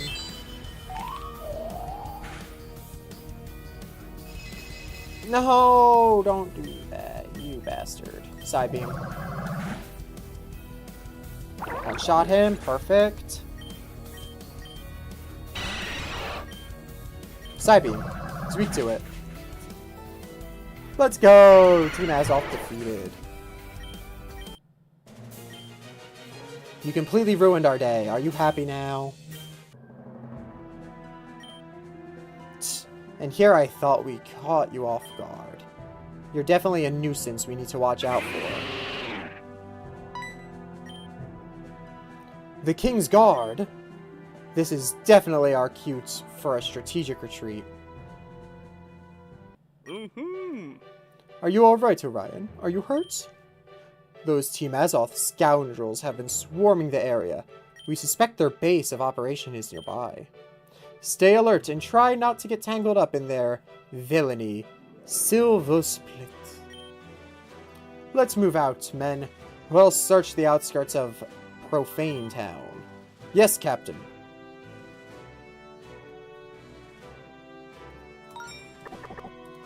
Do I have any healing items, like super potions or anything of the matter?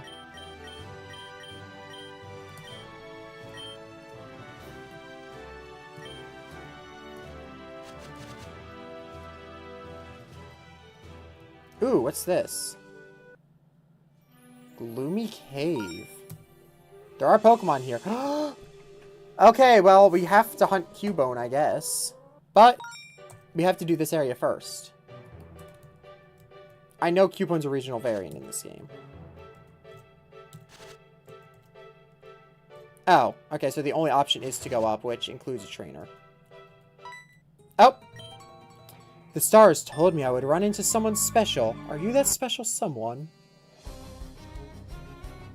Little Witch Ada challenges me. Murkrow. Work up. Oh, all stat changes were eliminated. Good thing you outspeed me, I guess, because all stat changes being eliminated would not be fun for what I just did. One shot. Okay, Sir Bidoof is actually broken. He learns Yawn too? Oh my god. Yeah, get rid of Defense Curl. That's so funny, dude. This guy's gonna be obnoxious. You hurt my poor Murkrow. See that cave over there? It's very dark, but there is a certain magic to dissipate the darkness of a place like that. Gloomy Cave.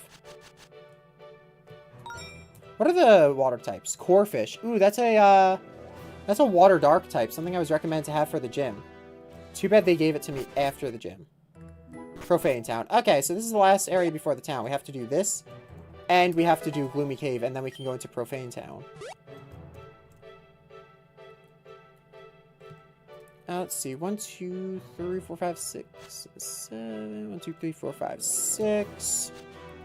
1, 2, 3, 4, 5, 6, 7, 8, 9. Ooh, 9. That's a good grass patch right there.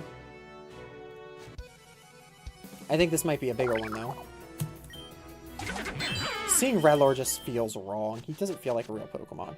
1, 2, 3, 4, 5, 6, 7, 8. 1, 2, 3, 4, 5, 6, 7, 8, 9, 10, 11? 11's not bad. 1, 2, 3, 4, 5, 6, 7, 8, 9, 10. So, yeah. The 11 grass patch is the biggest grass patch of Route 6, Part 2. Which means this is where we will be shiny hunting. I will be back after the hunt. Okay, starting the recording for the hunt. Let's use a Pokeball, actually.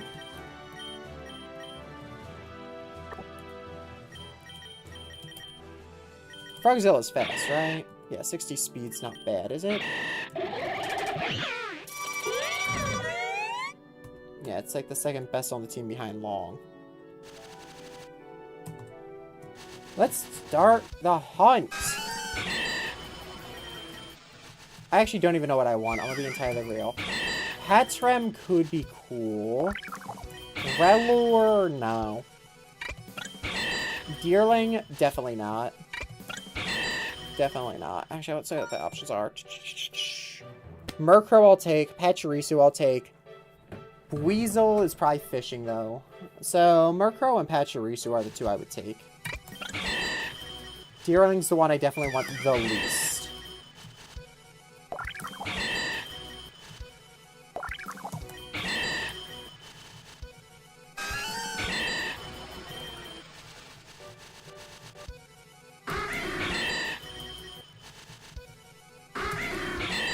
I could pop a Flying Charm, I guess, if I want to go after the Murkrow.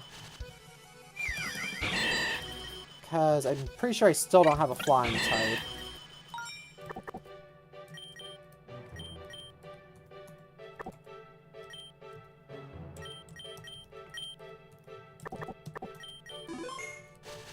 Let me kill the Murkrows I see. Because 3 feathers is not good.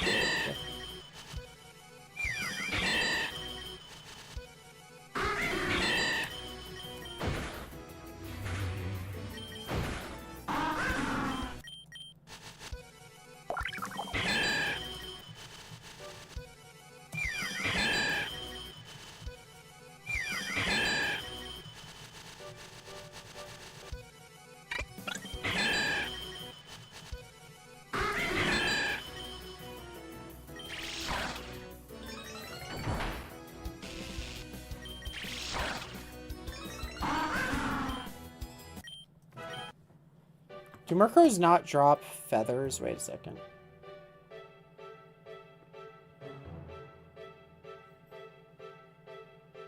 Pebble and sometimes strange mineral. Yeah.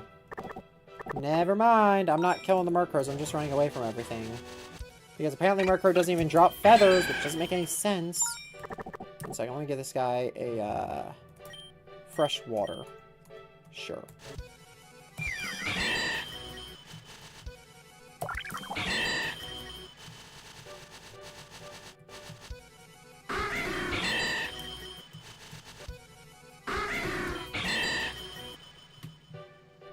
Yeah, that's the only fresh water I had, but if I get the hunt done fast, then I won't care too much that I lost the fresh water, and if the run takes too long, then I'll reset and the fresh water will come back. Either way, there's no losing. Giraffe could also be cool, but I kinda want... Actually, wait, do I want Giraffe Rig? Because I just realized Giraffe Rig, Giraffe has a custom has that new evolution for Farigiraf. I've never used Farigiraf. I think I've used Honchkrow once or twice in the past, but Farigiraf I don't think I've ever used. Then again, I also highly doubt Farigiraf is anywhere near as good as my Meowstic, so... Because Sheer Force Meowstic ain't gonna be outpaced by anyone, so...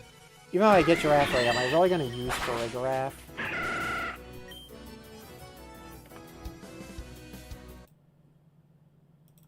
What the fuck just happened? One second, let me review that really quick. What happened there?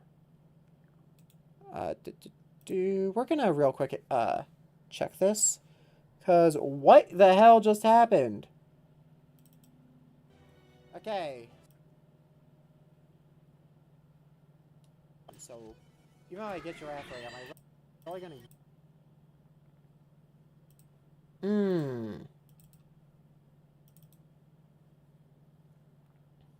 Oh, guys, the game crashed. Oh, no. What a shame. The game crashed. I don't know what happened.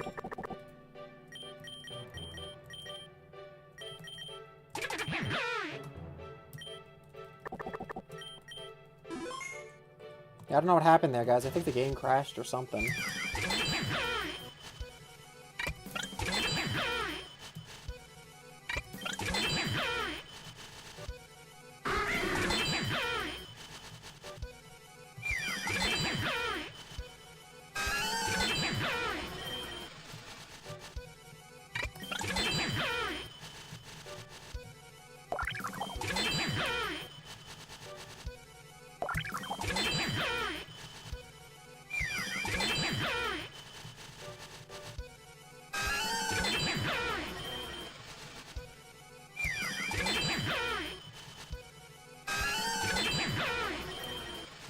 I did kind of overlook the #1 rule, which is you put a Focus Sash on your lead Pokemon when you're hunting.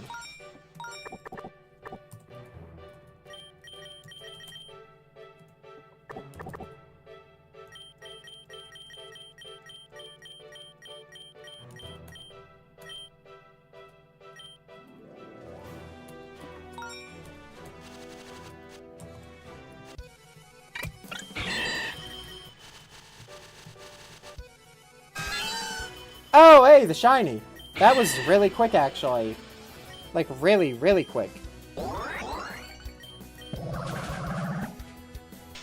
This is why you put the Focus Sash on your lead Pokemon. I'm telling you guys, putting the Focus Sash on your lead Pokemon is an essential step in this game. Okay.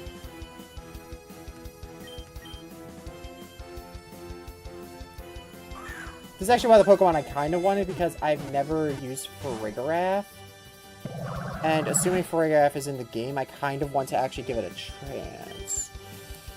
I really don't want to hit this guy. I feel like I'll kill him. This is not good. There's a really bad spot I'm in here.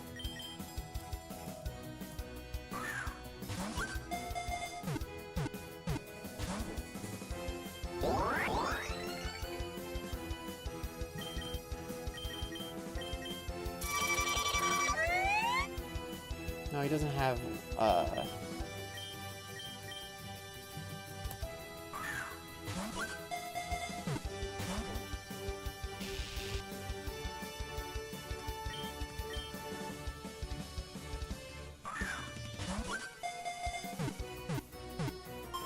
There we go.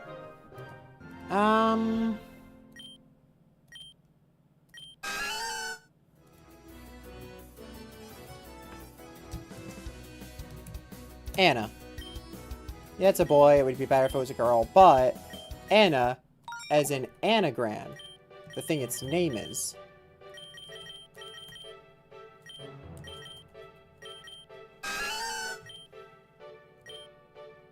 Psychic Surge. Turns the ground into psychic terrain when a Pokemon enters battle. Perfect HP. Terrible attack. Terrible defense. Worst possible defense. Decent special attack. Decent special defense. Terrible speed. And it's docile. Often dozes off. Oh, that's a cute little following sprite. Oh, we're about to get the back sprite as well. Ooh, I like him. He looks cool. Okay. Let's end the recording. I forgot to record. Fuck. Okay, start the new recordings. Go back to town.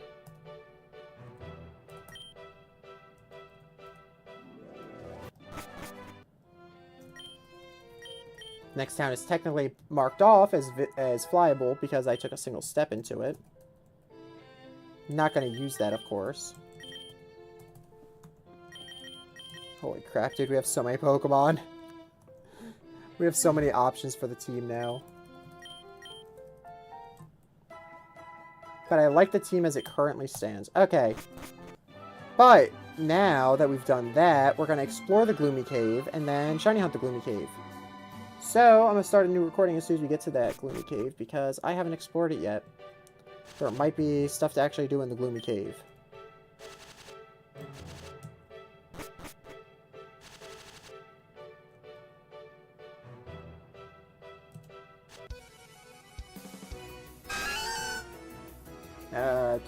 Take the death counter and reset it back down to 1. Because we officially had 1 encounter since the last shiny. Well, technically 2. Actually, yeah, technically it's been 2. I forgot about the Hatterem. So technically we've had 2 encounters since the last shiny. Ooh.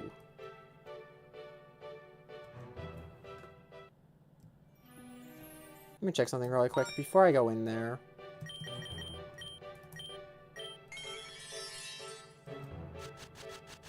Yeah, there's no way to get to that item until we have Surf. Okay. Okay, guys, we have officially entered the Gloomy Cave. I do not know what to expect in here, which is why I'm recording my initial exploration. Cubone is the target, for sure. I don't know his type or anything about regional Cubone, but he is indeed the target Pokemon.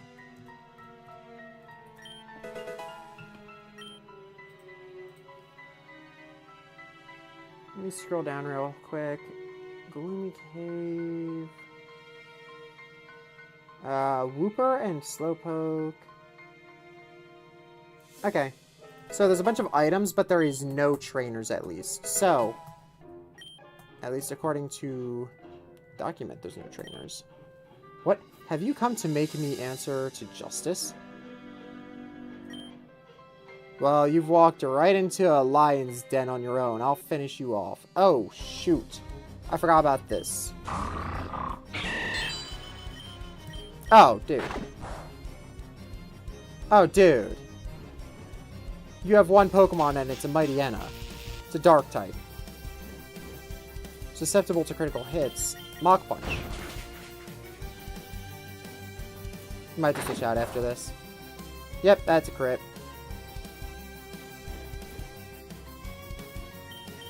Switch out. Who do I finish him off with? Just bring in my starter.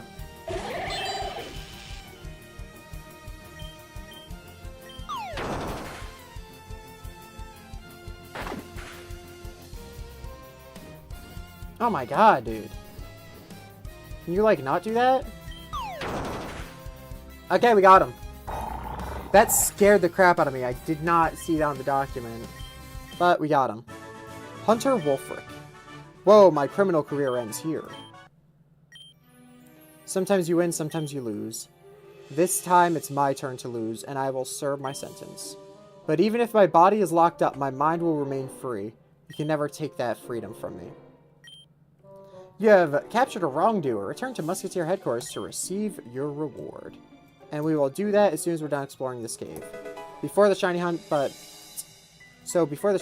after exploration. Pebble, had a feeling.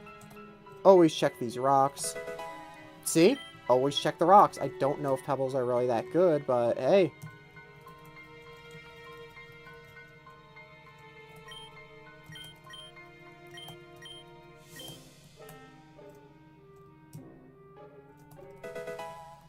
Quick ball! That's super useful, actually. Glowing ember. Pebble. You know what does stink about the fact that we're in a cave? It means that the shiny hunt's gotta be a softer set. Moonstone! Oh my god, dude. Jigglypuff can evolve. What is this? Same encounter table? Oh no, there's more Pokemon in this side. Not that I can actually encounter any of them yet, because it looks like that side is requiring Surf to reach any of them, so I can't shiny hunt that side yet, but it is different. So we will be coming back here in the future, I guess. Ooh, Gyro Ball. Nice. Pebble. Nice.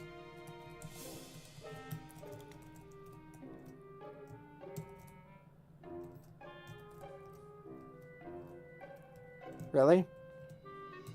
So that second half of the cave didn't actually do anything. It just took it to another spot that I could have walked to from the first half of the cave if I wished.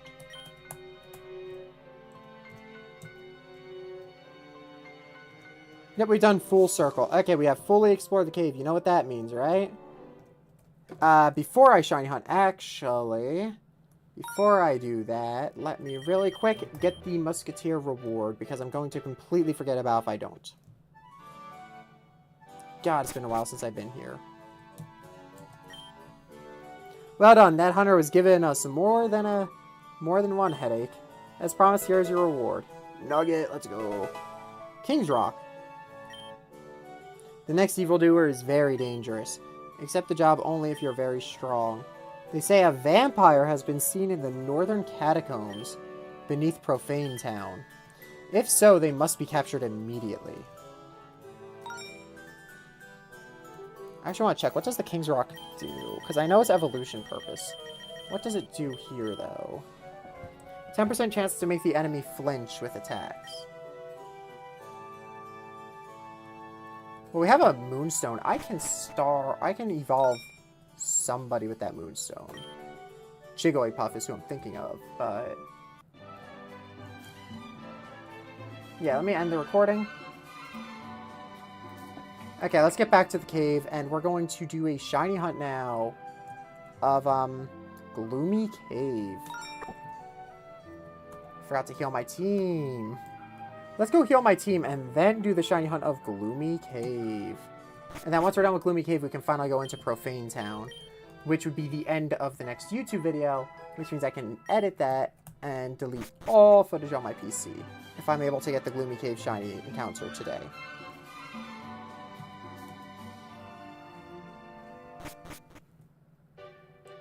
So if I can get my shiny of Gloomy Cave today, I could edit that down as well. And I could literally delete every piece of footage on my PC.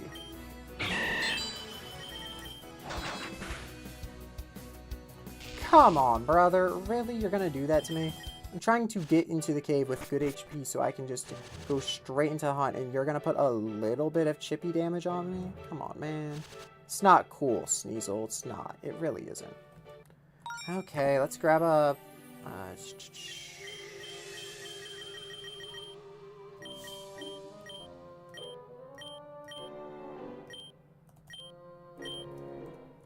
just use a super potion just so I don't have to go heal him. Okay.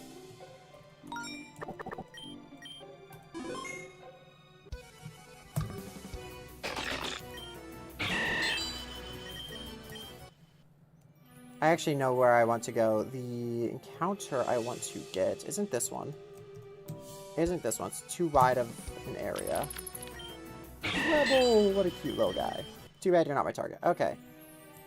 The target is going to be up here. We're going to go for this guy. It's a 3-wide walkway. Perfect. Ground rock type. That is what we are looking for. Okay. Let's close the game. Reopen it. We're not going to do the 30 instances yet. Simply because I want to see if I have a way to increase my encounter rate for this guy specifically. Normal, flying, bug, poison, water, fire, grass. Flimsy axe, key, dark. We don't have anything to increase the encounter rate of the specific guy we're after. Oh my god. Oh my god, dude.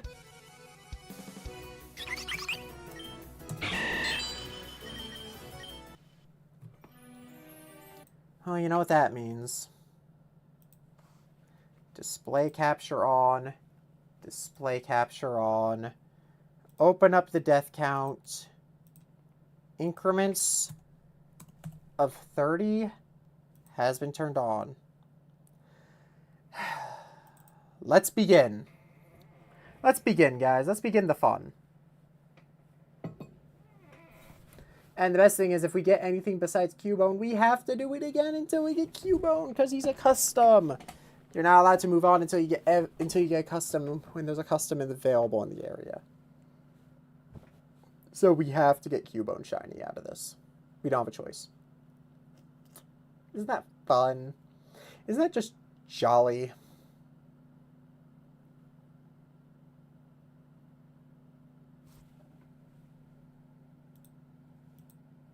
There we go. Had to fix that. I just realized I had the wrong display capture turned on.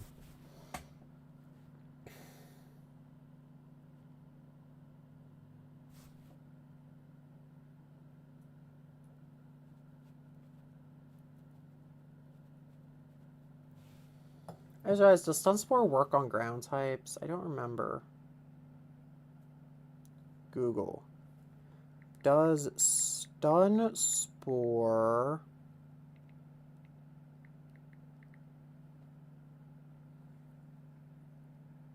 Yes, Stun Spore works on ground type Pokemon. Okay, so good. I can still Stun Spore him even though he's a ground type.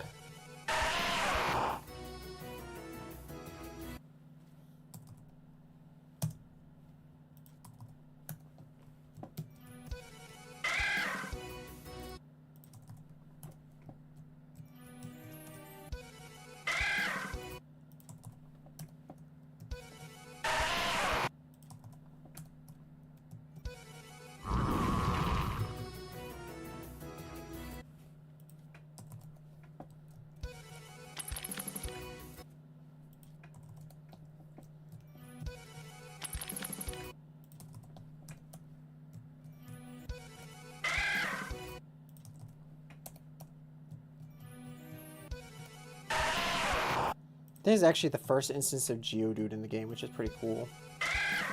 But yeah, if I got... Bruh, that actually kind of annoys me because there's so many Pokemon in this cave that I could have gotten earlier. Woobat and Carkol's pre-evolution, both available earlier. If I had gotten either of those, I would be able to get Dupe Squalls. But because neither of those were my encounter for those areas, instead I got Rattata and Onyx respectively. There's no Dupe Skulls in this cave. Literally whatever I get is going to be my shiny. And if it's not Cubone, then I have to do a second hunt for Cubone.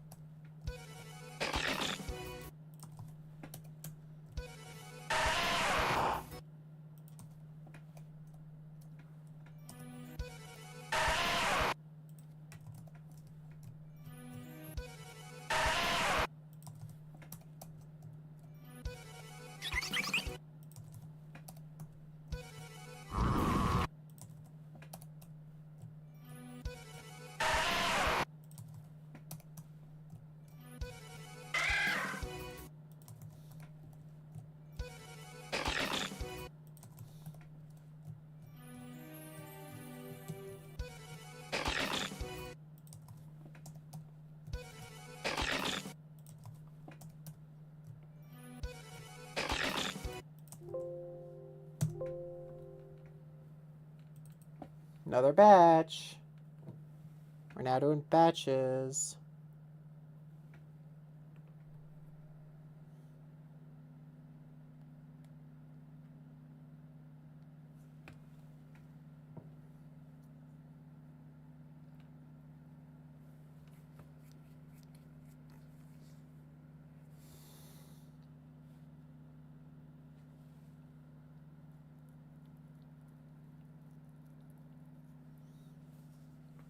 Right back to where we started the stream, doing batches of encounters.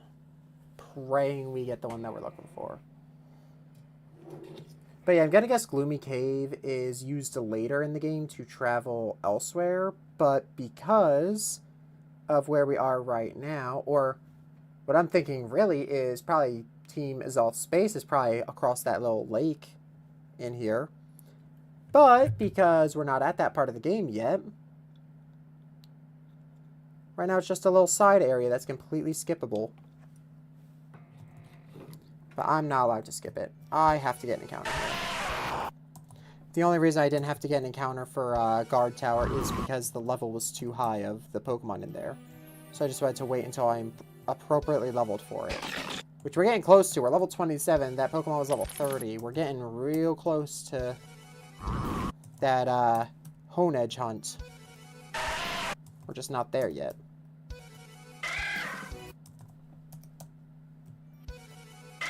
The Honedge and the Skeeto hunt are both waiting for me.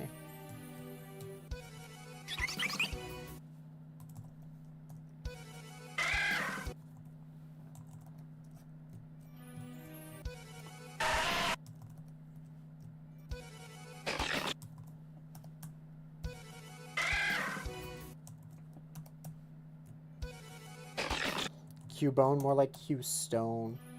Get it? Because he's holding a rock instead of a bone this time. And also, it's like a rhyme. Hey. I'm gonna come up with a better nickname, hopefully, by the time I get him than Q-Stone, though, because Q-Stone is kind of a lame name.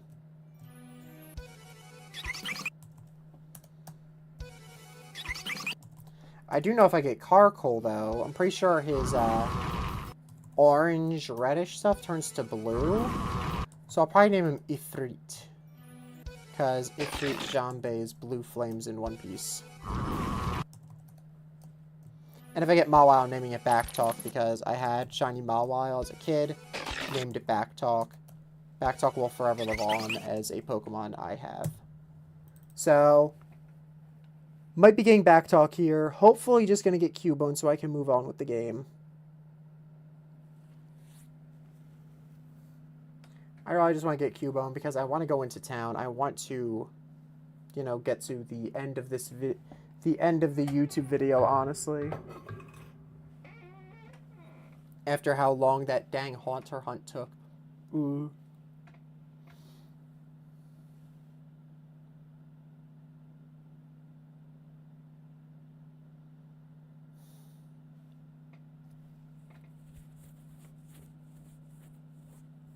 But yeah, I also recently found out that apparently Splatoon Raiders, the game I was excited, is coming out later than I thought it was. I thought it was coming out tomorrow. I thought it was coming out, you know, June 30th. Not in July. Like, late July, too. Like, I gotta wait a couple more weeks. Which is really annoying, as I was planning to, like, you know, play that a bit on my layover in Raleigh, because I don't think there's much to do in Raleigh. But I guess I'm not playing in Raleigh anymore, because it's not going to be out yet.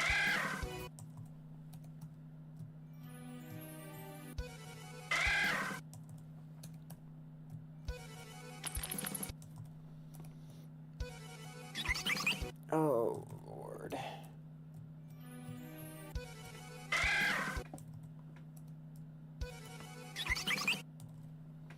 I also do like Woobat a lot, but the fact that there's a custom Pokemon in here makes me not want him. Even though I like Woobat, I don't want that to be the encounter just because I want to get the Cubone. So I can, one, add him to the team. He looks sick. And two, so I can continue the game. Cubone's on the team, by the way. There's no question about it. I love Cubone. He's one of my favorite Pokemon of all time. He's on the squad, no matter what. I don't know if the Marowak is going to be more towards... I don't know if it's going to lean more towards a Alolan or more towards normal. I also don't care. Cubone's on the squad, 100%.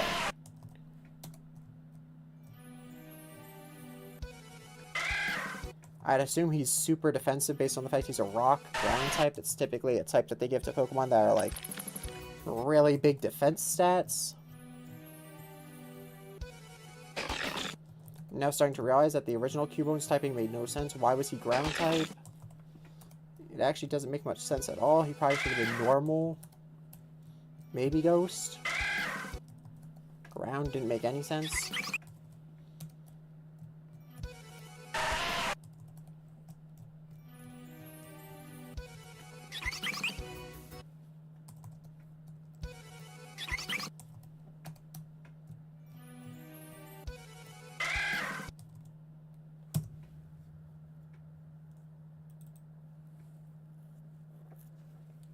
$127.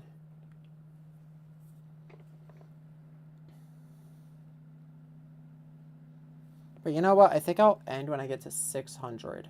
Yeah, I'll end when I get to 600. If I hit 600 encounters before the shiny, I'll end the stream there. 600 is my cap for today. Because I'm getting a little bit tired. It's getting late. It's been a nearly 5.5 hour stream so far.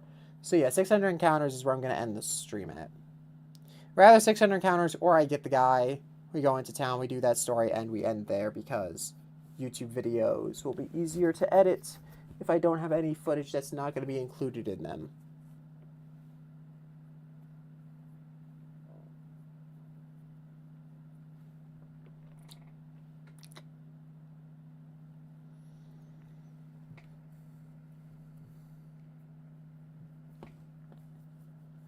We got some shinies to highlight. We have the failed Haunter.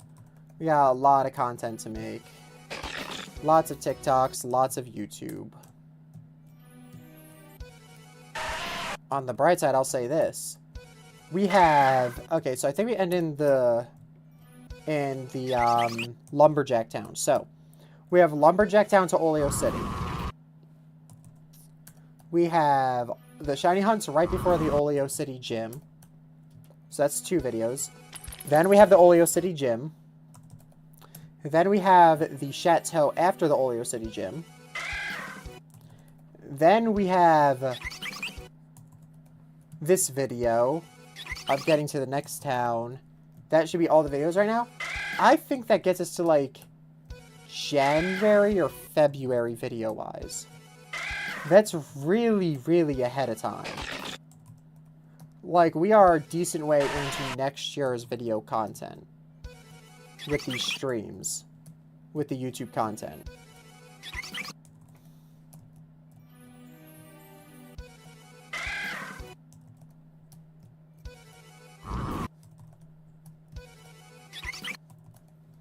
I'm starting to think one video a month might be too little, honestly. But I'm gonna keep it that way until I fully decide it's too much time, because I do not want to run out of content and have my YouTube channel be dead again. That's the big thing. I want the YouTube channel to be uploading content somewhat regularly. Once a month, videos of this playthrough, it works with that, especially with my job that's going to make me not be able to stream this as much. One second. Before I open up the next badge, let me actually check real quick. Duplicate tab. Mute tab. Okay. Let me go to my channel. YouTube Studios. Content. Okay, in terms of videos, The Forest is scheduled for September. So we got October is the way to Oleo City. November is before gym. December is the gym. January is the Chateau. February is where we are right now on our way to the next town. So yeah, we're going to quite literally have content all the way up to February, when we get to Profane Town and we make the videos. We're going to have videos all the way up through February of next year. We're going to have the YouTube videos schedule done. That's going to be really good for me. I'm not going to have to worry about I'm not going to have to worry for a long while about like running out of content for the YouTube. I'm going to be set up for life. And I'm going to have a ton of shiny highlights.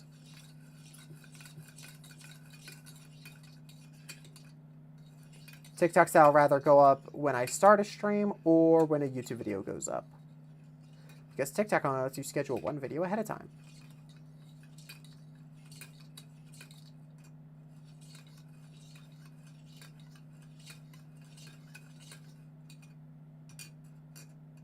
Because TikTok has a limit on how far ahead of time you can schedule a video. So, sadly, I'm going to only be able to schedule one TikTok to go up for episode 3.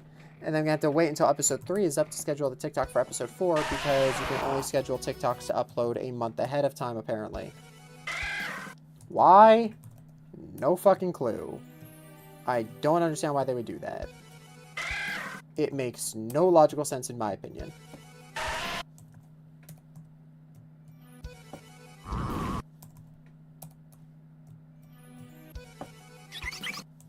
But those are the peak times I want people coming to my YouTube. I want people coming to my YouTube when I'm live, and I want people coming to my YouTube when a new video goes live. Those are like the 2 times I want people seeing my YouTube page. So those are the 2 times I'm going to upload TikToks.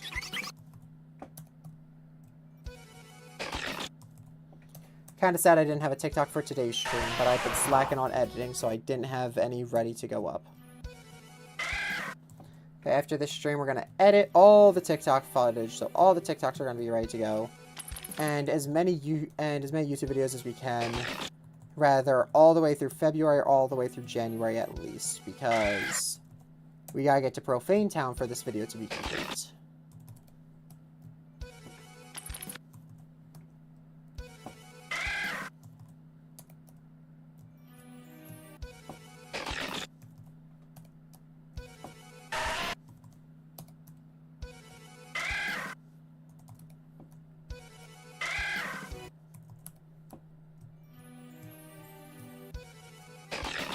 I'm kind of wondering what colors Shiny Cubone will be. Is he going to be lime green like his base shiny?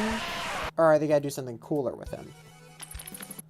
Because he's kind of similar to his base shiny color already. I mean, he's kind of similar to his base non-shiny color already. So are they just going to keep the shiny color the same? Or are they going to change it?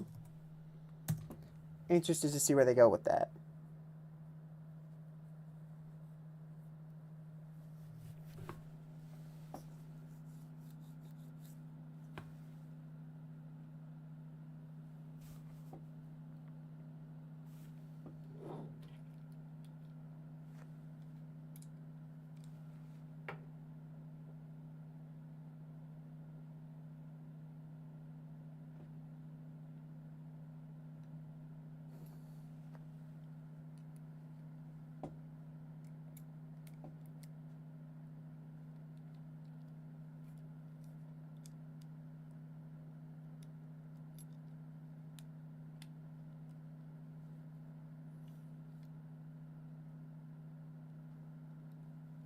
Ah, shoot.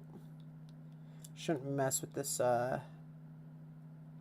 hexagon wrench thing. I forget what they're called. I had to use these to fix my chair because the armrest was falling off. Keep in mind, that screw did still fall out of the chair. I just was able to tighten the other screw to the point that it doesn't wobble as much. I still did lose one of the 2 screws. Well, I didn't lose it. It's on my desk, but I wasn't able to get it to go back in and tighten, so...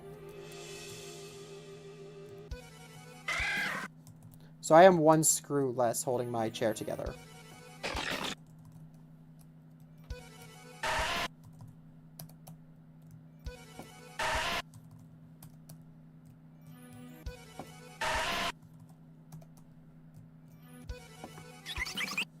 Dang, Brian. Sometimes this dust cloud is like a whole Looney Tunes episode of me chasing it. It's definitely not as good of a spot as the old library had. The old library spot was actually goated. Like, that was so good. Only 2 thick, really long walkway that's only 2 tiles thick. Insanely useful for this. This one, 3 tiles thick, a little bit worse. The Grisaille Cave, the second spot, the one downstairs, was also really good.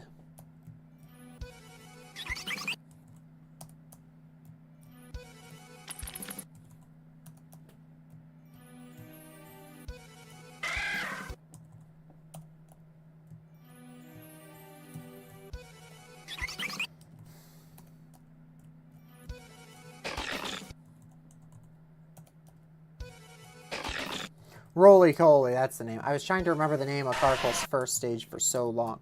It's Roly-Coly, that's what it was.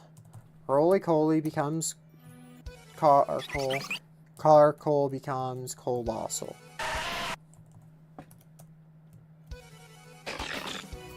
The rock-fire type line.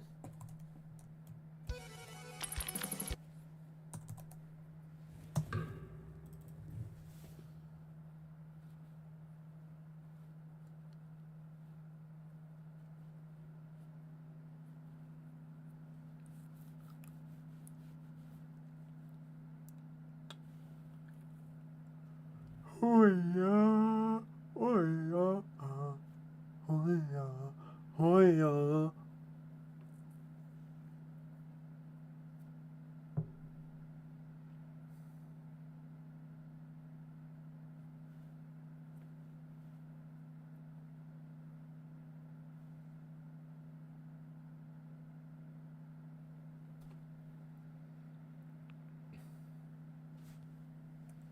But yeah, I should eat. I still haven't really had a proper meal today. I think I ate an Uncrustable during the intermission. Which makes me think, should I end stream earlier so I can get food?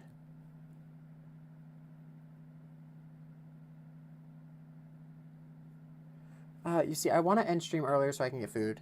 But I also really want to get to Profane Town just so that the editing will be better.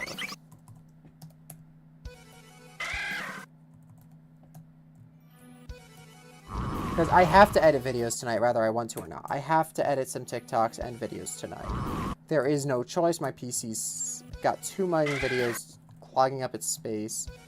I really need to do that. Whether I want to or not, it's not a choice. I have to do the videos.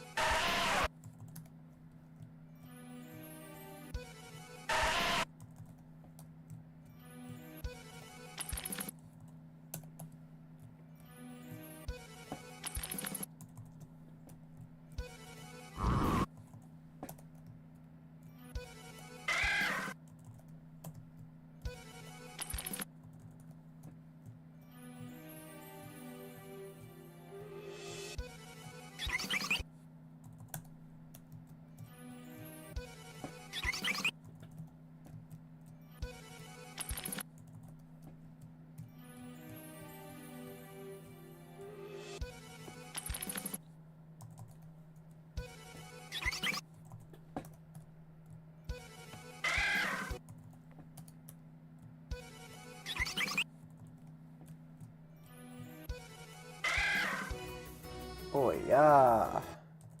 Cubone, Cubone. Mawile. Cubone.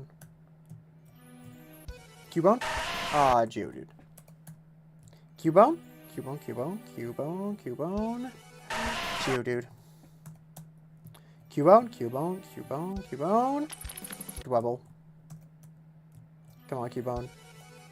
Woobat. Come on, Cubone. Dwebble. And yeah, I'm just going to end stream there. I'm really hungry. Sorry, guys. I'm just going to end off the stream here so I can get some food. Peace.